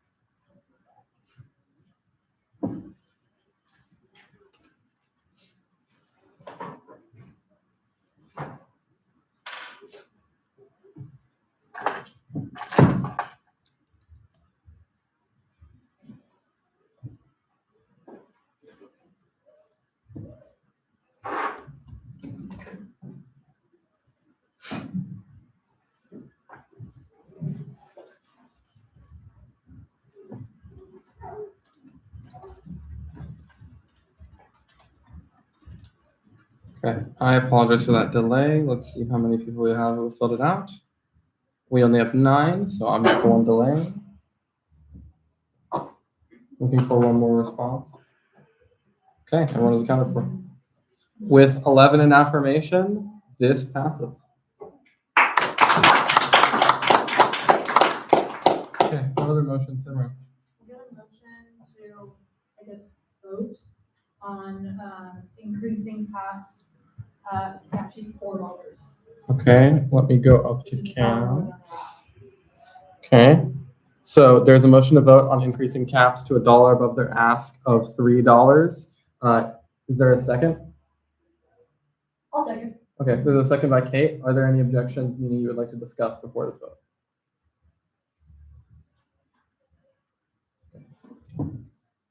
Seeing no objections, there's a motion that stands to increase the student health fee specifically for caps to by an increase of $4 to $40.50.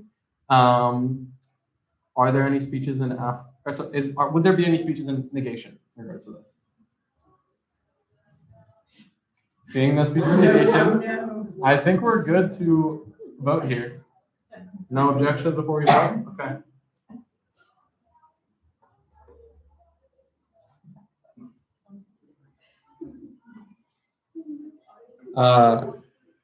Sorry, before I post this, I want to check something. Okay, so to clarify, for point of information, scenario A, they asked for a $3 increase, that's reflected here. Scenario B, they asked for a $4.30 increase, which would bring them to a total of $40.80. And we currently have a motion for a $4 increase. That doesn't change anyone's motions or objections with that point of information. Good, let's post it.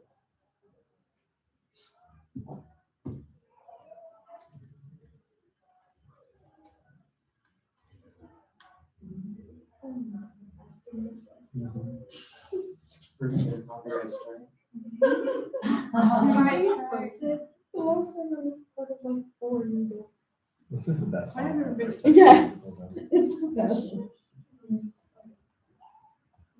Wait, is it posted? No, not yet.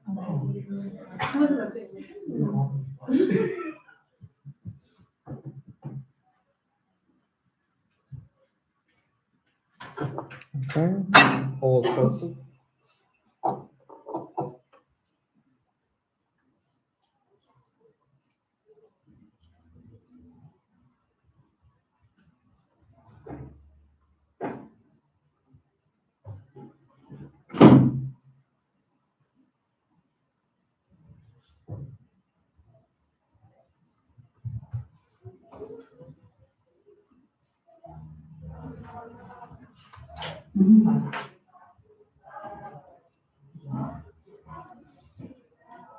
I hate to say that is picking up on the live stream. It might be unintelligible, but that's interesting. Okay. Tell them the live stream what the song is, just so they know. Absolutely not. Okay. With 10 votes in affirmation, 1 vote in negation, this passes.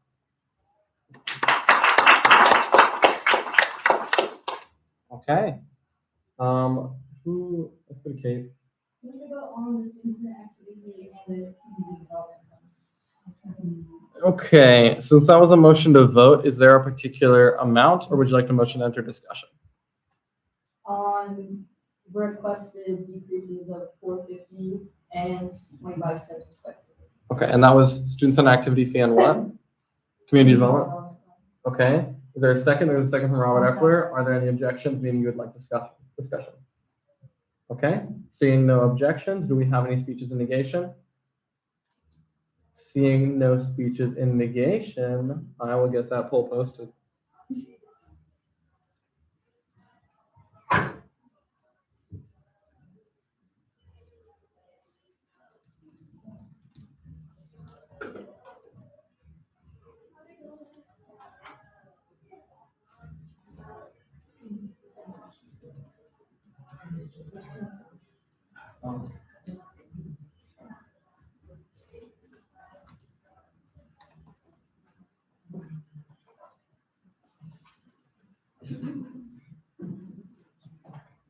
Okay. That poll is posted. Please vote.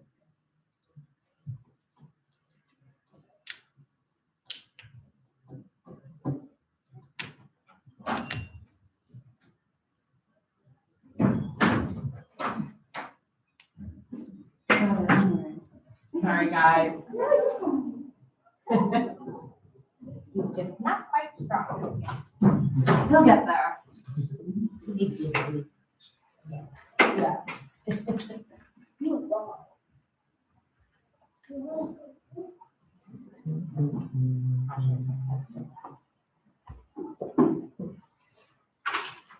Okay. All 11 responses are accounted for, and all of them are in affirmation. Congrats. Okay. What One a- pause for just a second. Yes. I just wanna make sure that I have this all correct. So student senate, we just voted to do 1550. Yes. And then CDF, 275 cents. 2 cents. Is that everyone's understanding of what we just voted on? Okay. Okay, so I wanna just, this is kind of where I start coming in and start giving you guys the, here's how much we have left allocated to do this, here's how much we have left allocated to do that, okay? So with the fees that are remaining, after, we don't have after to allocate, but, the fees left that we have to allocate on.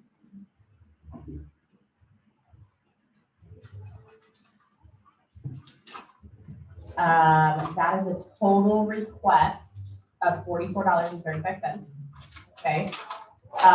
If you are wanting to keep the fee flat, that is $31.95 left allocated, okay? Out of 44.35 requests. If you are doing the 3% increase, that is $47.93 left allocated. Okay, so I just want to put that in the back of your mind if you guys are continuing to go forward. Obviously, adjustments can still be made, but with a flat fee, that's only $31.95 left to allocate out of the $44.35 left request. So we had 44, how many of requests did we have? You have $44.35 left in requests. That's very okay. Okay. Yeah. I would like to request that we go to Olmsted. Okay. Point of personal privilege. Point of personal privilege, yeah. I'll ask our advisors, do we want to relocate? We need to check if it's free, because I can't say with certainty. I will go inquire. Okay. Thank you. And I think we should proceed in the meantime. Yeah, we can proceed briefly. In the meantime, I would not start anything too crazy. Yeah, I would not start anything substantial. Okay. Let's look for. Yeah. Okay, so the fees that are left to vote on is SAPEC, legal services, recycling, UDK, community supportive services, Hilltop, student program funding administration, and student support and case management. Okay.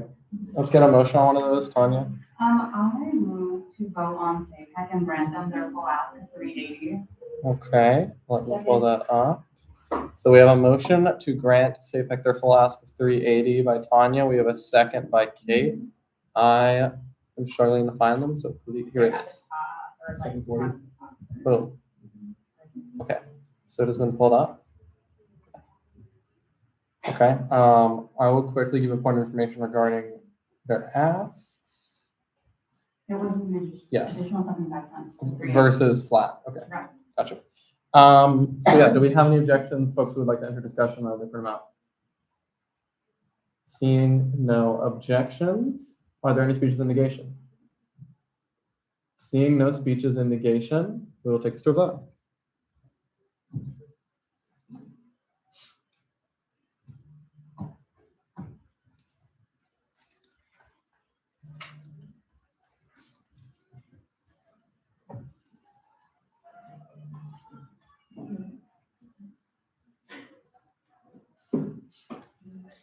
Increase of 75 cents to a total of $380.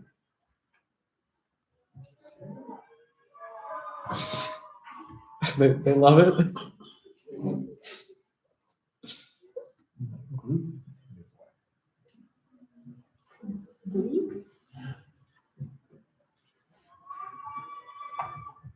Okay. Polls posted.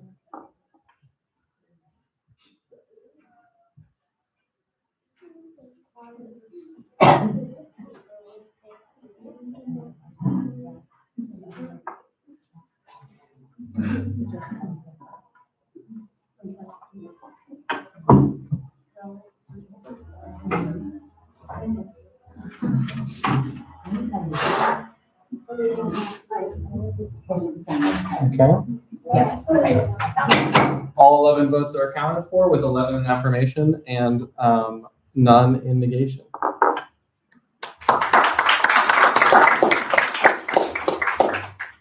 Setting the fee to $380, I believe. Okay. Do we have any more motions in the meantime? Probably same as this one. Tanya? Okay. I move to grant the student program funding administration ask in the whole. For a point of information on that one, yeah. Yeah. Oh, That was my point of information, is that Victoria and Mateo will have to. Okay, seconded by Robert. Are there any, sorry, hold on. Yeah, hold on. Okay. Oh my gosh. Okay. So that was a motion to grant them their full ask of $1, bringing them to $4.25. Are there any objections, meaning someone would like to discuss? Seeing no objections, are there any speeches in negation? Anyone who would not vote yes on this? Okay. Seeing no speeches in negation, I'm going to put this to a vote.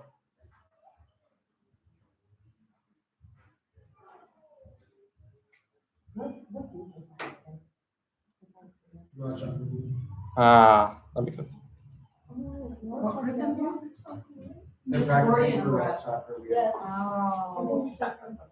One of my council members and I think you would do that. No, actually, we should request that they shut the door. Should. I think so. I can do it. Can you? Yeah, here, I'll do it. Casey, I'll do it. Casey, I'll do it. Casey will do it. You can team up. Concerted effort.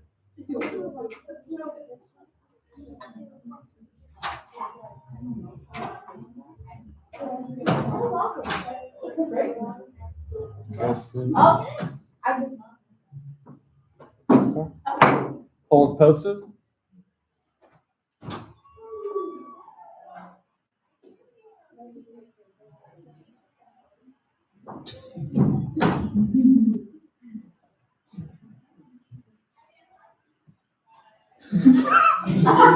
That is so funny.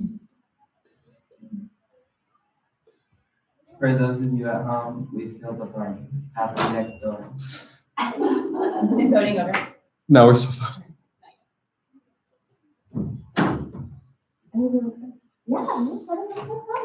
There's some more. We're waiting on one more.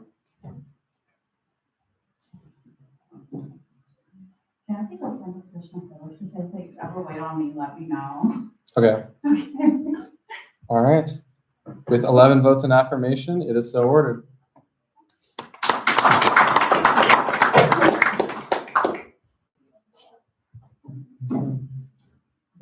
Let's wait for the tape to come back. Wow. What broke? Oh. Yeah, it's so Jover. Is Alderson amused? Can't get a firm answer yet. Okay. I mean, Steve's shutting the door. I think we're almost done anyway, so. It is empty, but I will, I'll try her again. Okay. It seems like it's a little bit quieter. Yeah, this is fine. It was already barely picking up the live stream. I'm not listening to the live stream, so if someone wants to Teams me, if someone's listening to the live stream and would like to email me at rsf@ku.edu, if you're having any problems listening, please go ahead. Okay, Simra, you'll be next. I was put on motion to vote on, legal services for students at their flat ask. Okay, there's a motion to vote on the flat ask of legal services for students. There is a second from Sean Lawson. Are there any objections? Point of order, we get to bring it off this table. Oh, we tabled LSS? I thought we tabled recycle. Yeah, we tabled two. So we lay it off. Can we check the minutes if that's like a quick control F? If I not, thought I drew that. Yeah, I thought it was, we never. Okay, okay. Never mind. Yeah, you.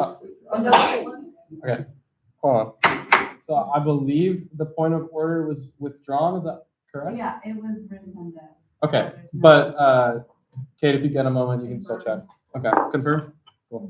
So yeah, we have that motion to grant LSS their flat ask. We have from Simra, we have a second from Sean Lawson. Are there any objections? Seeing no, I would.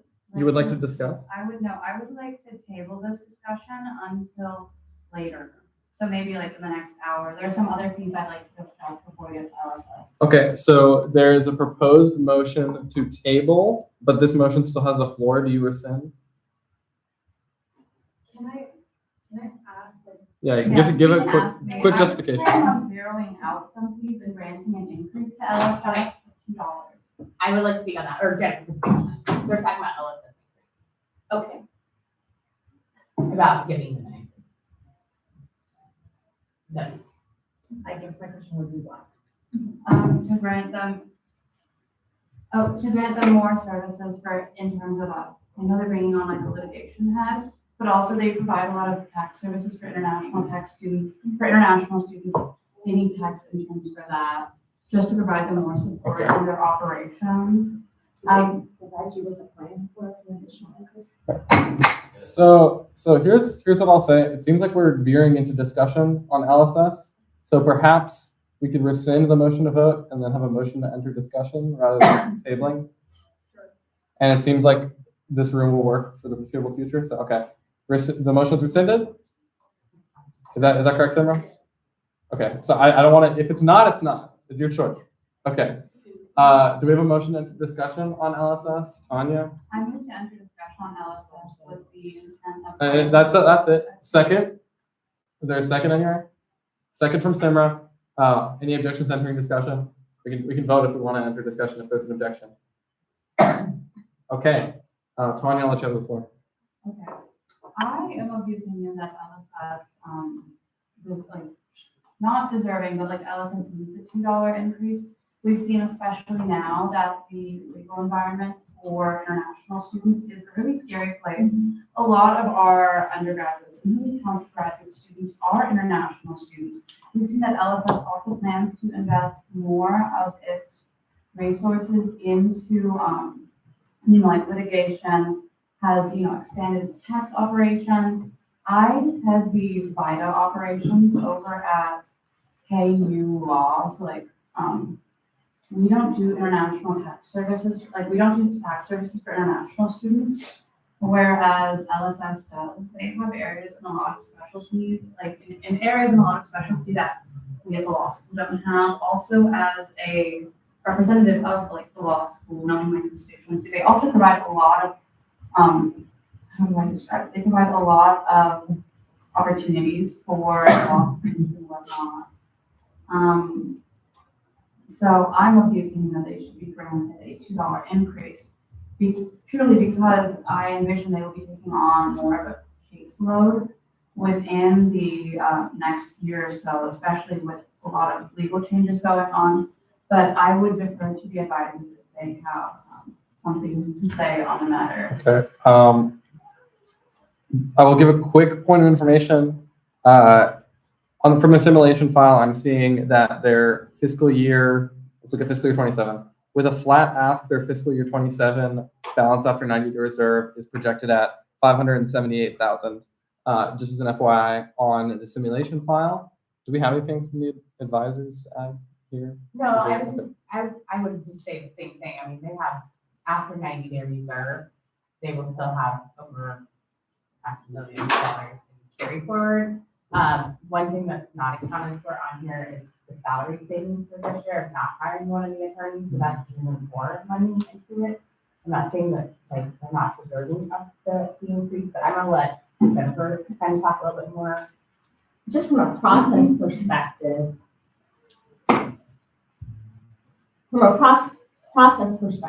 again, if you're cutting departments, and a department didn't ask for an increase, I struggle with why you give it. And the optics of that. Let's hear from Casey. I agree with Dr. Womley. Once again, it seems as if things are being thrown out the window. We have proposals being presented to us, and it feels as if we are doing whatever it is we like with the money, and it feels reckless to cut entire entities, especially when we've got a few more that I think might be on the chopping block tonight. I think that seems insane. Robert? I got confirmation from Joe Hardesty that this is purely on for the record, I'm for keeping it flat, but just purely curious that if we were to grant them a $2 increase, they could hire a part-time attorney. And I thought that was confirmed with Casey. Maybe is this anything to add to this? I have not had any discussions regarding this. Okay. As a reminder, keep in mind the things that were said earlier in regards to kind of memorandums of understanding and just keeping things that are outside of everyone's knowledge and materials. Let's try to keep things germane here. Sean, we can go to you next. Yeah, there has been some discussion of giving them this fee increase because of an increased caseload or anything like that. I don't think they mentioned fearing an increased caseload during their presentation, or that they would be incapable of addressing this issue. Frankly, if they didn't raise the issue with us, I don't know why we would just throw money at them. This just seems like throwing money at a problem we don't even know if it's going to require that. Okay, we'll go Simra, Tanya, and then we'll start getting ready for sliding scale if we feel like we need it. Simra? And I said I wouldn't do this earlier, but it literally sounds like I am the chair of LSS, to which they have, and so part of what the committee affairs representative had mentioned that in the past they did have a part-time attorney, to which it sounds like this might be a potential increase might be a way to restore historical amounts or historical capacity of LSS. Though I will say I am in favor of a flat ask for LSS, knowing that they could increase services, but I don't think that is necessarily important considering they got a really big increase last year. To which they have invited me on the panel to hire the new attorney, to which case they have said that salary stuff is still going on. What I can say without disclosing anything else is that the new attorney would be able to help us. I don't think that with my knowledge, it would necessitate having to add an additional part-time attorney. I think after a full year of this new attorney working, maybe then a question can be evaluated on if still additional aid needs to be given towards caseload of that new attorney. But I think right now, Alice is great where they stand. They're very happy to be there. I mean, I just don't think the increase is necessary, especially since there are other entities that like those additional pennies that we're considering giving LSS could completely impact how they give out their services out as opposed to LSS. I don't know if we get much into it. Tanya, and try to keep this up. Okay, I have like a point of inquiry. I know Sure. at the beginning you stated, I guess I'd like to get more information from the director to see like, because there was that information about hiring an additional attorney, like part-time attorney, seeing how that projection would look. But like, I just wanted an opinion on the feasibility. Yeah, I believe that position's already in the budget. Like it's already built into their, because they had that position, at the start of FY '26. So those dollars were allocated already, and so it's still part of the budgeted salary. Okay. I think the best course of action now would just be to do a sliding scale just between $2 and flat. I think we can go ahead and do that. And if it looks like there's a big split, we can keep discussing or potentially have a question or is this a point of something? Yeah. Okay. What is it? Very brief. I just want to say, in the presentation, they did say if you have extra cents, throw it our way, so this isn't 3 items. Okay. So we will do first, well, give me 1 second, Art. So first, we will do a $2 increase, and then we will do flat at $19.75. Raise your hands if you want a $2 increase.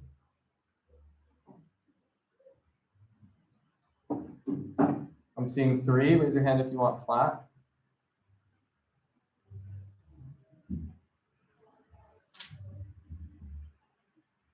Okay, I think it's 10, right? Okay. I got 10 and 3. Okay. That is going to be enough for both thresholds that we need no matter what. So we could just entertain a motion to vote here. Motion to vote, Simon? Okay, second by Esperanza. Are there any objections for folks who want further discussion? Seeing no objections, are there any speeches in negation against keeping it flat? Seeing no speeches in negation, I will go ahead and post that.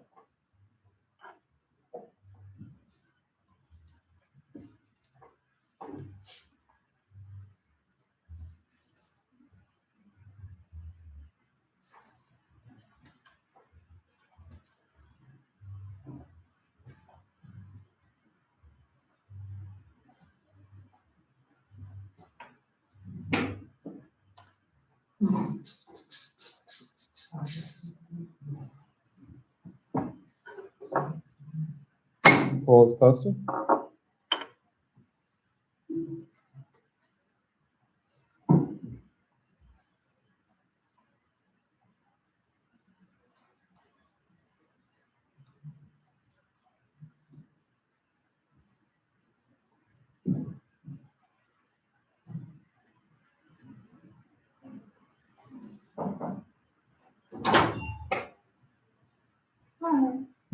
You guys plan for the edition?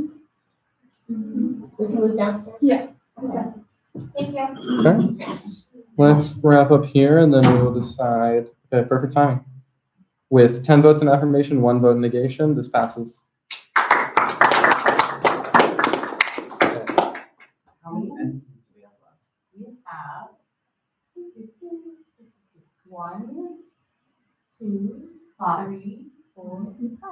Okay, for point of information, I have been informed by a trusted source that our live stream sounds fine. But let's do a show of hands if we'd like to pick up our stuff, pack up, and move to Alderson. The audio, I mean, our setup will be better, but show of hands if you'd like to do What? that. It's quiet now. If High School Musical starts again. How long does it take us to set everything back Come up? on. Yeah, for me, it'll take like 15 minutes. There's a lot I have set up. Too long. Okay. Sorry about that, y'all. Let's get back to business. Okay. What, Samara, do you have a motion to vote or discuss something? Yeah, I'm gonna actually motion to discuss community support fees. Oh. Let's discuss. Okay. So we have already, let me clarify here, because there's a lot to clarify here. So we have already set a fee level for CAPS, and I'm referencing that because CAPS helped us coordinate with community supportive services and are also, if I'm correct, somewhat involved with the fee distribution there. So that is part of it. Last year, the community supportive services were not funded except for Burt Nash, which is sometimes combined under there. So is this? Okay, so this is community supportive services. Is Burt Nash split up somewhere? No, it's with that now. Okay. So as a final clarification, we will be discussing Burt Nash, Willow, Headquarters, and STA Care Center, all within this community supportive services fee coded 765. That being said, motion to discuss. Is that okay? Seconded by Kate. Any objections? If you don't want to discuss this right now, seeing no objections, we'll enter discussion here. Sarah, start us off. So I am in full favor of actually continuing the recommendations from last year's RSF committee in funding $1.60 to Burt Nash, which was a flat ask, and then actually continuing to zero out STA, Willow, and Headquarters due to what I seem to see continuing fiscal irresponsibility. I'm not sure if I can't attribute a source of that irresponsibility, but I can say that I don't have faith in that the money that we give them, they will use adequately or use it appropriately based off of prior information that they either it went unclaimed or I'm pretty sure that was the biggest issue, was that it went unclaimed and not just in general, they weren't providing a lot of reasoning as to why that happened. It was kind of just like it happened. And I think in the spirit of what we said today about being good stewards of money and rewarding entities that are good stewards of their money, I think it would be severely bad if we just went back on our word from last year as well. Okay, I will give a point of information and then defer to the advisors for any corrections. So, from my understanding, this year we had Burt Nash, Willow, and STA Care Center present. Last year, I believe it was just Burt Nash that presented. No, all of them. I apologize for that. I really apologize for that. All of them presented last year. This year, Headquarters was not able to show up. I'll actually just defer to our advisors here. I think that'll be best. I'll share a note on the funding. Willow and STA Care were allocated funding, but did not get that funding in fiscal year 24. They then came in fiscal year 25, and we, as a university, and since the money was in that as carry forward, double paid them in fiscal year 25 for their 24 and 25 allocations, and they were not funded in fiscal year 26 based on that information, much like was already stated here, of they were confused with their own internal monies. And the only thing I would maybe add is it's probably a mutual not being as organized as we could have been in terms of student senate not tracking and making sure we were paying the entities that we had promised money to, but the entities also not coming forward and requesting that in that fiscal year. That makes sense. Both communication on both sides. Okay, another point of information, I'm sorry if this might take a second to calculate. I think it would be helpful if we discuss how this breaks down in fee dollars, because I think there might still be some confusion given the hearings and the numbers that were presented there, and then a lack of simulation file. So, So what we did on this spreadsheet is Missy and I lumped everything together. So the $1.60 is the burn ash bar, okay? So then we added in the 90 cents for the remainder. So Willow is 35 cents with a $14,000 ask. And STA, I think they came in saying 80,000, but it's, or was that Willow? No, STA. Okay, STA came in at is it 40,000? Well, in their presentation, they said 80,000, Okay, but that was that's because we paid them for 2 fiscal year allocations in the same, so It's really they were, 40. yeah, it was really 40. So that's 90 cents. So that's where we kind of then looked at what is sitting in that carry forward as well that could kind of make up the difference instead of doing the 35 cents and the 90 cents added together. I think there's enough money in the carry forward that could then fill in a little bit of piece. So that's why we put in 90 cents to kind of fill that. So it would be a total ask of $2.50. okay, let's look at questions regarding any of that first, Kate. So for clarity's sake, we can say, I want to give $800 just to Willows, and like, that can be communicated here, or like, is the funding at their discretion? Okay. Yes, we can, but also keeping in mind like $800 is like, you know, but I know that's. No, 800 per person. That's Just a number, that was just a number. Great. Casey. I agree with Simra that there's clearly been some mismanagement finance-wise, but as we learned from the presentations, these community services that support the community are all funded by all of the other public universities in our area, and I think it looks really bad if the richest one doesn't contribute a penny to the pot. I think making these allocations minimal or whatever it is we have left in our budget is reasonable, but feels like a disservice to the organizations without at the very least giving them a fiscal year to find another way to find that funding. Okay. Let's go to Amara. I also agree with what Casey mentioned. I don't think that we should, I guess, take away from them because of something that was both Senate and their miscommunication. I think we should give them a chance to show that they can manage their money better. Okay. Let's go to Robert and then we'll go to Tanya. Yeah, so, again, I don't know why these NGOs, they do great work, but I don't know why it's the role of students who just happen to go to the University of Kansas for us to fund these NGOs. They provide a great service to all of our surrounding counties, but it is not our job as students to give them these grants, especially when they're only supporting at times like 11 college-age students, a couple hundred for Willow, college-age students. We had like one of those like 3 per week. We're not getting our bang for our buck there, and it's also not students in its job to fulfill these applications. Tanya?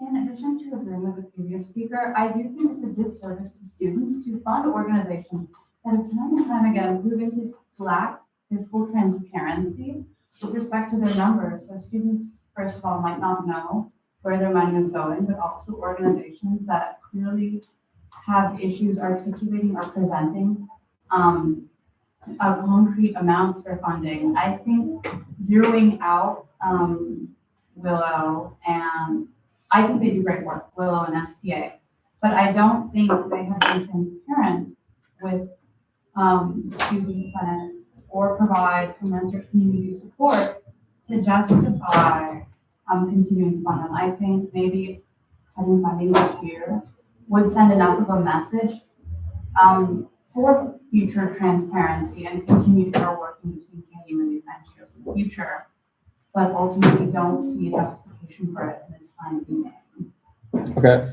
I am curious to see if so we have discussed a flat fee of $1.60. We've discussed an increase by 90 cents to $2.50. Is there also a different number? Yeah? Yeah, I think it's a bit of a middle ground if we look at all the services individually, because I agree Brett Nash has been very consistent with us for a long time, and that $1.60 is well spent. And I think that Willow came in with stronger presentation this year than they did last year. and had a specific ask, which is something that I have a strong criticism of STA Care Center with. I think the ask for just unrestricted funding, whatever you guys want to give us. Well, it's time that they're giving us that kind of wiggle room on our discretion. I think that it doesn't promise necessarily what services for students that money would be going into, and I think that idea of just, we want more unrestricted funding is a little bit too open. So I would propose that 160 plus the Willow allotment. Is that 35 cents? 30 cents? I will, 35 cents. 35 cents, okay. So the numbers we have right now are plus 90 cents, plus 35 cents, or flat. Casey? I just wanted to say, I think we're leaning a lot on the mismanagement of funds in our arguments, which I think is incredibly valid and reasonable. With that being said, we've had these same discussions about KU entities, and it hasn't prevented us from funding them.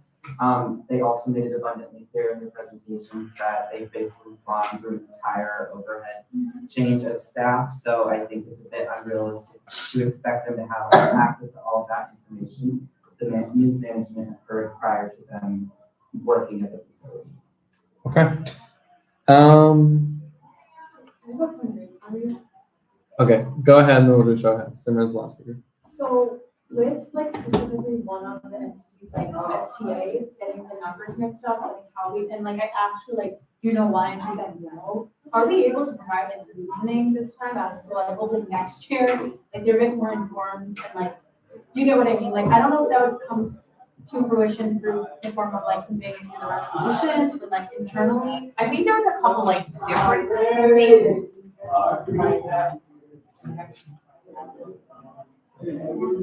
I think there was a couple different things that kind of transpired in the whole thing. I think the communication after fee review back to these groups, I think there was a little lack of that.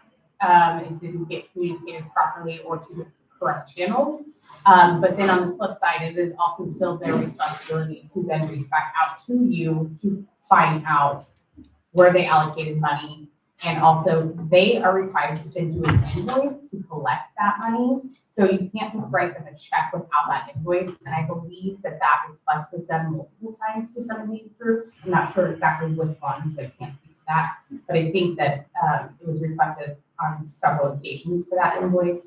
And then it was never received, so therefore it was never paid. Jennifer, you have something about that? I was just going to add, because I think it's relevant, so I'll share it. Administratively, we have positioned Dr. Corbett as a liaison with the entities. That's still relatively new, that had not existed before. And part of that is to help facilitate better communication between the university and them about this transition of funds if it's. Okay, I will take any questions regarding any of that information. Mia? When was that statement of Dr. Corbett? It was just this fiscal year. Yes, okay. Yeah, it was when we moved the fee, so when the fee went to $1.60 and we moved the other three groups, we moved that fund number 765 up underneath caps, and then Dr. Corbett then became responsible for all of that. And it has seemed to work. And I'll just add, last fiscal year, Dr. Corbett, me, and then program coordinator were the ones, all three together, very much communicating with these areas. And that was where we weren't getting the invoices that we were requesting. And then, months later, they would respond. And it was just a lot of not clear communication in that space. Okay. And as like one more additional point of information, Dr. Corbett is who I coordinated with to schedule hearings for the support services. Do we have any more questions here, or are we ready for show hands? Okay, so with Dr. Collins' involvement, doesn't guarantee that we will be able to get data of how they serve KU students more specifically? Would you like me to answer that? That's best. Okay. I think you're the best chance we have here. I think Dr. Corbett can have influence, but not control, in that the agencies will determine whether or not, how they wish to track that data. And they would only be able to do it based on what someone told them. So we're comparing it against KU record systems or anything like that. Okay, let's do our sliding scale. What I have is 90 cents of an increase, 35 cents, or flat. First, we'll do 90 cents. That will bring them to their full ask. Seeing no hands for 90 cents, let's do 35 cents. I'm seeing 5. And let's do hands for flat at 160. I'm seeing 7. Okay. So, okay. So then I'm looking for a motion to vote to keep it flat at 160. Tanya? I move to vote to keep the ask flat at 160. Okay, is there a second? There's a second from Angel. Is this a point of parliamentary inquiry? This is a question about one. Okay. This is just going to Bert Nash. And So what, do we need to specify, how does that work? Yes, you would need to, so the entities request a dollar amount, not a fee amount, because they don't operate in fees like the other fee entities do. So if you're keeping it flat at 160, based on that revenue, where's that 160 go? Okay, here's how we can do this. Hold on. We can just have the 160 and then talk about how we want to split that up. Does that motion still stand? Can I amend my motion? What would the, Amend my motion. And Okay. I would like to amend my motion to keep the flat ask and give that entirely to Bert Nash. okay, does the second stand? Is there a second from Angel still? There's a second from Angel still. Okay, I think we can go to speeches and negation if there are any. Casey? Once again. 5 minutes, by the way, for questions and speech. I'll set a timer, or you got it. I got it. Don't worry. Okay, well, You can also set one if you want. Once again, Baker, Haskell, these organizations, these universities fund these organizations. A nickel, according to my quick math, of a nickel of fee money is, according to my quick math, $2,317. Would a nickel for each of these services be too much to spare? Do we not have $2,000 in the budget that we're using for student pizza parties and all of this?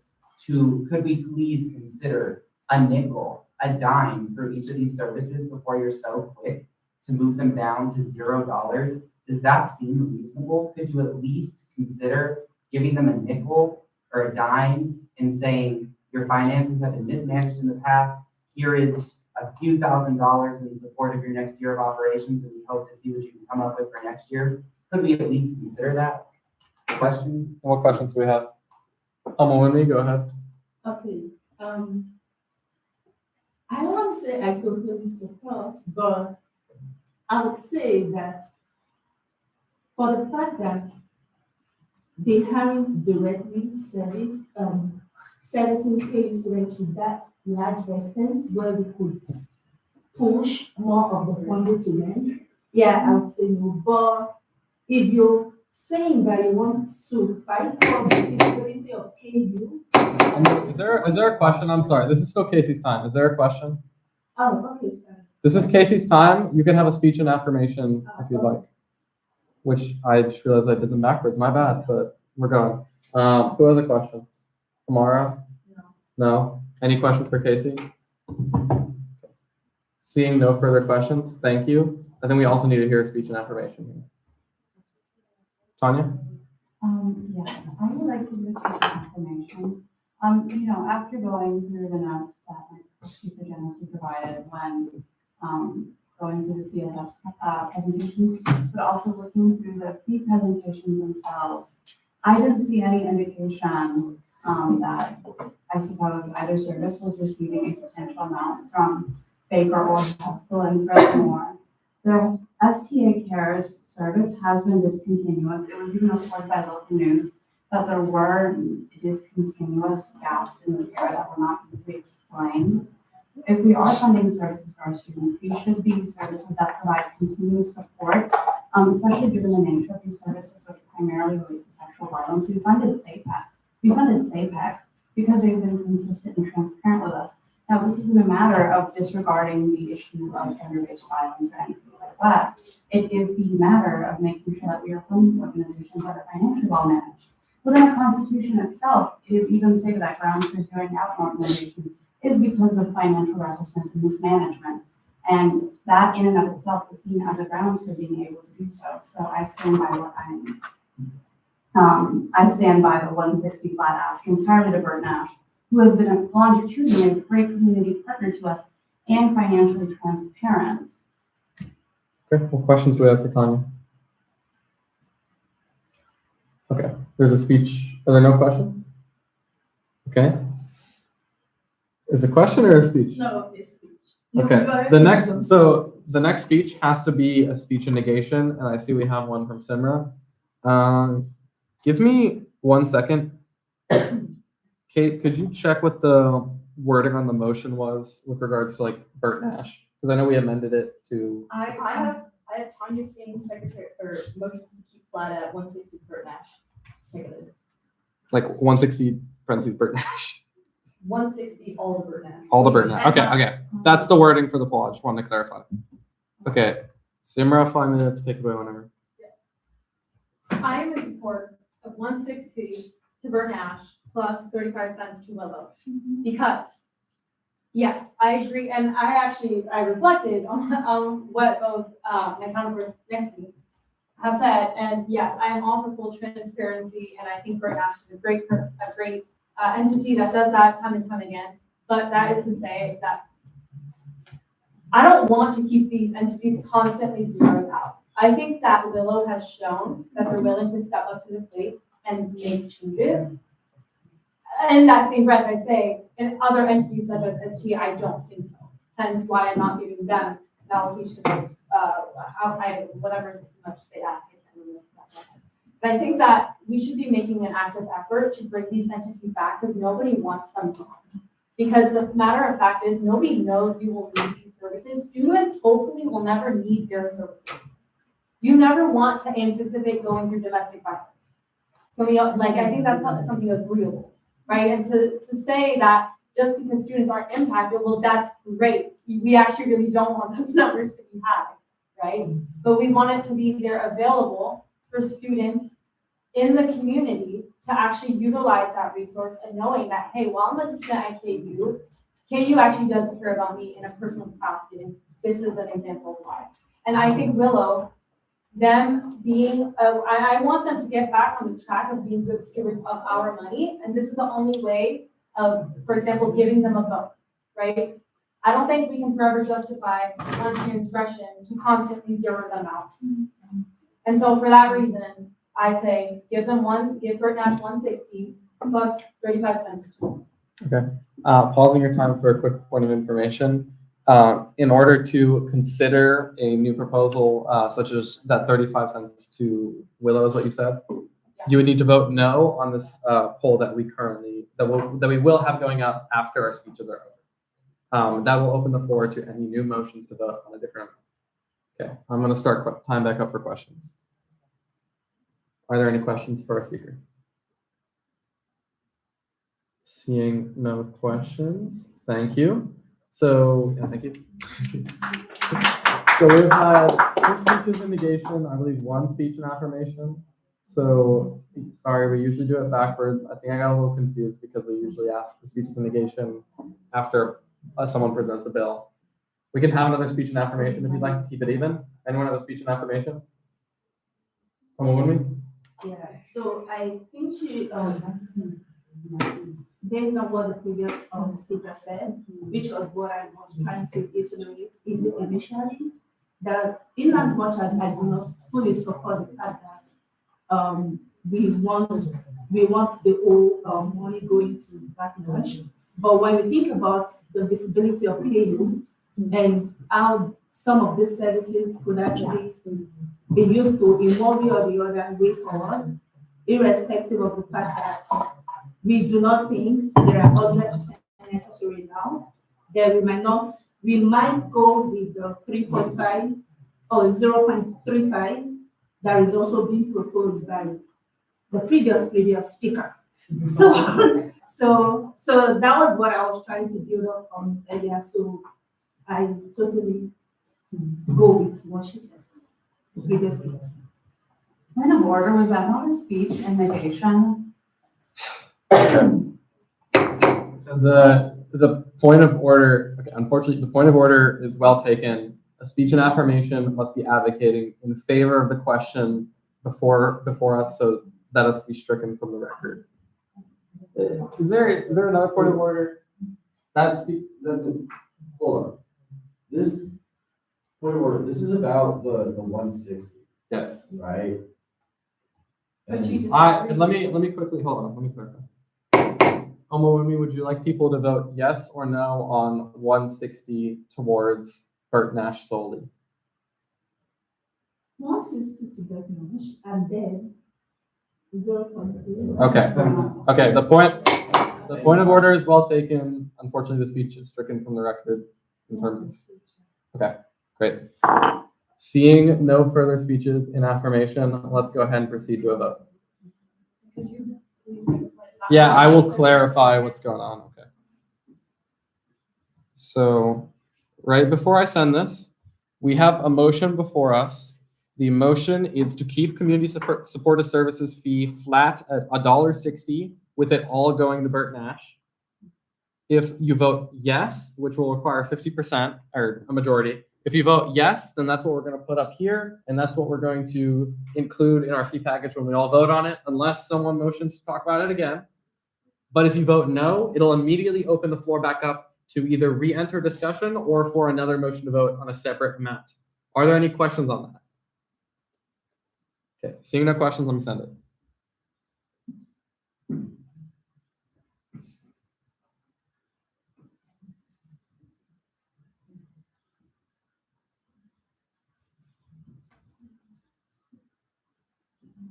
Okay. Go ahead and vote.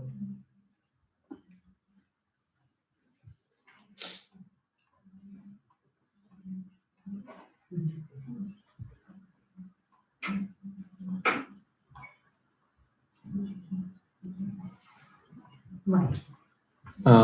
As a point of information, if I say like with all voting members accounted for and you have not voted, let me know because that means something is wrong.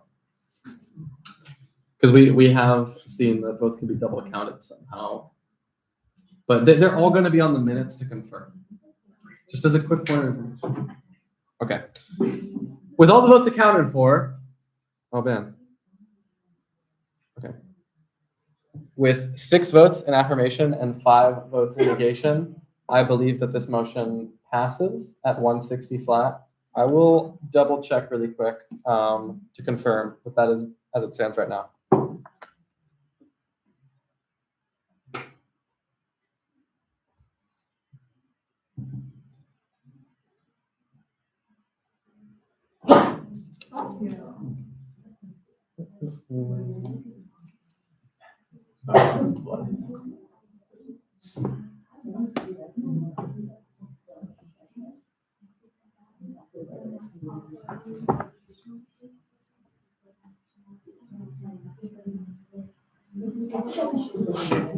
Okay. The vote has been confirmed with 6 votes in affirmation, 5 votes in negation.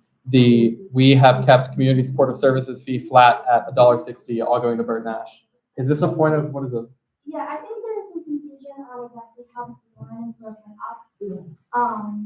I think maybe some of our voting members didn't fully understand that we were voting to give the entire allocation of 160 just to Bert Nash, and that would make it so that we could not give any other money under this line to others. Okay, I will say, I think that was, I understand what you're saying.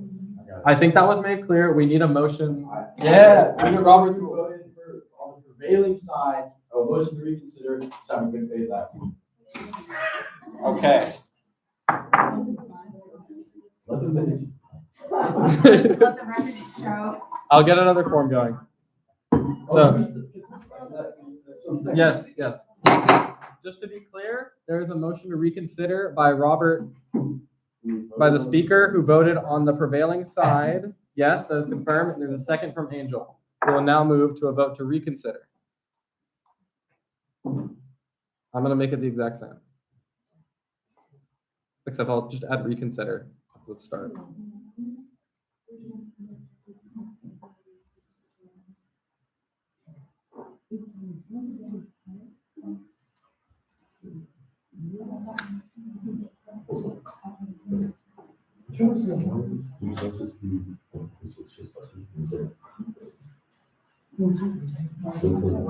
Okay, it has been sent.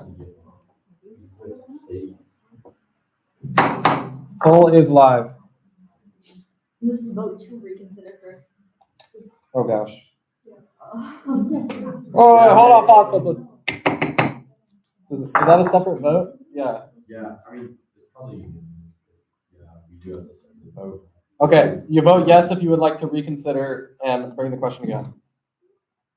And what are the margins? 2/3. 2/3.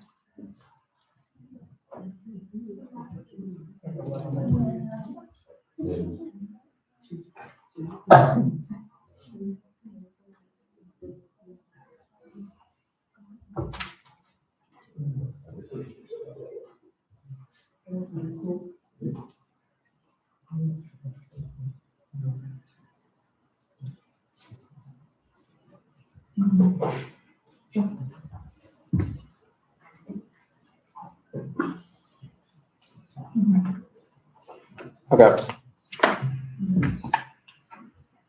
With all responses accounted for, 10 in affirmation and 1 in negation, we will reconsider.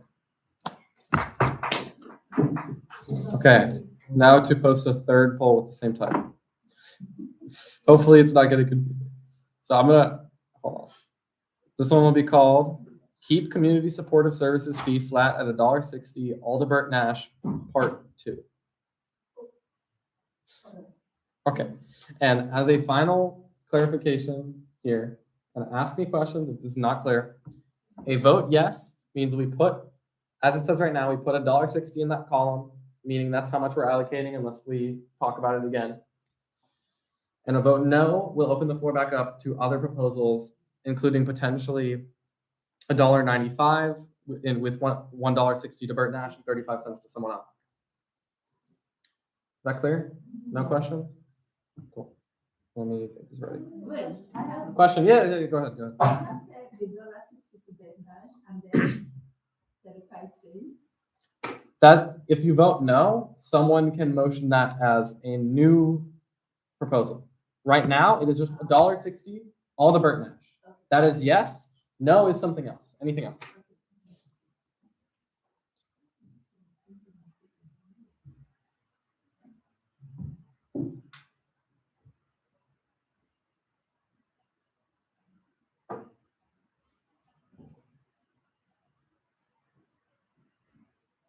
Okay, poll is posted.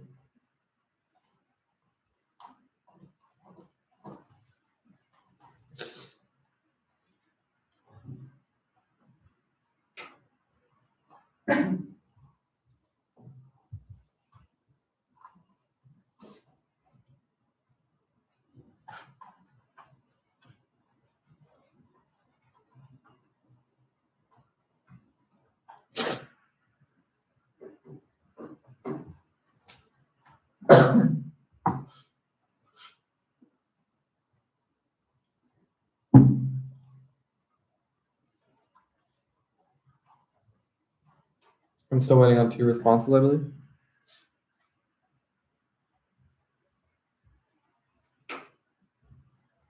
One more response.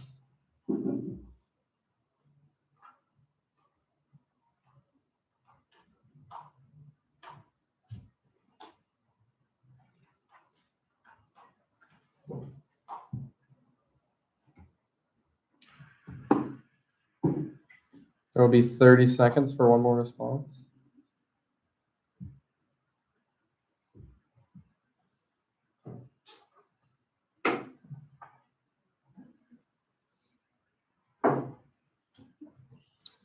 Okay.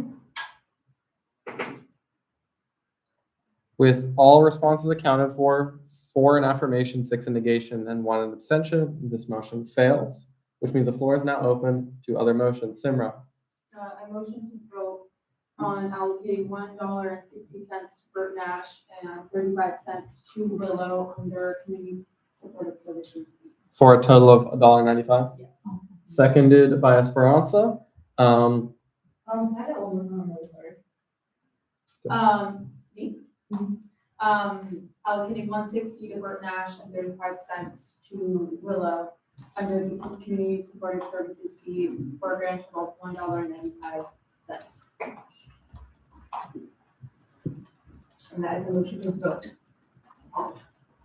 Okay. Okay, hold on. Are there any objections, meaning you would like further discussion before we move into a vote? What is this? You have a next speech, okay. Just to be clear, for a point of information, okay, actually we should probably start speech affirmative. I won't make the same mistake twice in a row.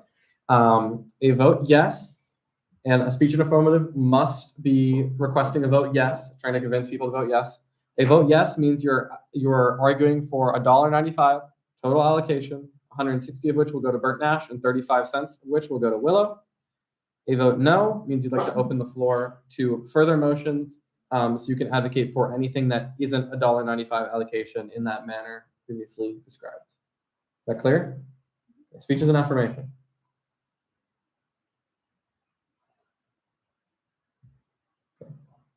Don't you have to move it for that? I don't have to give one. Okay. Seeing no speeches and affirmation. Okay. The only reason I'm hesitating right now is I'm like, can I ask again after a speech and negation? Okay, I don't see why not, especially since that's what we did last time. So speech and negation, Robert, 5 minutes for questions and the speech. Okay, so just to begin, why are we taxing students to pay for these affiliates? We increase caps in this peer review committee. We have our own things in-house. I understand that these are supportive services. They help supplement these things. I think we should focus on our own campus things, funding, SAFEC, caps, that kind of thing. Additionally, I will really say, like, all this, the student survey is just full of what is our tuition going to, like, why are we paying these things? And additionally, why are we not extending the same, like, I don't really care about the fulfillment issue that they had a couple years ago. I have a silly reason to put them in, like, last year, but why are we not extending the same courtesy to our student clubs when they come to Wednesday night for money? Because when they come and they are not on top of their stuff, I mean, like, our treasurer will tell you, like, we're pretty strict with them on that. And so I think we should extend the same, either the same leniency to our student clubs or the same strictness with our fee entities, which you would think would be even more strict. Additionally, I would love to cut the number of fee entities. I think that it's unsustainable how every year it seems that we happen to get another fee entity, and all the fee entities usually have to go up because of inflation. And so this is not sustainable for our students. I would love to be able to have helped this year to lower the burden on students for student fees in the future. I think we need to be thinking about that and using that as a dominant framework. More questions, Tanya? Mr. Upland, could you please provide examples of the sort of irresponsible reckless behavior that these NGOs are engaged in just for our audience? That it's not my opinion that they're in our chair. Yeah, go ahead, sorry. It's not my opinion that these entities are necessarily reckless, except for headquarters not having a presentation. I know that's not something we're talking about really, but that's ridiculous for this. Like, it's just weird. Like, I'm so confident that at some point, some person on like a finance chair was just passionate about one of these things and pushed it through and got it onto fee, and then they've been able to come and get asked every year. I also, kind of a non sequitur, but I would love to explore the possibility of using other sources of funding through the Student Senate Activity Fee, specifically community development funding, because I don't think this is something we should force all students to have to pay. I think this is something that we should debate through the merits of Student Senate, and it should go through and partner with our student organizations because these are often this. Kind of let me give a next speech that question. I guess it's my time. Okay. What other questions? Someone with me? Yeah, in a situation, I totally understand where you're coming from, where the previous speaker is coming from. But in a situation where our students perhaps may still need to receive services outside of KU, outside of Lawrence, what visible options do they have if we totally eliminate this thing? Great question. Impact framing, impact calc, this is 11 college age students at the sexual abuse center. This is 3 college age students a week at, I believe Willow. That's not substantial enough for me to justify every student funding. Casey? Do you believe that the community as a whole should be considered, like in terms of safety, like when making these decisions? Or just people who are enrolled as students at the university? But again, I don't think it is the responsibility of students who are because of their enrollment at KU to be paying for these grants. Again, I'm all for their mission. I actually think we should explore the opportunities of perhaps doing something else to get the money or something like that, but it just bottom line should not be. Other questions? Is This will probably be the last question. Can you explain to me again, so you want to cut the entities and you don't want to fund affiliates, why are you in favor of funding Burt Nash? Why would we just zero out everyone? Yeah, so I'm willing to compromise on Burt Nash. If I had my way and I was eating my radical pills, I would probably cut that too. But I think Burt Nash has it provides a greater service to these other communities to more students. I believe they said that they serve 226 students. Still not a lot, but that's a lot more than 11. Okay. That is our time. So we will now look for speeches and affirmation. Simran? Okay. Let me set a timer and then you. Okay, that'll be 5 minutes for a speech and question, starting whenever. Okay. I would like to point out something that the previous speaker said that literally speaks to my point. He said students that are not on campus. Did we not see by the fee result or fee survey result that there is a significant population? As a former off-campus senator, some of these services are literally local for them, to which they can't go to, for example, CAPS or like any other entities like SAFEC on campus because they're off campus or they're online, completely removed from the Lawrence KU facility.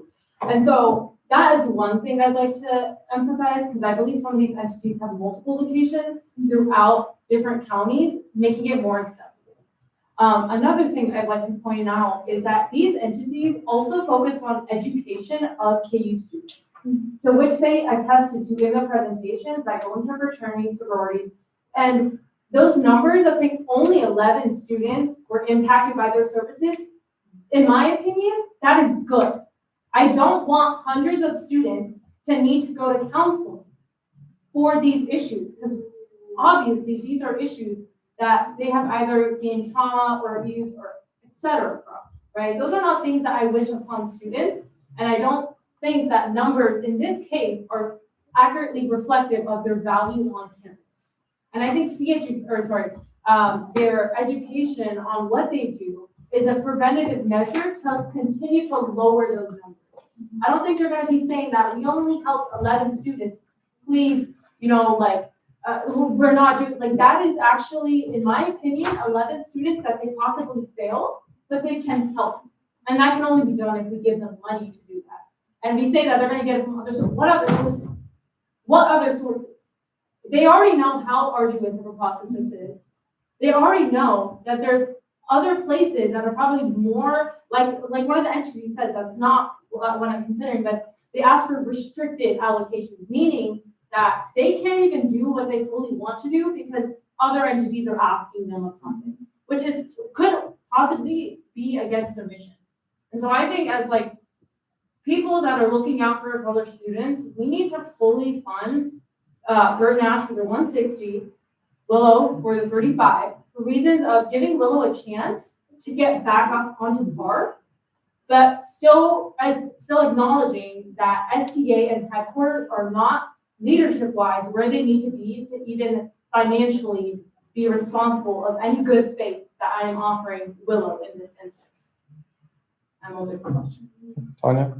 I would like to ask the speaker, doesn't, the Office of Civil Rights in Title IX, when getting intakes for domestic violence or sexual abuse, also refer students to services like CAPS or SAPEC to receive counseling or any like remediation after those,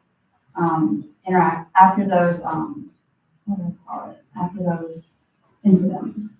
Go ahead. In all honesty, I don't know that answer. One can assume. I would defer to maybe some of the advisors that probably have more administrative knowledge of how that office works. I can only assume.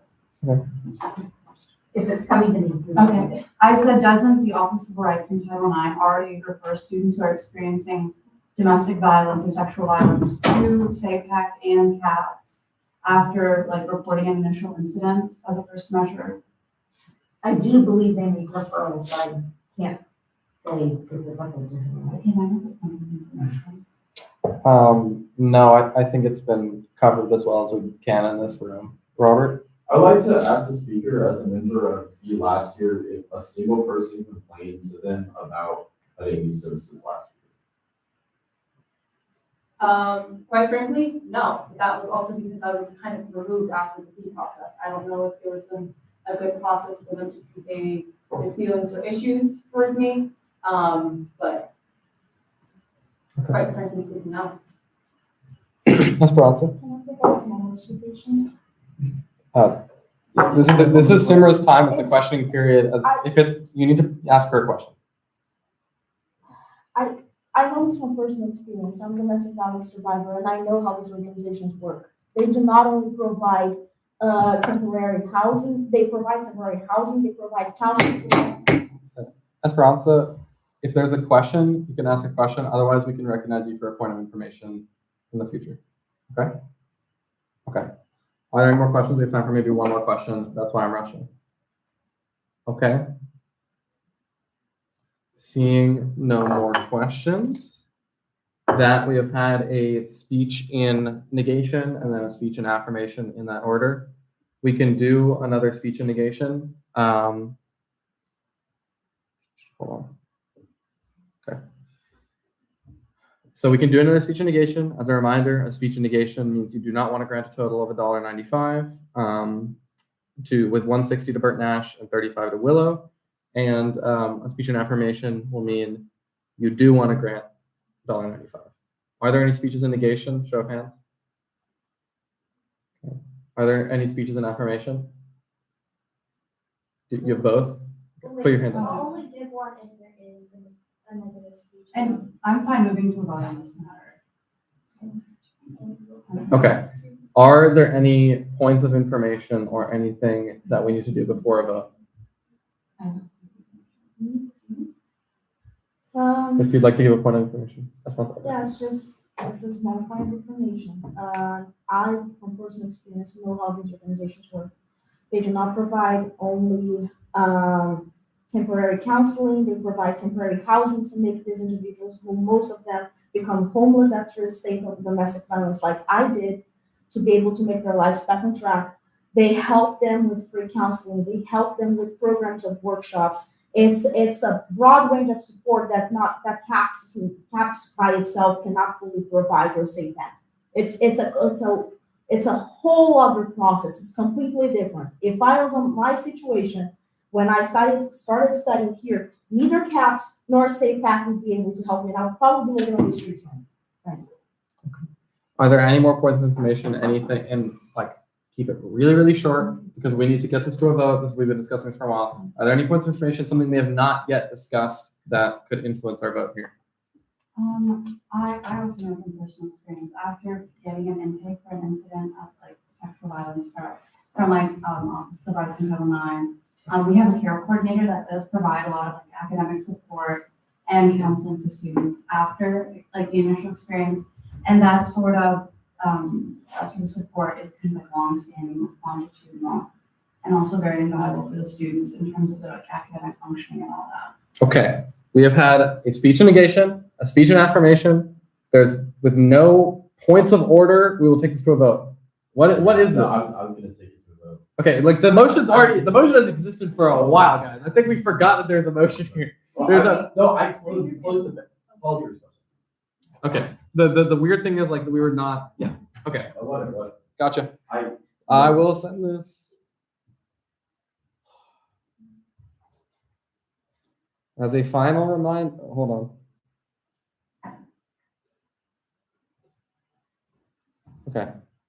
As a final reminder, a vote yes here will allocate $1.95 to with 160 to Burt Nash and 35 to Willow. A vote no will open the floor once again to any new motions that we may have regarding the community supportive services fee. Let me send this.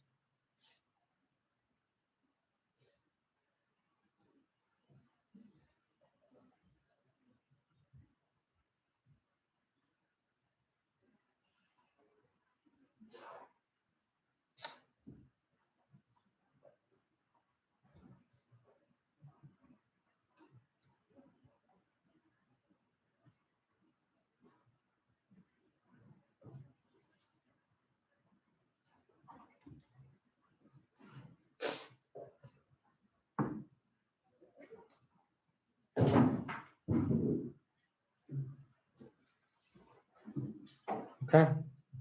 With all 11 votes accounted for, 8 in affirmation and 3 in negation, this passes. Okay. Let me quickly confirm that. In the meantime, let's take a look at what we have left and think about what motions to discuss or vote we have. Okay. The previous result is confirmed. Let's go to Tanya. Is there a second? Second. Second from Kate? Yeah, okay. Seeing no objections, we will recess for 5 minutes, be back at 7:46.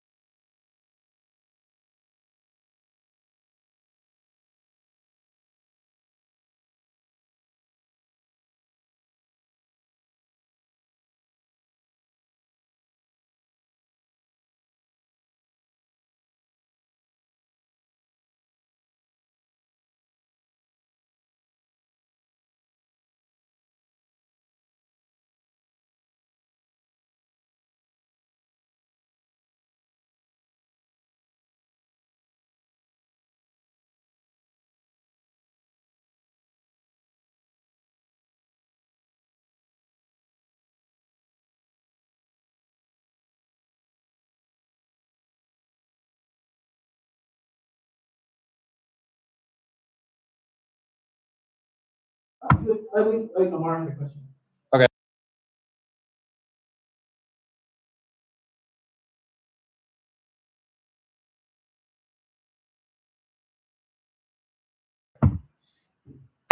I'm calling the meeting back to order at 7:55 PM. Our last action was a vote on the community supportive services, setting them to $1.95, which is a 35% increase over their $1.60 that they were at before.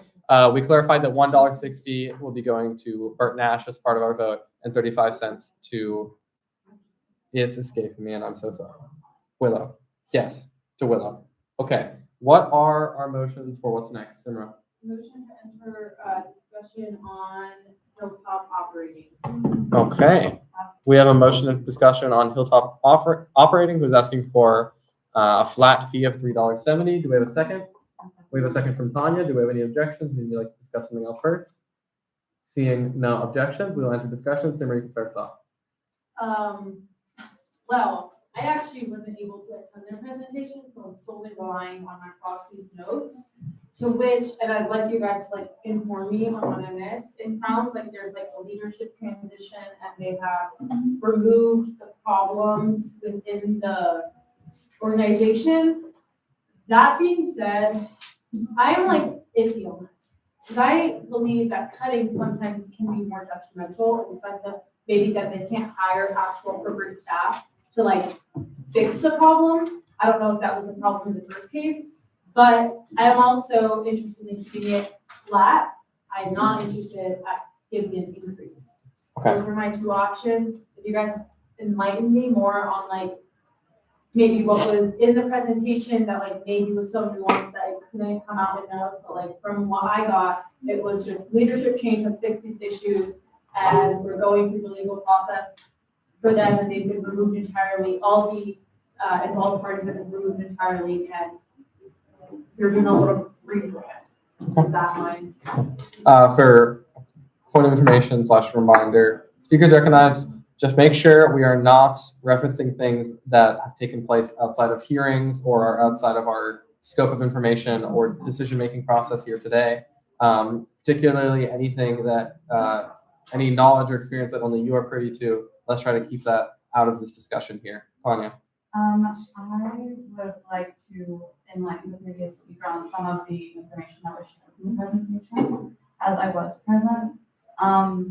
So the leadership transition at Hilltop did occur, but the speaker representative from Hilltop stated that there were cases of reported child abuse after the transition. Also, let the record demonstrate yesterday from 2:22 to 2:30 p.m.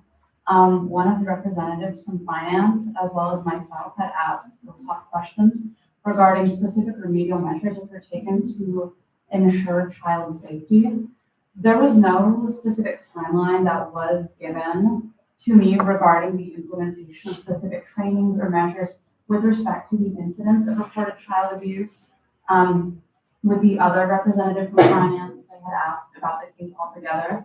And while I could respect the inability to comment on ongoing legal investigations, the speaker also did not give many assurances about children, rather making the teachers feel supported, which while I can appreciate, I felt very uneasy about the measures being taken to prevent further child abuse, and thus am in support of zeroing out Hilltop. Okay. What other discussion do we have, Robert? Yeah, so I'd like to second what the previous speaker said. Student Senate provides 3% of their funding for 52 students, which is for the students to only get a credit. They still are paying out of pocket hundreds of dollars a week for Hilltop, and this is a popular thing within the student body that they would support. That's all I have to say. Anyone else before we go back to Tanya? Yeah. I actually have a small bit of disagreement with one of the previous speaker's rationale. I think that although the explicit incidences that have been publicized in the news and were asked about were not necessarily explicitly addressed, I think that reading into the presentation, the speaker mentioned specific. Let's pause just for 1 second.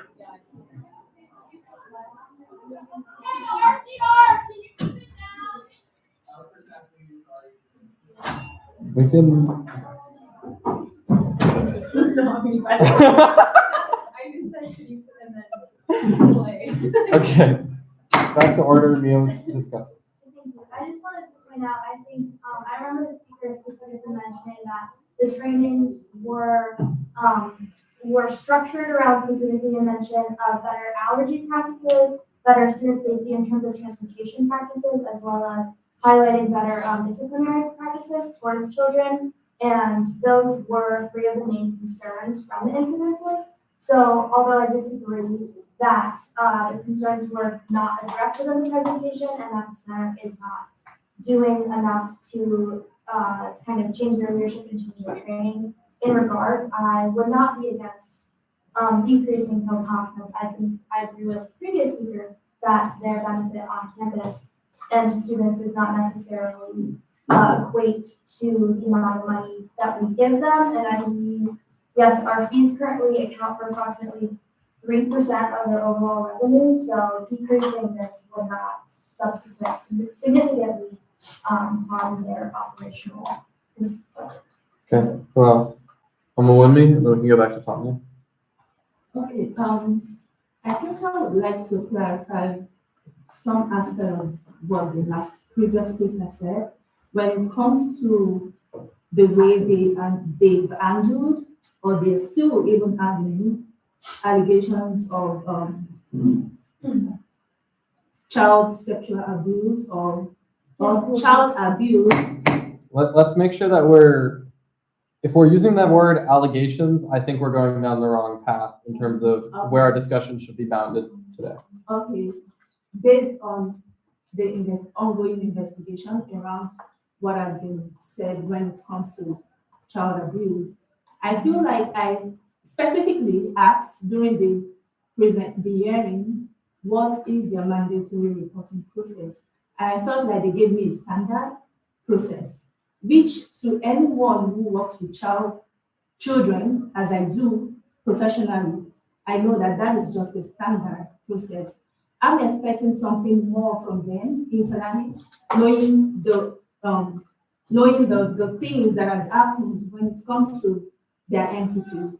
So in respect to that, I still do not see that extra effort being put in place to actually caution issues or investigations that are still ongoing in respect to them. Okay. So, yeah. Tanya. I would also like to agree with what the previous speaker said. I think we should take their expertise as a child education expert into account, and also take into account that there has been decrease in student enrollment at Hilltop, and also student jobs at Hilltop have been cut in half. The student fees only account for 3% of their funding.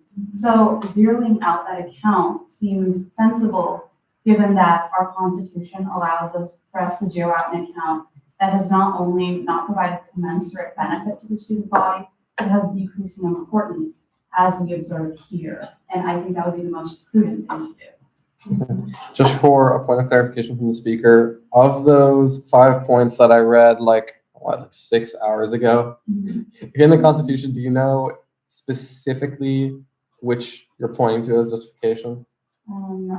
So financial cost greater than benefit. Okay. And probably change in circumstances. Okay.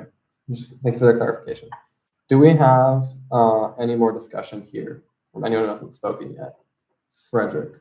I'd like to inform the committee right now, the 50 children that are being served at the moment is because the program can only serve 450 based on the capacity that they have. This is based on the slides that we provided. On top of that, I can see that the income that comes from Student Senate is 160,000 in their books, and their books are not balancing. The revenue is less than the expenses. So I feel like in as much as we have that approach towards zeroing them down, I feel like we should at least decrease the amount because of the fact that they have constraints on their budgets already and they're depending on us. And the number of students who are being served at the moment is quite significant when you look at the fact that there is a long waiting list as well, meaning that there's a high demand of service that's being provided. It's just the fact that they are not yet at the capacity of serving more students. And graduate students are more likely to have been benefiting from this. So kindly consider that when you vote. Okay. Do you have a specific number in mind? Because I know we've discussed the full ask, we've discussed 0. Do you have a number in between? If not, that's okay. Let's see. Okay. And that would be like 175. Am I crazy? Sorry. Yeah, 185. Okay. Hold on, let me make sure I get these numbers. Okay. Are there any, is there discussion on any numbers or any, yeah, just like any numbers or any like new rationale we haven't heard yet? Esperanza? I agree with both previous speakers regarding their opinion on the current issues that Hilltop have dealt with, and the fact that it's very difficult to consider for us to put our student money to an organization that had recent cases of child abuse, and it scares me in the future that this case may repeat. However, I also agree with the previous speaker that we should not fully zero out, as we can still give an opportunity for this institution to maybe improve in the future. So I believe that we should remove $3 out of the 370 and still give them a chance of 70 cents. And if in the future they prove that they have been correct with the use of money and being respectful with the clients, then we can maybe. Okay, so the numbers I have are 370, 185, 70, and 0. Are we feeling like we're ready for a show of hands, or is there any burning things to address? We'll go. Potentially changing that number, or like the relevance, significance of that 70. Okay, let's, because I feel like that can get into something else too. Let's go Amara and then Simran.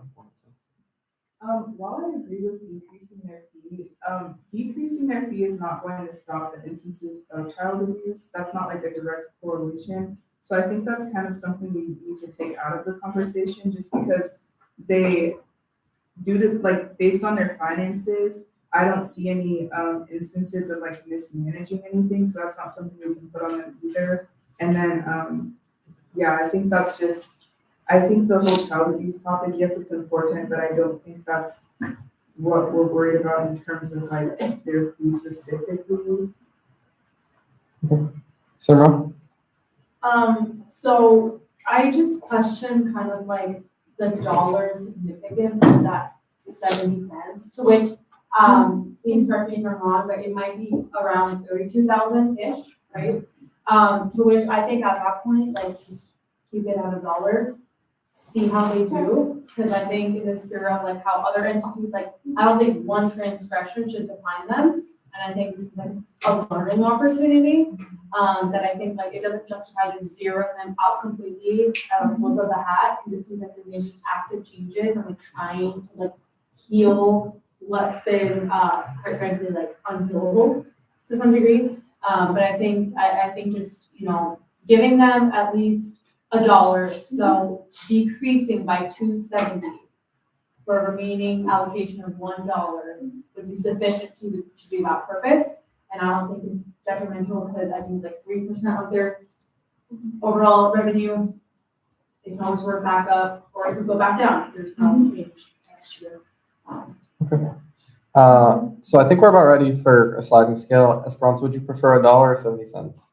Just on the sliding scale. $1, okay. So that's what we'll do just to close the gap between some of those asks. Okay, sorry, some of those numbers. We're gonna do 370, 185, $1, and then 0. Raise your hand for any that you would vote for. So first up is 370, the full ask, or the flat ask. Seeing 1 for 370. 185.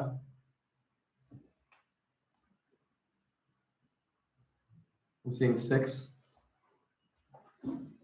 $1. Seeing 5 and 0.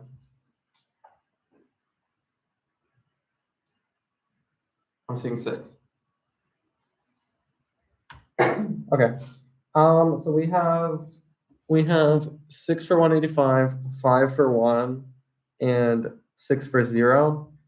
Let's do it again between 185 and 0 because we do need one of them that we're going to have a poll for.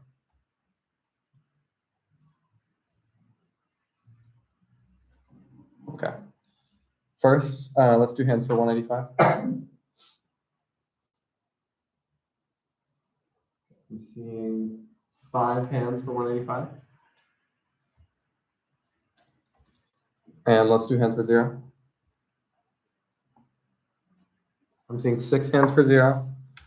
Okay, so 0 is what we'll be voting for. First, we'll look for, well, a motion. Okay, I'm getting ahead of myself. I move to 0 out. I second that. We have a second by Sean Lawson. We will now move into speech and affirmation first, and speech and negation. Are there any objections before we do that? Someone who thinks that we have not adequately discussed anything here? Okay. I'm not seeing that in the room. So first, I'm looking for a speech and affirmation for a motion to 0 out Hilltop's fee. Tanya, 5 minutes. Let me get ready, and then take it away. Okay. I am speaking in affirmation of my proposition to essentially 0 out Hilltop. Even notwithstanding the lack of prudence by the organization with respect to current ongoing investigations, we do see the basis listed in section B of, I believe, 572 of the Constitution, where they just have decreasing importance to the student body. Notwithstanding the fact that they serve up to 50 people, we see that they still charge hundreds of dollars for childcare. This is not free childcare, anyone. You're still having, even graduate students are still paying hundreds of dollars for these services. We said they've cut their staff, student faculty in half, which also begs the question of attentiveness or being able to adequately provide protection. And even by 0ing out Hilltop, that is less than 5% of their overall funding. They still have numerous funding sources.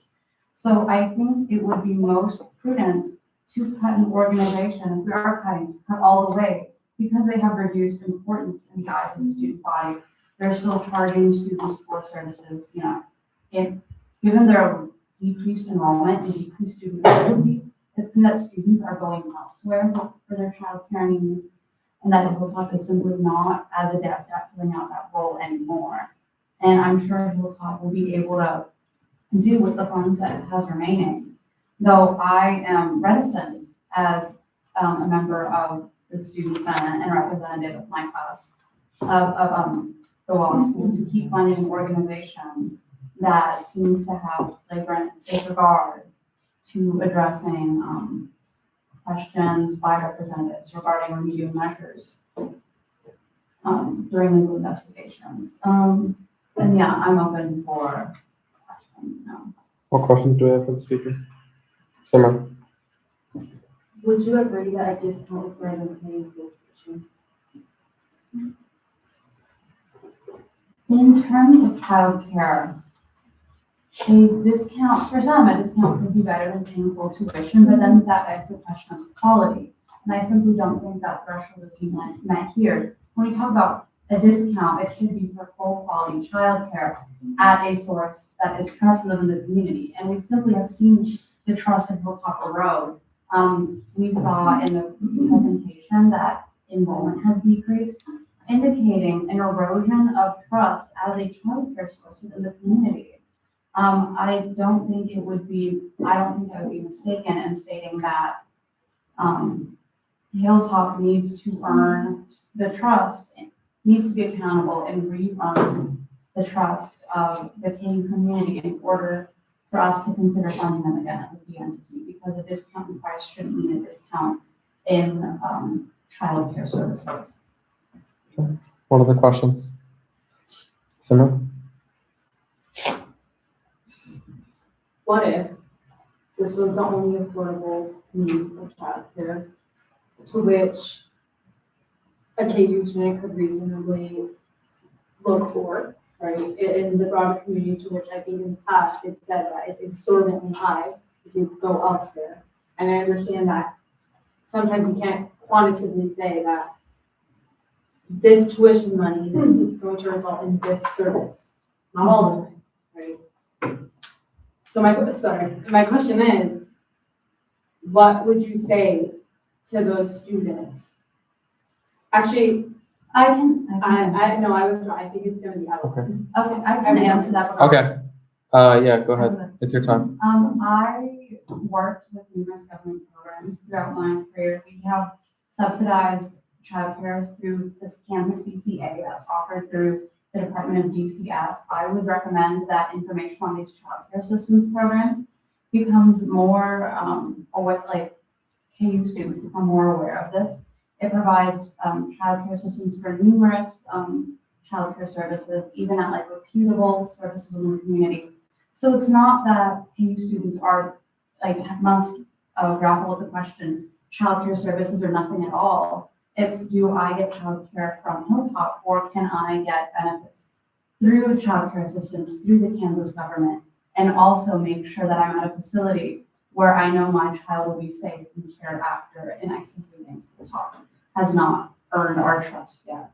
Okay, that is all the time we have with speech and affirmation. We're now looking for speech and negation. Mia, go ahead. Okay. Part of my argument isn't fully formed because I have a lot of thoughts about this. But I do think that cutting them completely isn't bad faith, considering that we have argued over the effectiveness of Safe 35 cents for other entities. I think that we can afford some of that same kind of charitable mindset to Hilltop as well.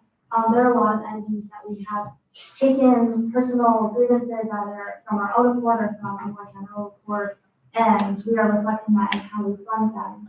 But I think that we also need to, as I said, extend that same sort of principle that we're giving toward Willow, who has made mistakes in the past, financially, specifically for Hilltop.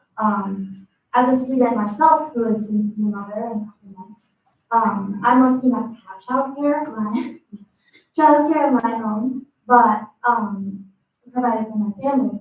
But I can only imagine the position that other students would be in, not having something that they know that they've had the time to parse, and teachers and individuals on their various campus that they are can have a direct line of communication with. I think that although it's wonderful that the state provides other kind of governmental resources and programs, those can be a little bit further away from students who are still trying to attend school here on the Lawrence campus. And I think that there are a lot of other kind of needs that could be addressed. For example, students such as myself who are in their undergrad may have to stay in full-time 12 hours to retain scholarships to stay in school.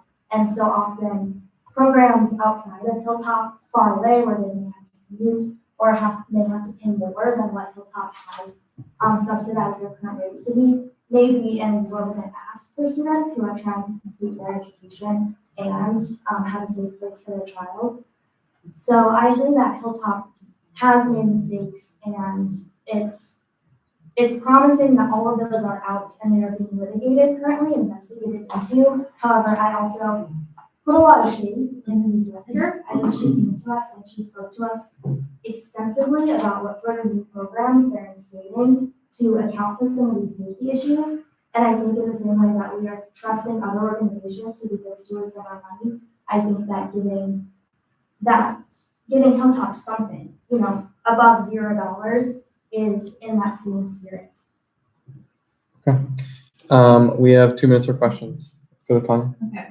Given the fact that KU also offers childcare grants to parents who are needing assistance for childcare, does that in your mind, offer the same benefits as Hilltop? given that these both offer essentially subsidized childcare to students who have children? Yeah, I think it's excellent that the university provides multiple means of subsidizing childcare for students. However, I think I'd also raise the bar, this is something else I wanted to say, that I think we haven't necessarily vetted all the other options and programs for students in the way that we're vetting Hilltop. I think that presuming that every other possible means of providing care for children hasn't been looked into. We don't know that these other places don't have allegations or investigations against them. We're not evaluating standards of care versus standards of care at KU. I think it's a bold assumption to assume that you can automatically get better care outside of KU. And I think it's important that we provide an in-house option that parents can at least have a much firmer touch with. And so, yes, I think it's great that there are other options. I don't think that necessarily completely covers something as close as can be as Okay. Do we have any questions from anyone else we have time for one more question. So I'm saying anyone has asked a question? Okay, back to Tanya. Are you worried about us potentially taking on the debt or liability, even if it's in the public eye of Hilltop? Are we, should we even provide them 1 to 3% of their funding, given their reputation among the student body as is? I would raise that question as I don't know the reputation among the student body. Personally, I don't think that I can assume that. I think that we can make kind of bold claims that are out of our reach about students who have read the news and what their opinions may be of that. But I also think we need to hold empathy for students who may not have or may not have the time even to vet other options. And I think that zeroing out this fee would create more of a bad faith relationship between the one option that is here on KU, rather than just showing that we are hearing these issues, and we do take them seriously, and that's why we're reducing their fee. But I think that zeroing it out completely is a bad faith. Okay.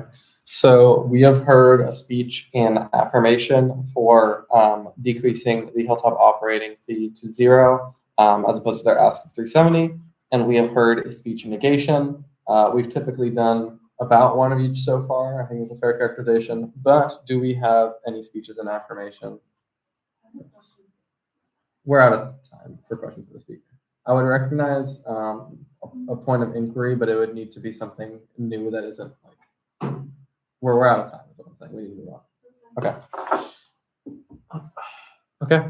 Let us go ahead and take it to a vote as we have a motion to set it to 0, seconded, and that's been recognized. Let me send this real quick.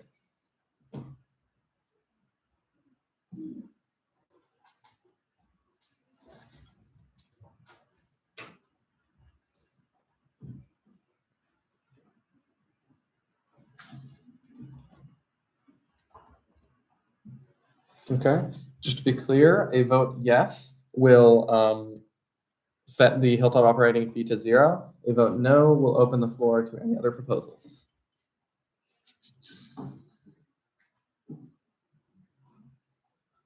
Okay, that has been sent. We are now voting.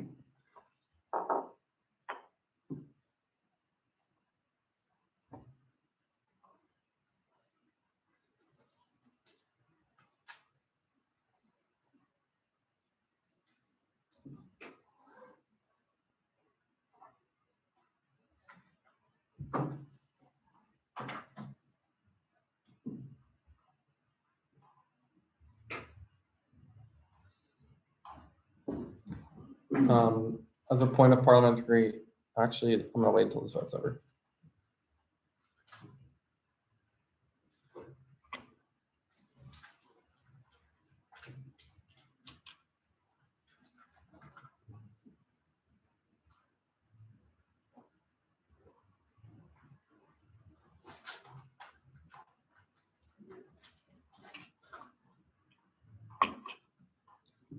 Poll will close. We're still missing 2 votes, it looks like. Poll will close in 15, 14, 13, 12, 11, 10. Oh, we got them all. Okay. For a point parliamentary inquiry, it is majority of votes cast, not of voting members. That's all sounding correct. Okay. With 6 votes in affirmation, 5 votes in negation, this passes.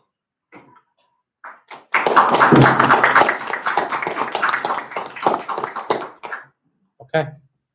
We now have just a couple fees remaining. We have student support and case management. We have the UDK readership fee, recycling, and that's it. And we are at $530.30. I think, yeah, that's the first one I said. Mia, go ahead. Okay, thank you. Great memory there. Second from Sean Lawson. Do we have any objections to untabling recycling? Okay, recycling is untabled, which means, do we need another motion to enter discussion? Okay, it's kind of clear. Okay, because we need a motion to enter discussion or a motion to vote, so, Simra? I'm gonna motion to vote on recycling, actually give them $4. So that is 65 cents above their ask. Object. Okay, does it have a second? Let's check. It has a second from Esperanza. There is an objection, so. Can you say the amount more? I'm sorry. It's $4.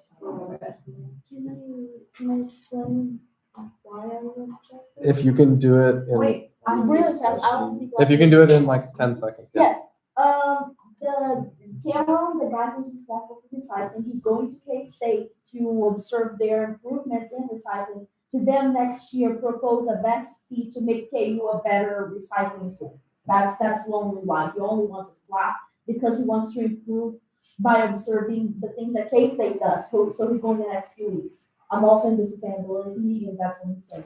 Okay, just hold on. So, what we would do right now is we would vote on this motion to vote. So we would see, because like the objection is saying we don't want to vote right now. We want to have discussion, right? Yeah.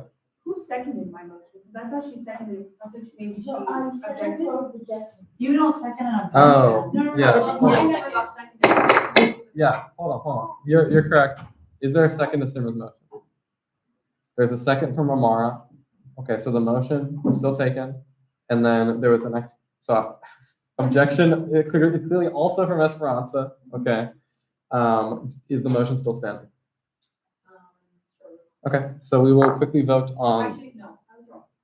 Sorry. Okay, is there a motion to enter discussion? Seems like we'll need to discuss. That was a motion to vote. No, I know. Well, I motion to untable. Okay, Okay, sure, I agree. So we are in discussion. Sean? I motion to keep them flat. We don't have any more discussion now. Okay. What? The Wait, vote it's a on motion? keeping- Are we just the vote on keeping- Because like these are motions. Hold on. The understanding right now is that the motion to untable has put us into, that motion to untable passed unanimously. That has put us into discussion. We're now in discussion. The motion to vote acts as a motion to end discussion, which is call the previous question, and that amount was flat. That is what Sean just did. Does that have a second? That is a second from Esperanza. There's an objection. So let's vote on that motion to end I discussion. can withdraw and we can enter discussion. Okay. It seems like we're- See, we just did the same thing twice. Let's enter discussion. Great. Okay. Sarah, seriously. Great. I think while it is understandable, I wants to be cut flat because it wants to observe other entities and how to best physically manage that money. I think historically, they need an increase. And I think right now we have some money that I wouldn't mind $1, 65-cent increase to at least make it $4, to which then they can actually, they don't have to wait next year. They can just implement as soon as possible, as soon as they find a working, feasible solution to whatever problem they may be facing. Considering that recycling has sometimes talked about the upkeep and costs and things possibly changing in the recycling trucks, I think that an increase, it's not even that big of an increase, it's like a slight modest increase could just help them better navigate potential solutions and implement them just as quickly as possible. I don't think it's completely outrageous to ask for that, but Yeah. I understand. I understand the previous speaker's line of thought. However, I want to raise the point that I was able to ask the presenter for recycling why they were recommending a flat fee rather than an increase.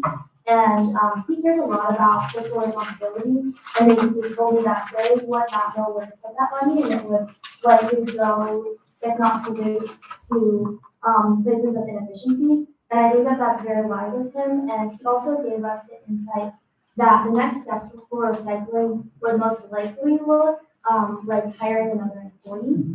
And I believe that to hire another employee, they would likely need to raise possibly, this is my guess, more than that, 55 cents. So I think that he's going to very carefully calculate the best steps forward to recycling. And I think that we should respect the fact that he has asked for time to do so rather than giving him more money, which I think is very kind-hearted, but maybe just not quite within what they're planning to use their time and resources. Okay. Any more discussion? Angel? I'm against raising fee and capacity due to the simple fact that I don't believe this fee should be held on the students to pay for. I think it should be fully funded by the university as a whole, in the partnership with the city of Lawrence. We all know the city of Lawrence is, I'm pulling outside stuff here, but the city of Lawrence is recycling is the best system. I feel like that partnership needs to be worked on, but I don't think the students should have to pay for recycling. To resolve this. Okay. Do we have any more discussion, Robert? Yeah, so, recycling, unfortunately, this is just symbolic. There's 1/3 contamination rate, not great. But the biggest thing is, yes, why are students funding this basic service from the student fee for academic buildings that the university itself should be covering? We also must keep the following fees flat, to keep the overall fee package at a reduction, which is the big win that we can all go home and sell to students. Additionally, I'm just reiterating that recycling is not real recycling. The recycling company that they use, Ham Waste, just sells the recycling to third world countries where, guess what? It ends up in a landfill. It's very unfortunate. Hold on. Okay. So it seems like we have heard discussion of a 65% increase. We have heard discussion of keeping it flat. And we have heard discussion of potentially decreasing it. I would like to see if there's a solid number in terms of decreasing it. Is that something that the committee's interested in discussing? Tanya? I think we should also zero recycling out. I love recycling, but I think that the university has burdened Student Senate with so many fees that the university itself should be taking upon itself, that it is unfairly and unduly burdening the student body for any listeners out there. Okay. Okay. Just form it, because we're in discussion. How about you just form in discussion and we'll go back to Tanya after Mia. Okay. Go ahead if you. Yeah, what I'm saying is like, Okay. whatever it is, you can say it in the form of like discussion briefly, then we'll go to Mia, then we'll go back to Tanya. Wait, I didn't raise my hand for anything more. Okay, don't want to talk. My biggest worry is that we're operating under the assumption that administration or the broader University of Kansas will pick up this fee, to which I don't know of any outside information indicating like they will or will not. And so I just worry that in zeroing it out, it just means that next year they have to start from scratch because nobody paid the bill. And I mean, unless somebody has a written letter, a signed confirmation from higher up administration that says that they will fit the bill, I don't, in full confidence, I can't zero it out. I asked for that. Mia? I fully second that opinion, and I also would like to strengthen it with the idea that the university doesn't necessarily fund things that they are even sometimes legally required to fund, such as keeping some of our buildings up to date with ADA code, with safety code. There's, I don't know how many millions in deferred renovations for certain buildings. So I think that although the principle that the university should pay for these basic student services is a very wonderful and high one. I don't think that it's necessarily realistic, and I think we should balance that with what we actually expect to see in terms of university-backed funding. Tanya, I did say I would go to you if you had anything. I did. I would like to point out too that in support of like my zeroing out, we see that recycling not only with the previous speakers point about high contamination rates, but we see that even in buildings that are frequented by students, such as the union, recycling is not like recycling bins are either improperly labeled or recycling is not offered at all. We see that really it's more of a symbolic gesture, if anything, at this university. And that like adequate recycling infrastructure at the University of Kansas is not adequate to support recycling at many of its most frequented buildings, meaning we should work on recycling infrastructure and allow for student recycling first if we really want students to foot the bill. Okay. So what I'm hearing, again, the numbers are 65% increase, flat, and a full reduction to 0. Is there any other, Angel? I have a point of information Yeah. or clarity. The 1/3 rejection rate, is that, or 30% rather, is that rejection from like by the service itself, but not by the person that has been sold the recycling material? And that's the third party. That's referring to what Robert mentioned? Yeah, Robert, go ahead. You can end discussion. Yeah, that is what I asked of the manager. He said that was his case. Oh. Not the company's. Yeah. Okay. I think we're getting ready for a show of hands, but we'll take a few more people. Yeah. I'd also like to add the argument, I may have forgotten that recycling was just recently moved to be housed under custodial entirely. And I believe that that lost them their specific recycling manager. However, despite that change, they have increased their efficiency, it seems, in terms of how they coordinate with custodial. And I was also very impressed by the fact that they create their own, I believe, bio-friendly disinfectants in-house, which is honestly a lot less than symbolic, or a lot more than symbolic to me. That's a very tangible way that they're practicing sustainability. So I think that to say that they're not doing enough doesn't take into account how expensive recycling is and the period of transition which they are currently operating in. Okay. We'll hear from Kate. Recycling on campus isn't real, and if I decided to fund Bigfoot $4, that would make him real. I don't think that there's any amount of money that we could throw on this problem to make like an efficient way to effectively recycle. Like that's just not going to be the case. And I'm really interested in lowering the student fee as a whole. I think that this is an area where we can make cuts. Okay. Let's go ahead and move on to a show of hands. I didn't hear any new numbers thrown out, so we'll do a 65% increase flat at 335 and then a 335 decrease to 0. So hands for 65% increase. Seeing no hands for flat. Okay, 2. I'm seeing 5 hands for flat. And then hands for a decrease to 0.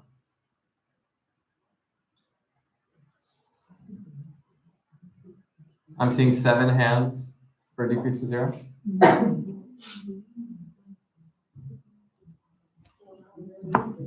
Okay. So that means that what I'm now going to be looking for is a motion to decrease the recycling fee to 0. Tanya? I move to 0 out recycling. Okay. I will make a request of you, just for posterity, which points under Title 5, Article 2, Section 9 are being used as justification for this motion? Let me go find that. I think it's that the revenue is simply not, it's like an inefficient use of finances, and the financial cost is greater than the benefit simply because of the low recycling rates, and also taking into account the fact that recycling, while offered at academic buildings, is not offered at other buildings like the union or at housing where we see the greatest need for recycling. So students should not be made to pay for recycling. Okay. Thank you for the clarification. Is there a second? There's a second from Kate. Okay. We'll go ahead and start looking for speeches here then. Okay. Is there a speech and negation, which is speech and negation / objection? Same thing. Yeah, I'm saying if there's no speeches in negation, we're just gonna do the vote. Okay. And to be clear, a speech in negation would say you do not want to cut it down to 0. You want to discuss other options here. No speeches in negation. Let me get that posted.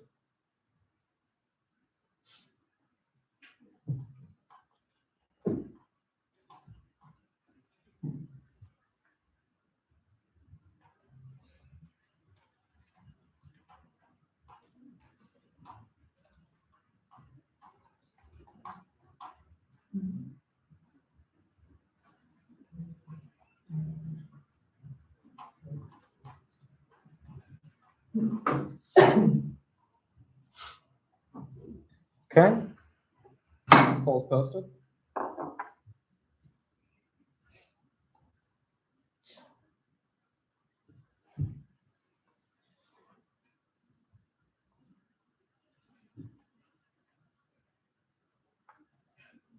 Waiting on one more response. Okay. With 6 in affirmation and 5 in negation, this passes.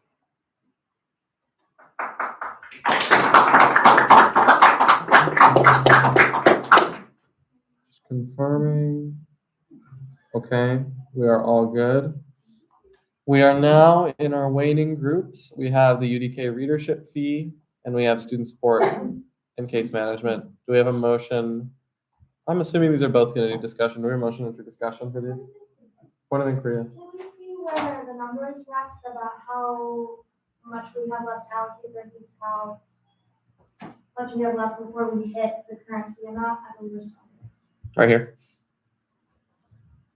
2026. Okay. Angel? I motion to discuss UDK. Okay, is there a second? Second from Kate. Are there any objections? Seeing no objections, we will enter discussion for the UDK. Andrew, you want to start us out? Yes, it's tough one, but I'm open to the discussion of zeroing out UDK simply because I don't know if I'm able to talk about future-wise, but there are a good number of people out here that are on block. I think we could fully fund them on block. And with this, we would entertain the resolution of them seeking additional revenue sources through the application of block funding. And then, of course, with my later resolution to the unions about the potential absorption of the UDK under their umbrella. Okay, do we have any further discussion? question. Do we know if they've applied for one? I can check since our treasurer isn't here, but that might take me a second. Mateo, I can check. Okay. Thank you. Oh, I think. She wouldn't want to answer. I have an email from the UDK, from the county. Is anyone else attached to that email? Robert is. Can you forward it to rsf@ku.edu and I'll read it if it's relevant? Yeah. What discussion do we have in the meantime? Maybe. Case management. Well, we're on discussion for UDK right now. Kate, go ahead as long as this doesn't relate to that email. It does not. I am going to second what the previous speaker said. We should be zeroing out the UDK. There's a number of reasons for this. First off, there have been past instances where we asked them to get out the fee. We don't have to go into that. I don't think that's a particularly compelling argument. Secondly, I just don't think that they are of the same, they're not a fee entity in the same sense that like CAPS and Watkins are. I think that they belong on block because like that's where their peer organizations are. Like if you think about KU Info, which I consider to be the most similar, like organization / departments, like something straddling that line, they were on block and it just makes more sense for them to be there. Okay. Do we have any further discussion? Tanya? Okay. I would like to clarify, I do not, like by agreeing with the two previous speakers, I am not saying that the UDK should be defunded. Rather, I think that block funding provides for the most optimal funding of the UDK. We see that a lot of student senate members are also on block and are supportive of the idea of fully funding The UDK, if it's on the block, along with its pure organizations, I do not think the UDK serves an essential need in the same way that maybe Watkins does, or is as established in the university infrastructure to, let's say, like administrative or kind of like symbiotic duties. It is largely a student organization and should be on block, where it's pure organizations, many of which are student-centered or student-oriented, are on block. So by zeroing out the UDK, I am suggesting that it go home to block for funding rather than trying to seek out funding as a fee entity. Okay, Angel? Yeah, and I would like to just reiterate my earlier points. This is in no way to just fully defund it. This is a way to move them to block so we can fully fund it efficiently. As I said, when we get to the discussion of resolutions with the union, I think this will offer greater protections for the UDK as opposed to becoming a political issue every single year. Okay. For the safety of the UDK. What other discussion do we have? Okay. Seeing no discussion, what motions do we have? Really, we've noticed, okay, like what discussion? do we have? You have something to discuss? Go ahead first, before I'm recognizing any motions. For the sake of commenting this on one-sided discussion, I do think that UDK, and I know, I was actually one of the people that voted for the decrease in UDK. I think that just keeping them flat is more than enough. I just don't see entirely why they need to be decreased off the assumption that they can go to block and will receive. But I think that's my biggest issue, is that there's a really big assumption that things are just gonna work all fine and dandy on block, and I understand. It's just that I'm trying to keep that principle linear, because that's the same assumption that I brought up for multiple other entities. And so I just feel like I need to err on the side of caution, and I encourage you all to as well, on don't take anything for granted. Because I think we've all seen what happens, even by ourselves. You can't take any of these entities for granted, because quite literally, they can fully go away as in recycling. We just kind of like leave a lot of road decision that we just hold thoughts and prayers that somebody floats the bill. Okay, we'll do the point of inquiry and then we'll go to Sean. Has the email that was previously mentioned by the previous speaker been sent to RSF, and if so, can it be read out? It has, but I will either need a recess or just some clarification from our advisors briefly. I will motion to recess Just for 5 minutes, if that's Okay. Well, I wanna recess so we can mute and like take a break, and it's been a minute. Okay.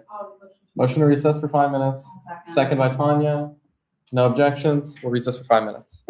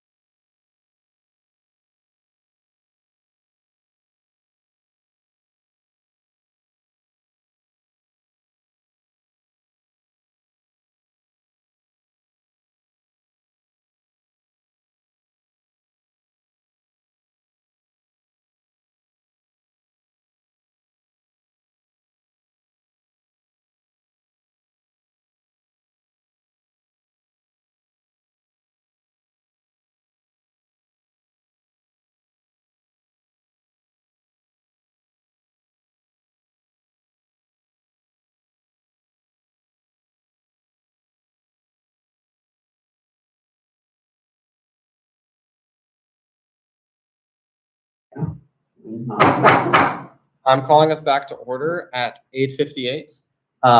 Where we are at, as a quick recap, we had a point of inquiry and then a motion to recess, and we are currently in discussion on the UDK readership fee. There was also a pending question from Sean. I will address those kind of in that order. First, on the point of inquiry regarding an email that I've been forwarded at rsf@ku.edu. I'm not going to be reading this email, and I do not want it brought up further in discussion. It's not germane to our discussion here, to the UDK readership fee, or to setting the fee package this year. In particular, it has been communicated during and after hearings that if you have additional questions, please email them to me, and then email them to me or our advisors, and that will be communicated to the fee trustees. I don't believe, I can't control what you do outside of these chambers, but I don't believe that this is something germane to the discussion. So anything referring to these, to this email or anything else that's going on outside of our hearings or outside of our deliberations today, or any of the materials we have all access to, is not going to be deemed germane to the discussion or following the rules of the court. Okay, I hope that explains that. We are still in discussion. So Sean, you have the floor. So up until now, most discussion has focused on if we should get the UDK to move on to block or not. While I'm not inherently against this idea, we haven't really made any larger allocations to block to make this something that will work. So we're just saying, go over to block and good luck over there. I don't think that's a good plan for the future. I think we should keep the UDK where they're at for right now. And maybe in the future, we can look at increasing the size of block funding, but we haven't really done anything on that right now. Okay. For a point of information, we have these two fees left: UDK readership fee, student support and case management. Our plan right now, and obviously you all have influence on this, is to get through these last two remaining fees, vote on the fee package, resolutions, and if the fee package does not pass, then we will adjourn for tonight. And it needs to pass by a 2/3 vote. We're still talking about the UDK readership fee. Mia, go ahead. Yeah, I just want to agree very largely with the previous speaker's point.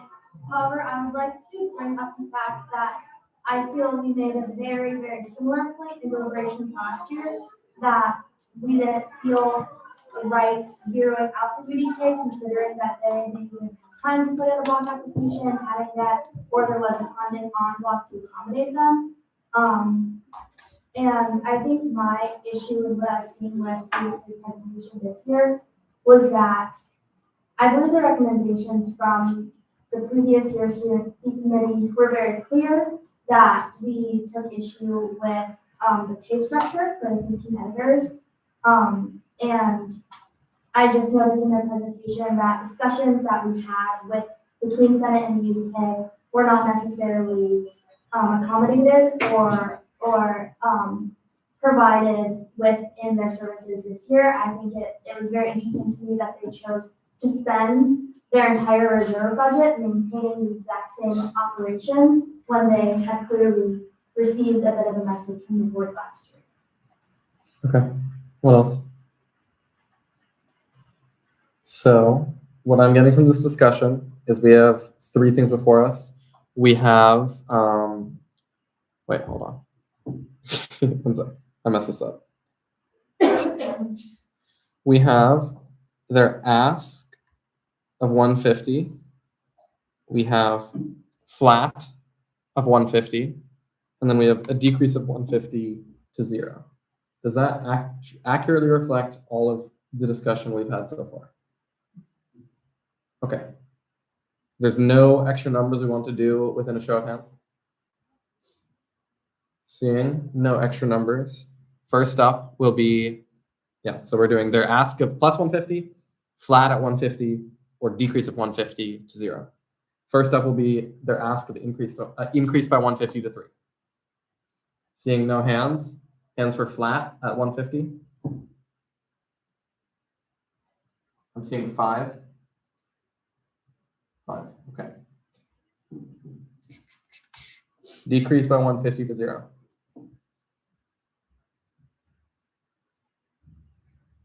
I'm seeing 7. Okay. With that, I'm looking for a motion to decrease by 150 to zero out the fee.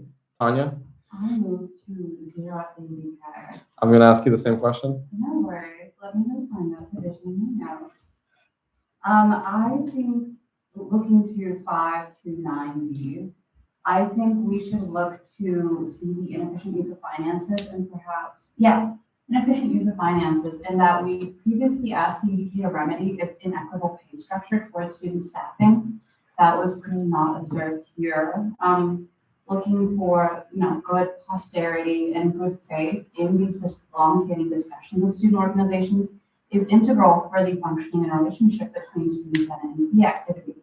And we see here with the presentation that was presented before this council not too long ago, that was simply not present here, if not exacerbated with the pay structure at the UDK.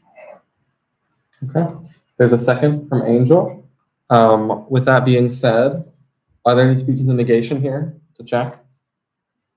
There are no speeches in negation against decreasing by 150 to zero. Okay. Seeing no speeches in negation, meaning that nobody would like to advocate for anything else, I'm going to post a poll because then there's no point in a speech and affirmation. Okay.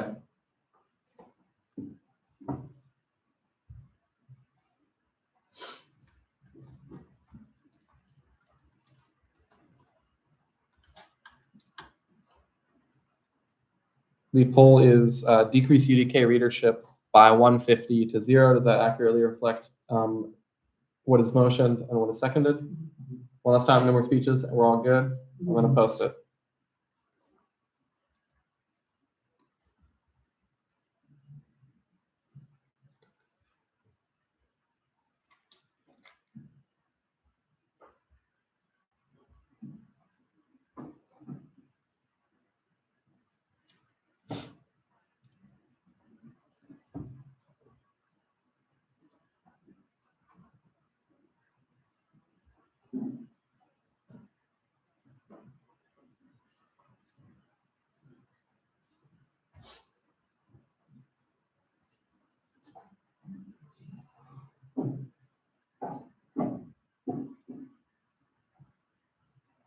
Waiting on one more response, I believe. Okay.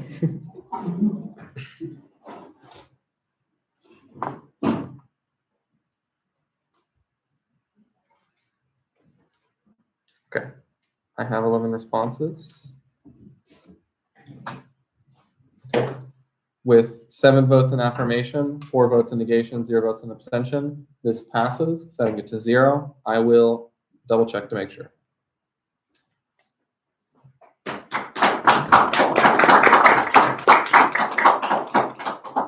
Okay, the vote stands as reported. We now have what I believe to be our last fee of the night, a new fee, student support and case management. We have a motion to enter discussion, I'm hoping. Yeah, I move to enter discussion on this new student support and case management. Seconded by Simra. Tanya, you can start us out. I am of the opinion that this fee should remain on block. For the time being, it should be sunsetted perhaps another time. While it is my understanding that fees are typically sunsetted from block after 3 years, I think for this committee to achieve the goal of perhaps lowering the overall student fee, this seems like the best course of action, apart from the fact that I think SSDM also claims a more incidental or subsidiary purpose that is better served on the block. Okay. What other comments do we have here? Yeah. Respectfully, I strongly disagree with the previous speaker. I think that this organization has mentioned that they've struggled with receiving their full asks in block. In previous years, mentioning that they received 2 from block, which wasn't their full ask. And I would also hesitate to presume that block would be able to handle their fee load, as they are requesting $4 to cover that $2 block amount, as well as a grant that they're also using. This is a very crucial student service. I believe I saw 1,200 students unique individuals served, and about 13.6 total referrals, with more than half of those being for mental health related concerns. I think as we look at the high responses to suicidality screenings and the high use of CAPS, even to the point where they're referring students out to their online app, I think having an intermediary service that can communicate needs for students to teachers is incredibly crucial and should be funded through student fee. Okay, Simran? I would like to reiterate everything that the previous speaker had mentioned and also present a dollar amount for the rest of the body to entertain. I would suggest possibly like $1.50, $2 for them to block to supplement their income. I just don't feel in full conscious that we could just zero them out and fully expect them to get the total asking block, noting that they've had trouble doing. I have a point of inquiry and a point of information wrapped in one. I believe if you look at their simulation files, you will see that this ask is majority salaries. They applied, my point of information, they applied for block last year, and a rationale that was given to us was that we cannot fund part of a salary. For a salary, it's all or nothing. My point of inquiry, is that accurate? How does that apply in this case when they could potentially still apply for block? I have a point of inquiry.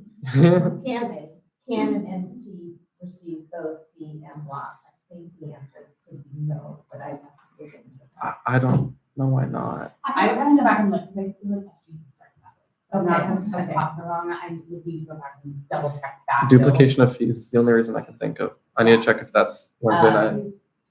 As far as like splitting a salary, I mean, you can't really fund part of a position, and there's no additional funding, so it would have to kind of be all. Okay.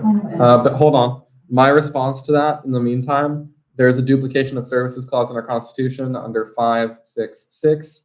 Wednesday night funding may not be used for projects, services, or materials that by practical effect duplicate functions of the required student fees. You'll notice that says Wednesday night fund. Line item is also bound by that, but I currently don't see a reason why an organization can't receive block and fee. They couldn't receive line and fee, but it seems like they could receive block and fee from my current understanding.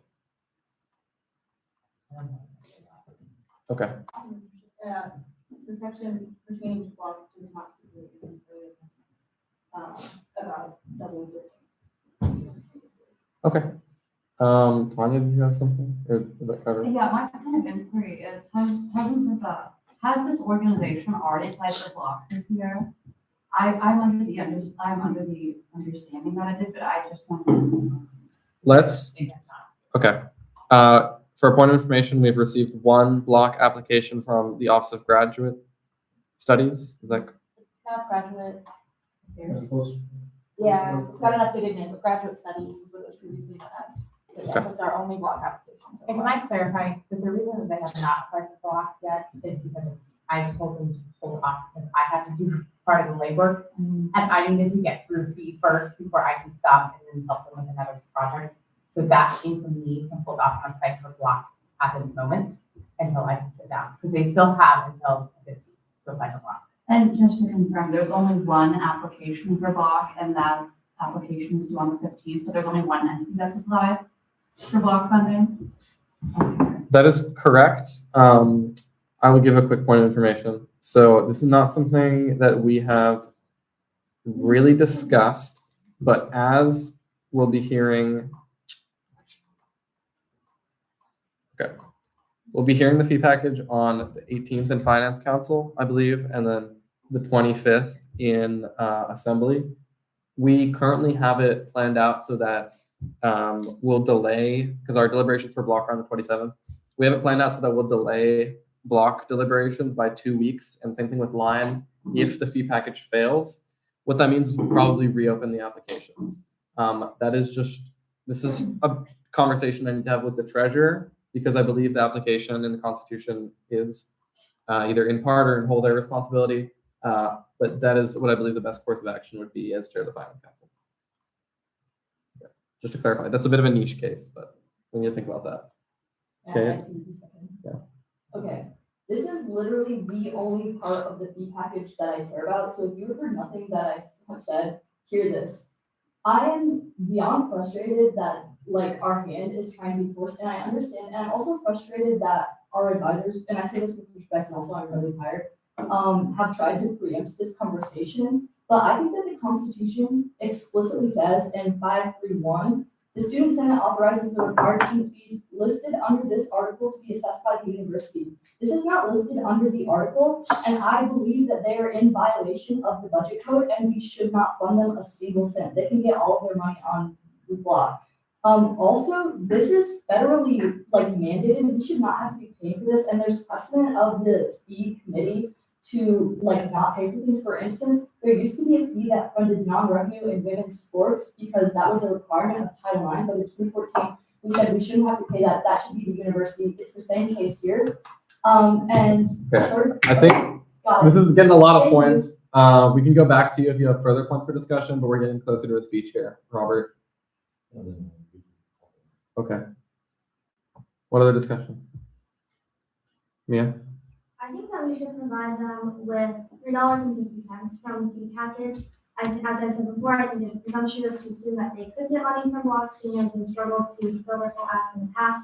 And now we have put the UDK into block as well. I think we're putting a lot of concepts in block funding without necessarily having the extra funding to back that up. And my 350 amount is suggested because based on the calculations of around $46,000 that would be able to pay for almost exactly the $160,000 measured out for their salaries without covering the operations budget. And I think that would be a good compromise. Did we get an extra, well, I was looking at, we had 220 on the board for an amount remaining. Did that jump up with the 150 subtracted from the UDK? No, Casey, you should answer this after me, but it wouldn't because the 530 under the allocation is column F, which column F didn't change. Is that okay? I have a quick question for Kate, just to clarify for our sliding scale in a moment, and we can get back to you if you have more to add. Were you advocating for $0 for student support? Okay. Who else has something to share? Let's go to Olumi and then Robert. Okay, for me, in as much as I respect the services they are providing to students, I actually understanding their line of service. Their line of service in the sense that this is going to continue. Case management is going to keep increasing. They are going to want to keep increasing their fee because they will still be unable to manage the number of cases they keep getting. And once they do not have a timeline in how they actually accept eligibility into their program to be able to manage cases appropriately, this is going to continue. So in that line of thought, I feel like we should draw a resolution for them to like let them be able to state exactly how they service students differently from other services that we've been funding. And if there is a clear distinction as to how they are going to be able to manage their cases, in which we do not have to keep funding increase every year, then we might be able to fund them. But at the moment, I feel like they need to be able to. I asked that question and there was no answer given in respect to it. Okay, I said Robert next, right? All right, and so just by the way, guys, the justification for zeroing this out would be 529B, that the trustee of the required student fees not compliance with this budget code because this entity is not listed as one of the other blocking fees. Some of our friends advising talk about how historically this is not the case, but our constitution was adjusted last year to include this more specific language that protects us as students from the interference from admin. I just would like to say that this is the most egregious fee entity. Not a single student senate or fee member said, hey, let's put this on fee. I'm really passionate about this. We were told in the first fee training, hey, guess what? There's going to be another fee entity. That was not our choice, regardless of whether we get to choose whether to fund it or not. This is an incredibly slippery slope. There are tons of departments and offices that would love to be on fee. However, they have to go through the process that is in our constitution as admitted. There's the mental gymnastics that some of our friends and advisors are going through for this being separate fee is just absolutely ridiculous. And because it's not explicitly stated, it's implied that there's like no rules for adding this, but it is enumerated that it's one of the entities, so then it could be through the constitution. Additionally, Like, if y'all are getting to the additionally and my fourth point, we're not in discussion anymore. So it's time for speeches if we're doing that. I feel like, Can we get a slide? hold on. Yeah. What I have for that right now is $4 increase because it's a new fee, $350 or $0. Is there anyone who has discussion on any other numbers besides that? You're changing my 350 to 220 since that's not for me. Let's do that as a separate number, I think, because I think your rationale of the 350 covering the salaries is something important we should all consider too. It was 220, okay. Okay, so we'll do a sliding scale. $4, which is the full ask. $350, which will cover the salaries per Mia's calculation. $220, which will get us to $532.50, effectively keeping the fee flat. Or $0, not adding this new fee. Let's do a show of hands in that order. $4 full ask. One hand. And remember, raise your hand for anything you would vote for, is what the understanding we've been going under. Next is $350. See 2 hands. Next is $220. I'm seeing 4 hands. Okay. And then finally is $0. Seeing 8 hands. Okay. So the motion I'm looking for is a motion to set the student support and case management fee to $0. Motion from Kate. That's correct. Set it to 0. Seconded by Sean. Do we have anyone who would like to give a speech in negation? Okay. Mia would like to do a speech in negation. I think it's time that we hear that full speech and affirmation first, and then we'll do the speech in negation. Whoever has a speech and affirmation? Okay. 5 minutes starting whenever. I don't want to waste your guys' time by talking about anything that me and my committee members have brought up already. So I'm going to get into some other reasons. Additionally, I just like that. Let's just think about this for a second. This is not the only block funded thing that's been unblocked for 3 years. It wasn't like it hit this 3-year mark and so it's automatically booted up to the fee. The writing center, the lead center, alternatives, the graduate center, military affiliated center. All of these have been blocked entities. Why are we not talking about putting them on fee? Why was this a conversation that wasn't started in student senate? This also isn't just a simple accounting trick because this time moves our fee, especially with the increases.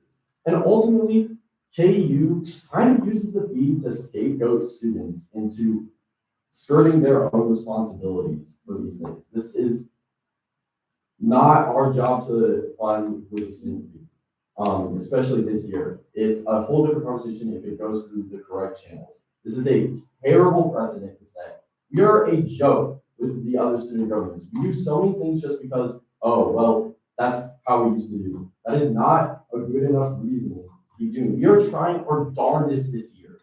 All of us, our advisors, our senators, our officers, to follow the rules and be consistent with it. And this is not a terrible precedent for that. Additionally, I'm just confused by this move as, I think our advisors are all great people who have, talked about how much they value being impartial and not trying to, push us to do things and letting students in and the RSS committee have their own autonomy. And so I'm a little confused by this move. Additionally, the ultimate framing is that we need to come home and give the student body the win that we are reducing the student fee. And zeroing this is the only way to do that because, unfortunately, a partial increase would not have the salaries. And also, I do have full confidence that they will be able to secure block funding. Okay, what questions do we have for the speaker? Mia? One for Rob Albert, I was with the speaker. I was just curious why you were putting so much scrutiny on this one. Just, I feel it's unfair that it's last in the package to keep the fee, lower than it was last year. I wonder why that same scrutiny wasn't put on previous entities that we just kind of granted increases to without the discussion. Go ahead and answer if you'd like. That is a fantastic question. Let me be clear. If we had an extra $1,000 in the student fee out of principal alone, I would not say that we should spend a single cent, a single nickel, I should say, a single nickel in our fees. Focus on the speaker.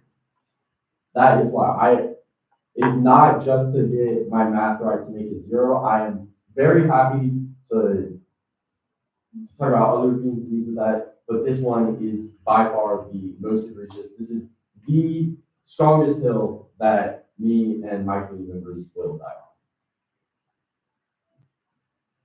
on. Okay. Simran? The committee members can vote yes to zero out of 3. Do you have any more questions?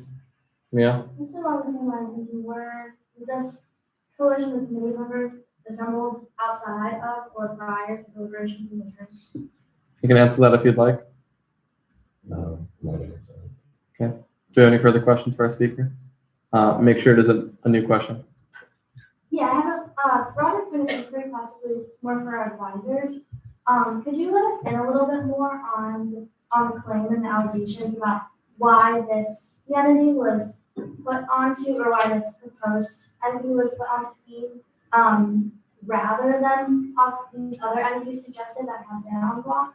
Okay. I won't have time running for this, but if y'all would like anything to add there, you have the floor. Only thing I can offer is I think that was always somewhat the intent. They were initially invited into block. Forgive me, I'm not remember his last name. A vice president several years ago named Grant brought them in, feeling that they were an invaluable service. So I don't think there's any deeper intention of why them and not another group. Okay. Is this for the advisors? Yes. Go ahead. I have a question, because it seems like a possibility that this entity would have to solely rely on block funding. Is that a feasible reality considering the deadline coming up on 15th? And could you just logistically explain, is that a feasible reality for this entity? It's feasible for them to apply. Yeah. I don't know that I have the best answer whether or not it's feasible for them to get their full award to block. We can assist them to fill out a block application like we do every year. It's really up to the block committee on what is allocated, and then that in turn decides their internal operations. Can I re-clarify my question? Well, is Tanya this for the advisors? I also. Okay, and then we'll go back to Simmer because time's not running, so And it's important. this student support and case management services, please correct me if I'm wrong. These are the same services that are required by institutions to implement under Title IX of the Clery Act, or am I mistaken in that regard? I think you're mistaken. These individuals come out of the behavioral intervention team movement, which, as Rachel described, kind of developed post-Virginia Tech era. They're not therapists. They're not providing therapy like CAPS does. They are a service that students can reach out to, or that reach out to students that are referred to them that are going through difficult times. And so they help kind of bridge between policies and services. So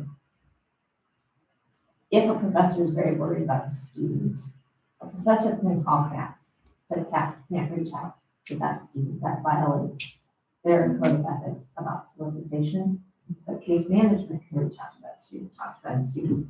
And maybe CAPS is the appropriate place for that student, maybe not, maybe some other places.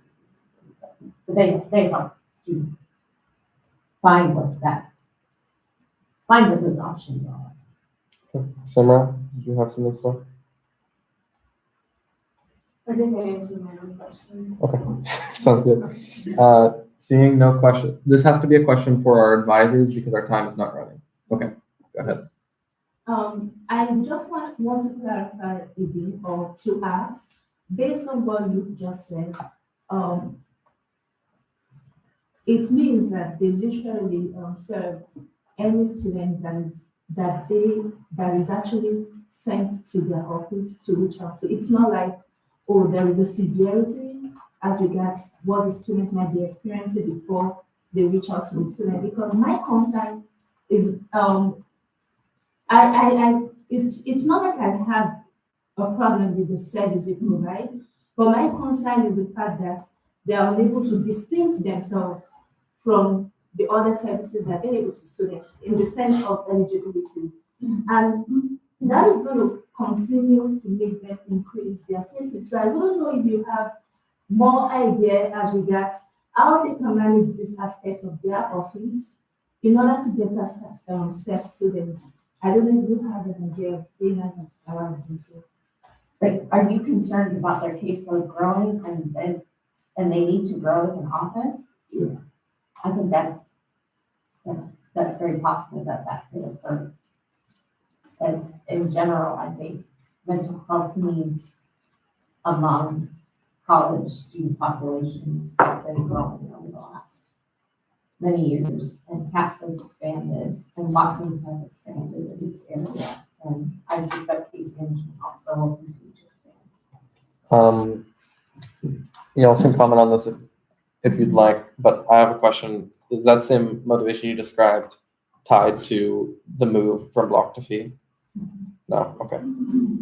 No. Do we have any more questions for our advisors? We should probably get back to these speeches because we were in the middle of speeches, if we remember. Okay, Robert, I did not forget you had 43 seconds remaining. I would love to use this 43 seconds. Okay, I'll give the floor back to you starting now. Appreciate it. Okay, I just want to reinforce that this is not targeting to support case management, and it's not hurting. They explicitly say in the presentation that they piece together funding from endowment and other sources like ACP Cash. I know they're worried about that, but it is like legally required. They're covered. I'm not worried about blowing them up further like this, and we're happy to fund them block and happy to fund them also in the future, going through the constitutional limit, going through the students' assembly. This is a full student affairs program, full confidence in that. I absolutely implore you to sign a zero out. It's not grant in a single nickel. Okay, perfect timing. Do we have a speech in negation? Yeah. 5 minutes, 1 sec. 5 minutes starting whenever. I had heard some whisperings that this would be a debate here, so I've been kind of preparing myself for this speech for a couple days actually. And I think the first thing I really want to clarify based on questions I heard during the presentation, some parts I've heard around the room, is that this office does an incredibly unique and incredibly necessary service. I think we talk a lot about financial responsibility and just we're running the numbers over and over, right?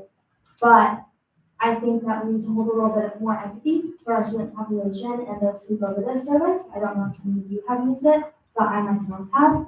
I don't know, speaking from the heart here, but when I learned that I was pregnant, I didn't know if I could even continue in school. I didn't have access to a doctor. Watkins didn't help me. And I couldn't go to class that day, right? And I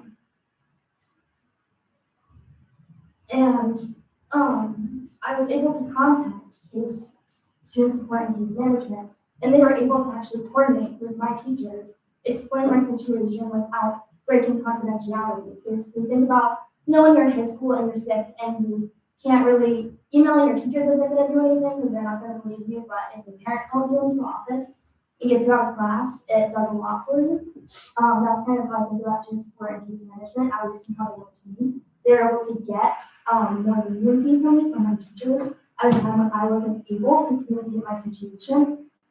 And I just think about all the students out there also. I know I have a very unique case, but they had 704 referrals for mental health concerns and a separate 95 for suicidal ideation, 83 for mental health hospitalizations, and 15 for suicide attempts. And I think that most of those students would not have been able to contact their teachers and explain what was happening. And I think that while they can go to CAPS and get help, they can go to Watkins, they can go to the wonderful student services we have on campus.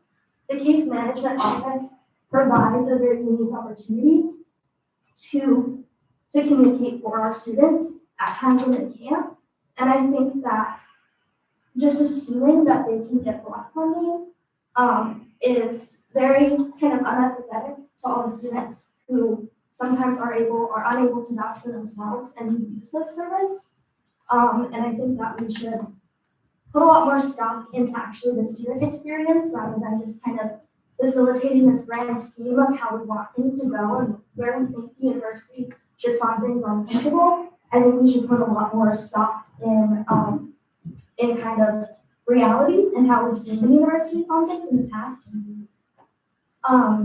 Because it's not guaranteed that this office will get money to block. It's not guaranteed that the university will fulfill all the need that they have to maintain all their case managers.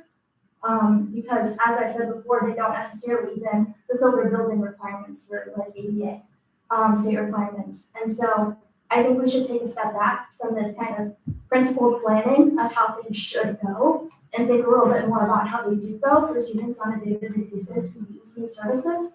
And I also want to argue the point that it's not constitutional. I think I agree very much with our advisors that programs have been added into the required student fee package as they've been passed in fee, and that's part of the process. I'd also like to point out that I don't think that the student program fund administration is actually a line currently within the Constitution. So arguably that being passed is unconstitutional unless we are willing to make amendments to the required student fee part of that line. So I understand that it's very important. It's important to me to keep our allocation negative, actually in the negative for all students who have asked for that. And I just ask that we be willing to work with maybe $1, $2, $1.50, something within that range that gives case management a little bit to keep afloat with in terms of fee. Because I don't see why there shouldn't be a fee entity. They fit well within the fee entities that we currently have in terms of student support services. And I think that it would be very charitable to your fellow students to have a little bit more empathy rather than just trying to have a grand scheme of how things should work. So thank you. If you have any questions, maybe I'd be happy to. I will let you know once again, perfect timing. I don't think we have time for questions. And it's getting late. We'll go ahead and move into a vote here. I'm just going to go ahead and clarify. A vote yes will set the fee at 0. A vote no will open the floor to further motions regarding this particular fee. Are there any questions before we move into that? Or like procedurally wise? Okay, request it.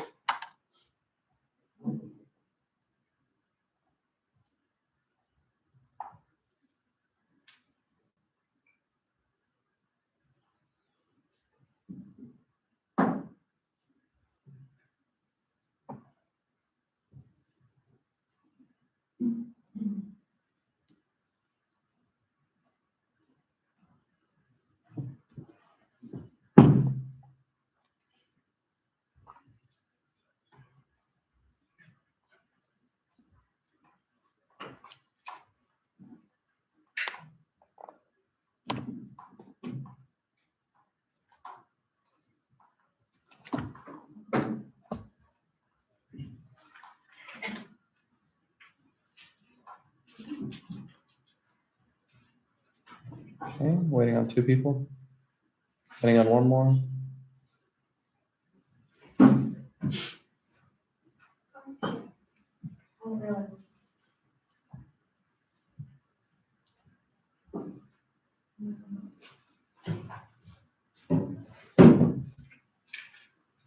Okay.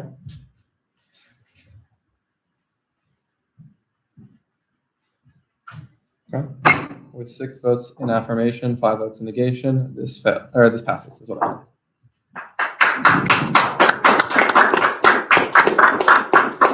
I will really quick check because I've been checking on these last couple ones that have been close.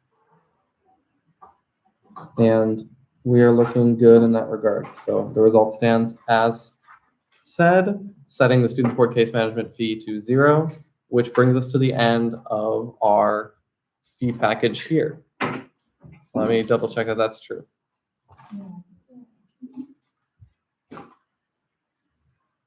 Yeah. Okay. Here's how we will do it for now. It's very late, as I'm sure you'll all noticed, but we have a fee package in front of us. I've been informed by advisors and also just generally what makes sense too. I think the best way we can proceed here is we would vote on the fee package itself. If the fee package passes, then we'll continue with resolutions. If we'd like to do that tomorrow, that's an option. If people want to write them up, but that'll be the last thing we really have to do. If the fee package fails, then we will have to convene tomorrow. Yeah, because I don't know if we'll have time to individually look at fees. The union closes at 10 p.m. Is there questions about that procedure before we move on? Yeah. So if we want, you're not giving us the option like to individually reconsider things right now? Not If you want to individually reconsider, vote no. Vote no. I would like to take a poll of everybody that make it tomorrow. Okay, we will do that. We will do that. That is a good point. Because we can. Because a vote no or yes will determine how many voting members we have present tomorrow. And this body does have a quorum. Does it? I can. Well, all right, hold on. We'll do that in a second. I want to make sure this body has a quorum. Someone can check that, but other questions? Oh, no. Let's see if we can make it tomorrow. Unless we explicitly say have a quorum. Okay, let's check. Like council doesn't defeat this. I do have to call it to order in order for us to have a meeting. Okay. So I won't call it to order if there's like 6 people in the room. Okay. Can we do it like hand raise vote real quick? Hold on. Just make the motion to check quorum. Is there still a question on quorum? We don't have quorum in this. Oh, right now? No. I mean, unless someone can find it, I don't see where it says that we have a quorum for the required student fee today. in the Constitution? Yeah, do we? The word quorum appears 4 times in the Constitution, once in regard to the Students' Assembly, twice in regards to the Student Councils not having one, and then once in regards to StudX having one. Okay. As I already mentioned, like we're in session here. Okay, this is not like a point of order that's been brought up yet. This is not a ruling. But I'm just saying I'm not seeing it right now because we're talking about procedural questions right now. Okay, no, never mind. I just want to take an informal. Okay, let's do an informal show of hands who can make it tomorrow. So we would be missing 4 of our voting members. Maybe 5. Is this 5? Amara, you raising your hand? Yeah. Okay. 4, and then Mason told me they can't. Okay. So I can't speak on that 100% because obviously we need to tell them that we're meeting tomorrow, but I'm pretty sure Mason can't be it. Or can't make it. Does it have to be tomorrow? I know I'm not available until Wednesday. I'm not available. Can it be like Monday? It does not. Hold on. It has to be before the 18th, but I'm not going to do anything that isn't before the 14th. Yeah, I'm not doing anything that is before the 14th. I will not call a meeting to order before the 14th. Or, sorry, I mean after the 14th. I'm saying that backwards.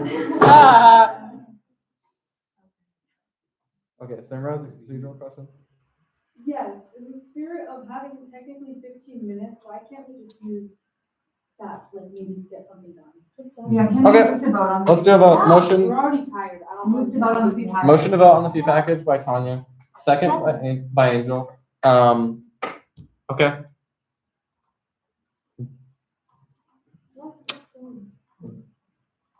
I'm thinking about speeches and affirmation and negation right now. We do have We time. make a hasty I don't- decision. Well, like this is this is a big deal. And if we're just making these decisions because there's 15 minutes left until the union closes. Yeah. We've deliberated this for hours. Do we think it's a hasty? Hold on. Okay, we have to have speeches and affirmation negation. That's non-negotiable here.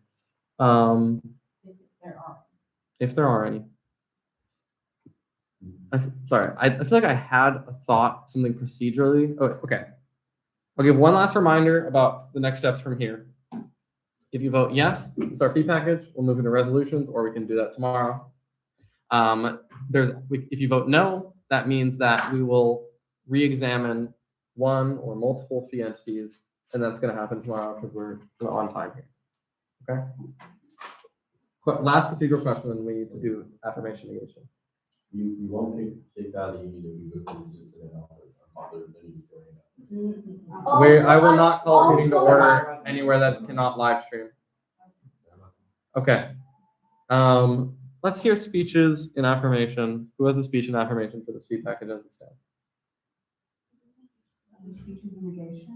We need to hear after we go. Can we see? Oh yeah, okay. Are there any speeches in negation?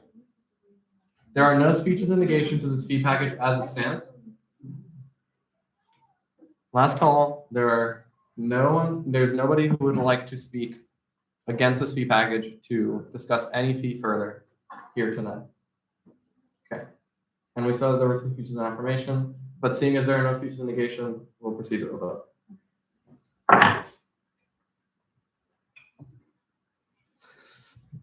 Okay.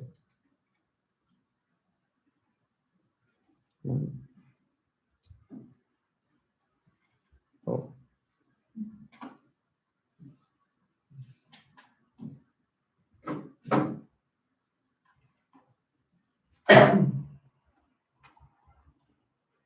I'll do a little scroll here. Or actually I'll zoom out so we can all see it, if that's possible. Does that work? Yeah. Sorry if that's tiny. Okay. It's this row F, or column, it's this column F.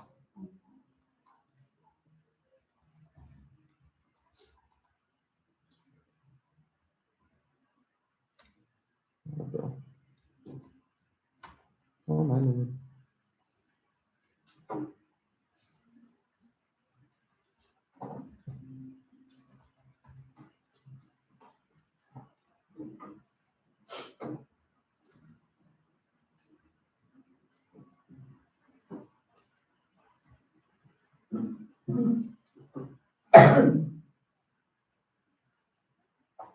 Okay, it is posted.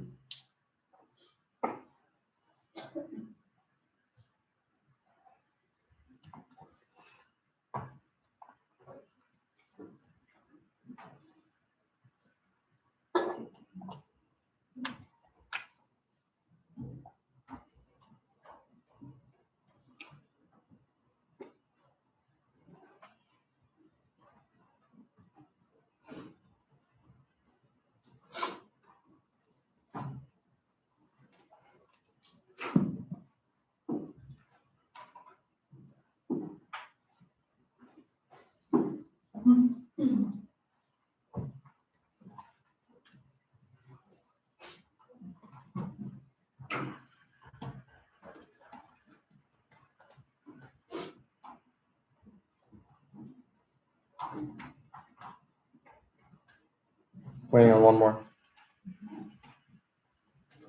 No, is it me? I don't know. Okay, I got them all.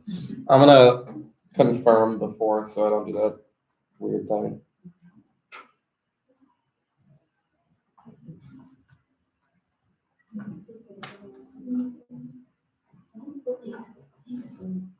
It's 2/3. So you need a. Hold on. There's still a vote. Let me verify it. Then I'll answer questions with the vote.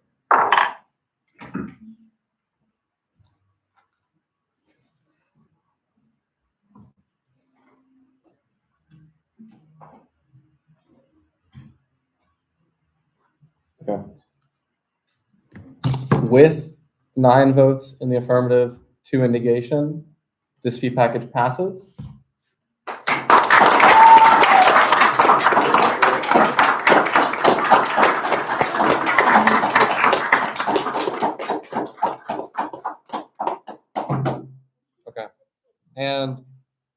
on, let me check something. Yeah, and just to be clear, oh my gosh. Yeah, even if I were to vote in negation as a chair, which I have the opportunity to do per a recent amendment to the Constitution, I don't believe that margin is enough for me to cause a tie. Okay. So that is our fee rates for the year that has been approved by the fee review committee. First, I will entertain a. Is there a motion to adjourn? Yes, I move to adjourn. Motion to adjourn, because we have not, okay. First, I need to see, are there hands for people that have resolutions or things they want to attach to the fee package? Yes. Okay, so I'm seeing 3 hands right now. As a point of information, hold on, let me see how this is. We currently, the only resolution we have attached to the fee package, which I believe passed, and correct me if I'm wrong, was a resolution to purchase an additional freezer for the campus cupboard if possible. That's correct for our minutes? Okay. So, seeing as though there are motions for resolutions and also motions to adjourn, the motion to adjourn will take precedence, as I'm undoubtedly sure it does in Robert's rules. Okay. So I move to adjourn. So let me double check that really quick. Just because we got a little bit of time. Okay. It's also like the top of the precedence of motions. Okay. Hold on. There's a motion to adjourn by Tanya Singh. There's a second by Robert Epler. There's an objection, which means it will be taken to a vote. Go ahead with the grounds. Yes, I genuinely think that there's only a handful of resolutions that we could iron out right now. And it's not sufficient enough to just justify dedicating a whole entire another day to which I live off campus. Okay, hold on. This isn't debatable, so that's sufficient. Yeah. Motion to adjourn is not debatable, so that's sufficient for the objection. We're just going to take to a vote. Required vote is majority.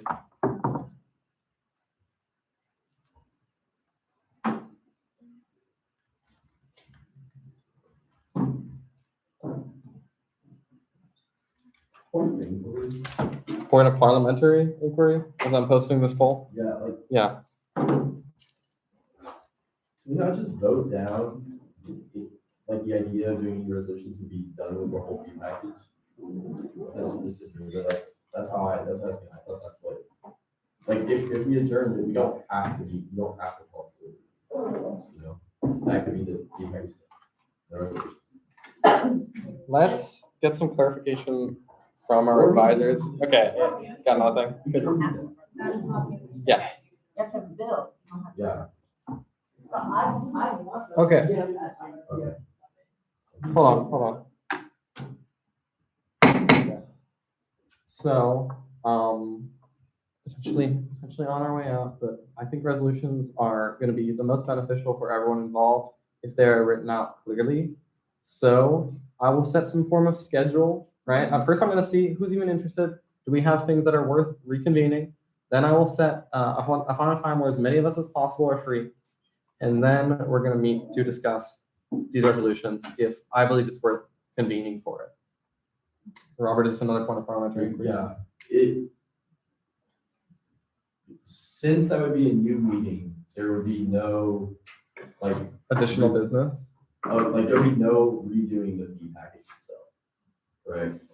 Oh my gosh. That's been approved. No, that's what I'm saying. I'm just confirming. I don't think you can. This is okay. I believe a motion to reconsider can only be brought up within the meeting it took place. Yeah, that's my understanding. I'm just confirming.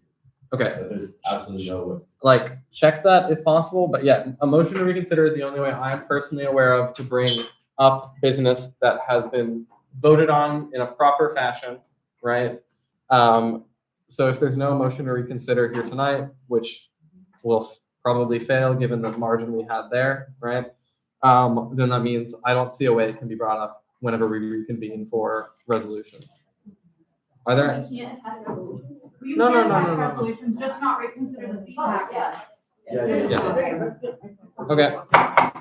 So, to clarify, did we vote? Wait, we didn't vote on the Can motion. we hand vote for the motion? No. Okay. The last question before us here is a motion to adjourn. A vote yes will adjourn us effective immediately. A vote no means that we will continue with business somehow, given that the union closes at 10. I don't want everybody to like run out of the room like right with the vote, like, yeah, for sure. So I just want to, before I leave, because I have my perks done, you guys did a really good job. It is such a hard task that you guys all took on. You guys had great discussions. So I just want to commend you guys on all the hard work. It was a long, long day. So pat yourself on the back. Congratulations on passing that fee bill and passing it on first vote. That's Okay. The motion to adjourn has been sent.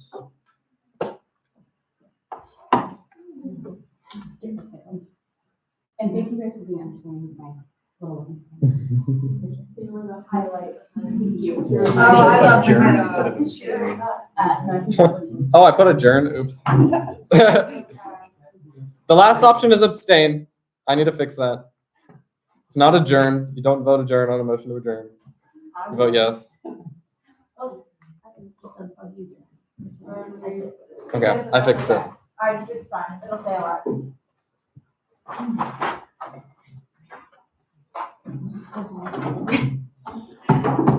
Here, don't leave yet, because I need to like give one last announcement because we're not truly done. One point. I'm waiting on one response, but that's fine because it's 100%. With 10 votes in affirmative, we are adjourned. But as we are leaving, please contact me if you have resolutions. Please submit them in written form. It's late. We probably need a bit of clarification on what that written form looks like, and that's kind of a me decision because it needs to be written up in a bill. What I will request at a minimum is the exact quotations, like what is the resolution about. So like a resolution to, and then like a good example, like one that we have that is pretty darn clear. Resolution for the Student Engagement Center to purchase an additional freezer for the campus cupboard if possible. At least that specificity of language. If you want to make it look better and format it in a nice way, especially if there's a lot to talk about there, please do that. Okay, we are adjourned. Thank you. Thank you.